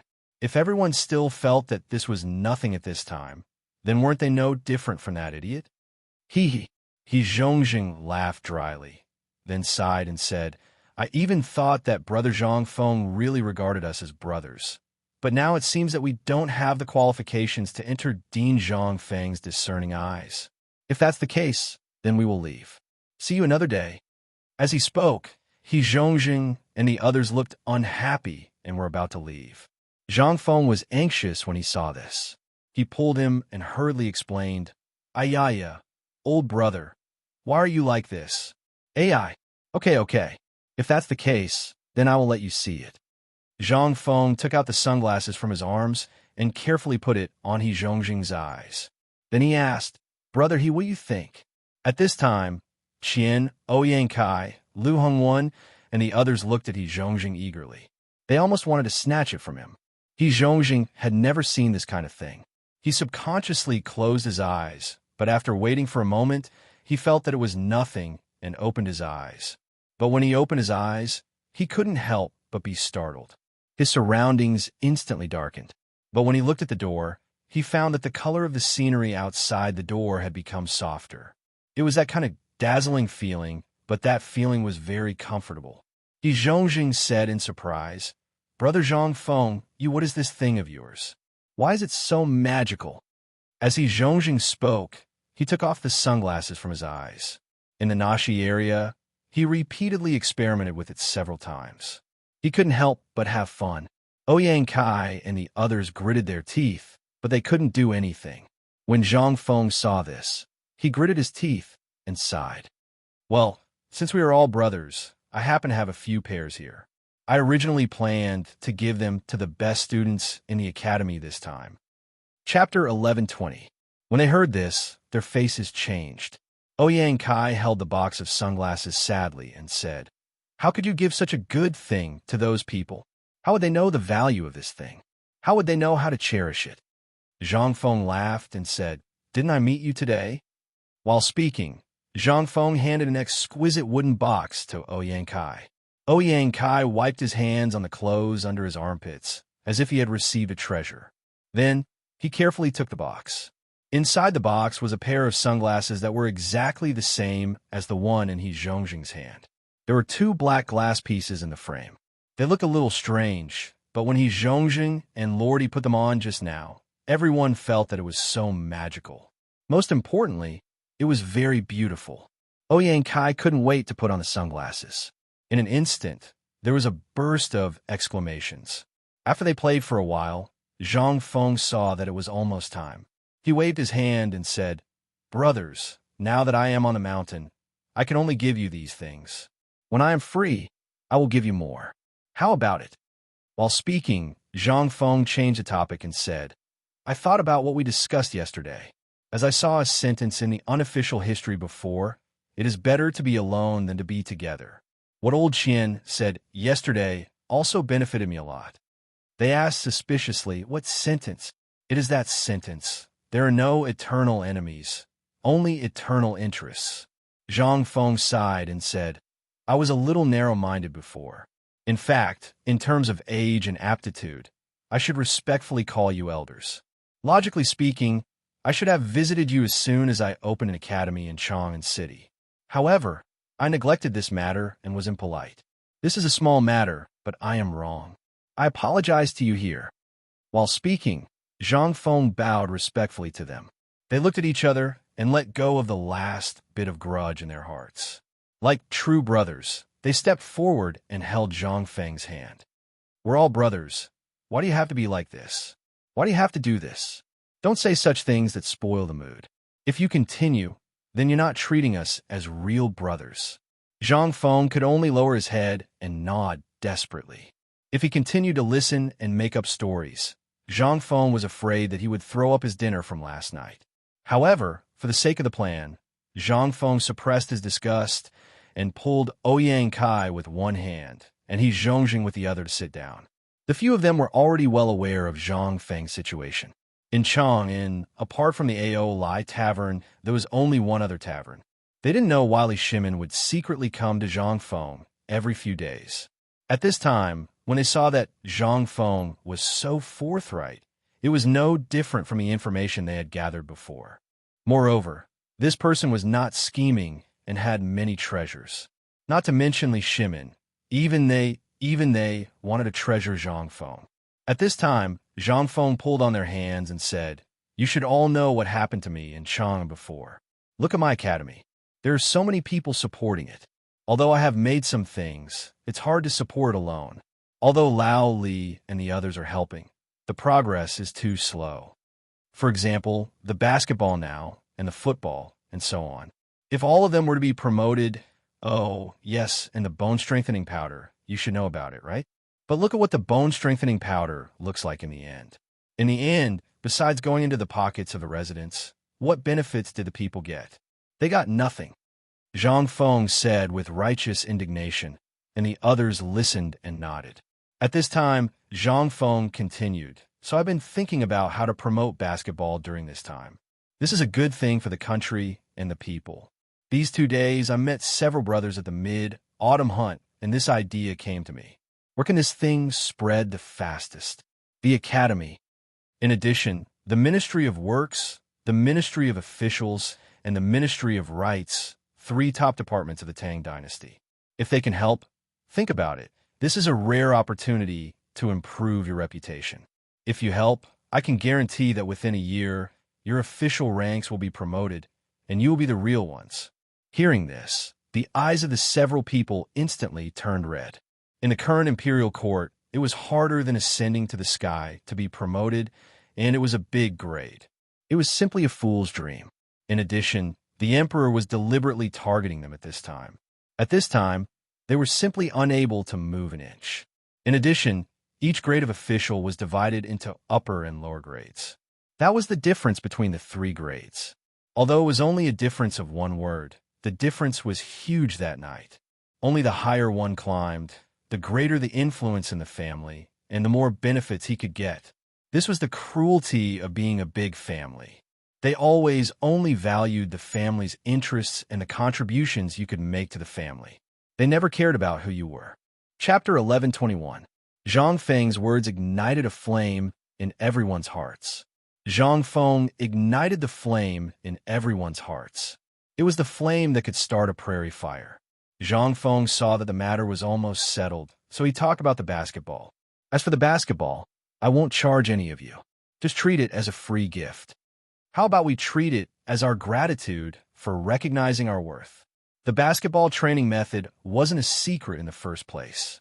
The best way to increase the reputation of White Deer Academy was to promote this method, and these fellows were the best boosters.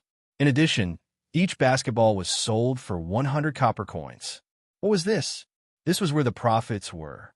The few of them said that they couldn't accept it. However, no one said a word about whether they would pay or how much they would pay. This was within Zhang Feng's expectations. He didn't say anything and rummaged through the drawer for a while before taking out a small booklet. The booklet was made of white paper and was about the size of a book. When he took out the booklet, the 5 of them couldn't help but twitch their eyelids. Everyone knew the price of white paper. It was 700 copper coins per caddy. This booklet looked like it was about 3 taels. How much was it? This didn't include the things recorded in the middle.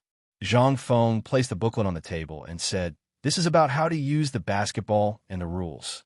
I've recorded it in detail. Later on, you brothers will have to work hard and make 4 copies. How about that?" The few of them were overjoyed and promised repeatedly.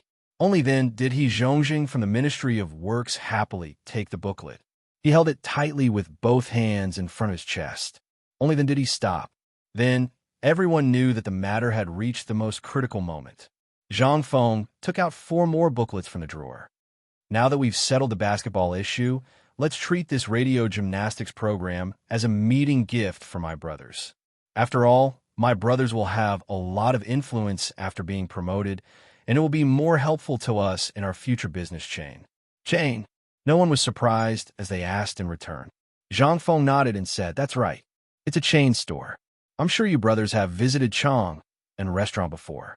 Have you seen the small words below the signboard of Chong and restaurant? White Deer College's first branch or something like that." A few of them nodded. Zhang Feng then said, "That's what a chain store means. You brothers can arrange for your own stores. You can open them wherever you want. I won't charge you a single copper coin. You can treat it as a free gift. But there's one thing. This braising material and this recipe have been passed down in my family for hundreds of years. It's a secret recipe. Yesterday, it was because of this that I didn't promise you in time. I hope you don't mind. Since this thing has been passed down for hundreds of years and hasn't been passed down, it must be an extremely precious heirloom. Today, Brother Zhang Feng is so generous to pass it down. It must have suffered a great psychological burden. Let's not talk about it anymore. We brothers have already done you 2 favors. You don't need to talk about the braised meat anymore. We all know how much the braised meat is worth. So, we will give you 1,000 gold taels as a joining fee for every restaurant. What do you think? 11,000 gold taels? Oh my God. Lao Tzu originally thought that a few thousand strings of coins or a few hundred taels of silver would be enough. He was worried that they would just leave. His brain wasn't sharp enough. How did his vision become so low? Zhang Feng had the urge to slap himself. When they saw this, they couldn't help but look at each other. They didn't know why Zhang Feng had such a pained expression on his face at this moment. They thought that he felt that the money was too little. The few of them looked at each other, and finally he Zhongjing gritted his teeth and said, "I'll make the decision. We'll give you 1,500 taels of silver per restaurant. This is our limit.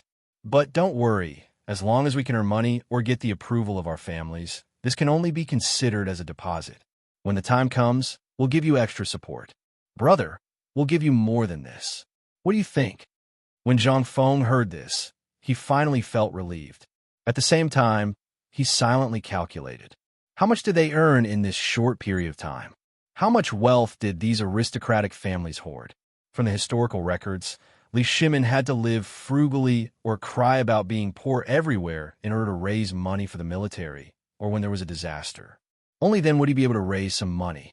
However, now that he had transmigrated, he truly realized that what Bulsh Asterisk T Dubai's nouveau riche was a real nouveau riche. Zhang Feng excitedly held Ouyang Kai and Lu Hongwen's hands. He stuttered for a long time, but couldn't say a complete sentence. In the end, he forced out 2 words. "Righteous." Chapter 11:22. Since all of you have said so, then the joining fee is settled. From now on, this restaurant will be charged at 1,500 taels of gold. I'm only talking about the joining fee for one restaurant. No matter how many years you stay, I won't charge you a single coin. Hearing this, their eyes lit up. Previously, they thought that 1,500 taels of gold a year was a little too little. They had also inquired about the braised meat. If every shop did not accept food and changed to a cashier, they could earn at least 100 taels of silver a day. This was already considered the least. Under normal circumstances, if they took over the hotel, they would directly renovate it and only open it to the wealthy merchants and officials of the imperial court. Then, they would earn more and not less. At this moment, hearing Zhang Feng's words, they really felt that Zhang Feng was really ignorant and inexperienced. They even felt that the money was too little. Ouyang Kai sighed, patted Zhang Feng's shoulder and said, "Good brother, don't worry. We brothers know that you are helping us, so don't worry about this matter. This 1,500 taels of gold is only a deposit.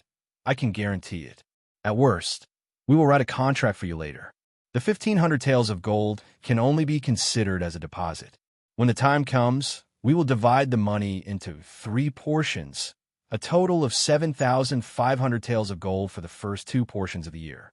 If you are a brother, you must not refuse, otherwise we will feel guilty even in our dreams. What else could Zhang Feng say? He didn't think so much at first. How could he have been so muddle-headed as to allow this group of rich people to raise his price to 7,500 taels of silver? Mother asterisk Kerr. He had seen people who gave him money, but this was the first time he saw people rushing to give him money. How could he refuse? Zhang Feng cupped his hands in front of his chest and excitedly bowed to them again. Then he sighed and said, "Well, since the joining fee is settled, let's not talk about it anymore. Let's talk about the next thing." But at this moment, he Zhongjing and Lord He said, "Brother Zhang Feng, since the joining fee has been settled, can we change the name of the restaurant? After all, this is our restaurant. If we still use the name of Chong and University, isn't it a little bit?" Only then did Zhang Feng understand. He asked, "Aren't the names of the shops chosen by my brothers? Since we are all from big families. But for the sake of distinguishing, I have a suggestion. That is, each family can only use the same name. For example, Brother Ouyang, you can use Ouyang Family Hotel. What do you think? But the place of signature must be Chong and Hotel Branch. What do you think?" Well, after pondering for a while, they gritted their teeth and said, "Brother, since you are so generous, let's make a small request. We will agree." After this matter was settled, Zhang Feng drank 2 glasses of wine with them as a celebration. Then he said, "Just now, this kid said that this braising material is the secret of our Zhang family. Based on this, you should have seen it a few days ago. My fiancé has been following me, so we know about this. Brother, you don't have to say anymore. We understand, we all understand. Brother, how about this?" He pondered for a while, then said with a solemn expression, "Since this is your secret, we won't force you. You name a price, and, as long as it's on time, it will be given to us to provide for our daily consumption. What do you think?" They had long been familiar with the business model of Chong and Hotel. Every day, the braising material of Chong and Hotel was brought down from Shao Mountain. Therefore, although they wanted this recipe very much, they also knew that since Zhang Feng had mentioned his fiancée, it was tantamount to cutting off their thoughts. However, just when they had lost hope, Zhang Feng said, "Brothers, since we're doing business openly, I can give you some of the recipes. However, brother, please allow me to take the most important thing. After all, I don't know how many stores I will open as a brother, and I don't know how many stores I will open in a month. If all the materials are sent out through my academy, it will be inappropriate. Then my academy will directly close down." When they heard this, they looked at each other and laughed. After laughing, Zhang Feng pushed a small booklet on the table and said, "In this booklet is the recipe for my braising ingredients. However, the ingredients for these recipes still need to be found by brothers. I'm only responsible for the most important thing. If you need it, bring the document and directly go to my food factory at the foot of the mountain. Take out the proof and hand in the money you win to receive it. How about it? How about this? I will charge you 10 copper coins for a portion of braising material. What do you think?" Chapter 11:23. 10 copper coins?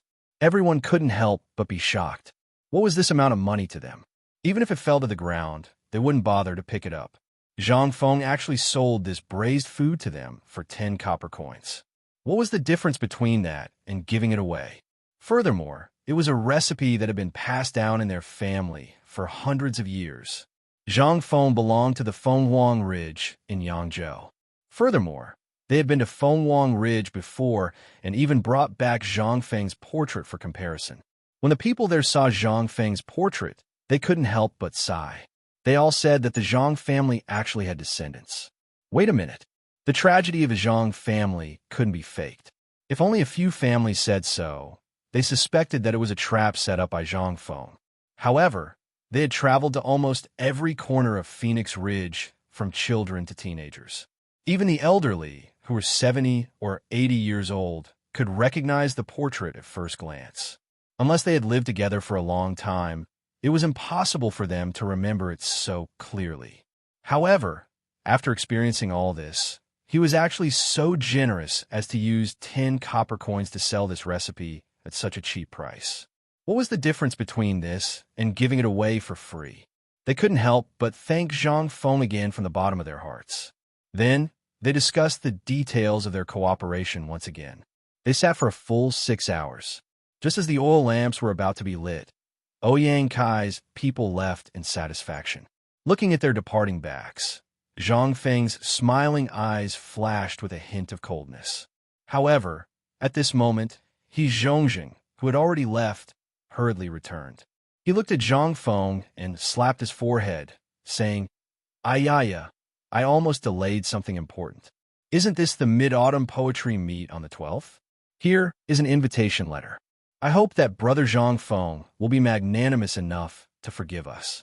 Due to procedural reasons, we forgot about the autumn harvest and only remembered about it now. Without this invitation letter announcing the Ministry of Rights and the Ministry of Personnel, we would not be able to enter that place. The corner of Zhang Feng's mouth twitched as he silently cursed the old fox. However, his expression was one of pleasant surprise as he received the invitation letter from He Zhongjing's hands. At this moment, He Zhongjing said, Brother, let's meet again 12 days later at Swallow Descent Restaurant. Zhang Feng cupped his fists. All right, let's meet again at Swallow Descent Restaurant 12 days later. 12 days. Since there were only 12 days left? Zhang Feng sighed as he watched them leave. Only then did he open the invitation in his hand. The invitation card detailed the things to take note of at the Mid-Autumn Festival Poetry Meet and other things. Looking at these things to take note of, Zhang Feng was also secretly preparing in his heart. The things to take note of for this Mid-Autumn Festival Poetry Meet. If it was poetry, a center could easily come up with it. However, it seemed a little too monotonous. Football was even worse. As for morning exercises, to do it in the middle of the night, the light at night in the Tang Dynasty was not good. If he did that, it would simply be a disgrace. After thinking about it, Zhang Feng suddenly realized that he really did not have anything to take out. He could not help but search for some images of him participating in such activities in the future. One by one, they flashed through his mind. Then, according to the current situation, Michael Jackson suddenly froze in Zhang Feng's mind. The father of street dance. If it was Class 1's dance, it would be at Descent Restaurant, a place that specialized in such things. If Zhang Feng only found some girls there, it would only smear Zhang Feng's reputation. In the Tang Dynasty, except for the top few singers were all the lowest positions. They were things to please people, and they were the lowest people. As for Jingshu, her attainments in music had already reached the peak. If it were not for the difference between men and women, perhaps at this time, Jingshu could really become a master in music. After Zhang Feng excluded the girls from the dance, Zhang Feng could not help but look at Idiot Wei, who was poking his head out of the door. These guys were obviously people with excessive energy. If they were coached, they should be able to complete some simple movements in 12 days. Street dance movements. The weather was getting colder and colder, and the fog in the mountain was getting thicker and thicker. It was another morning, and Shao Mountain was as mysterious as a fairy mountain hidden in the clouds. At this time, the wake-up bell had been rung 3 times. Usually at this time, the academy would have been overcrowded. The students had already gotten up and were in the courtyard in 2s and 3s, exercising their voices, reciting poems, or practicing the 5 animal frolics. However, since the appearance of morning exercises, all the students were most enthusiastic about basketball. At this time, no one could be seen, but if one went to the basketball court in the sports field, one would definitely see it. However, it was a little strange recently. Perhaps due to the cold weather, only after the bell had rung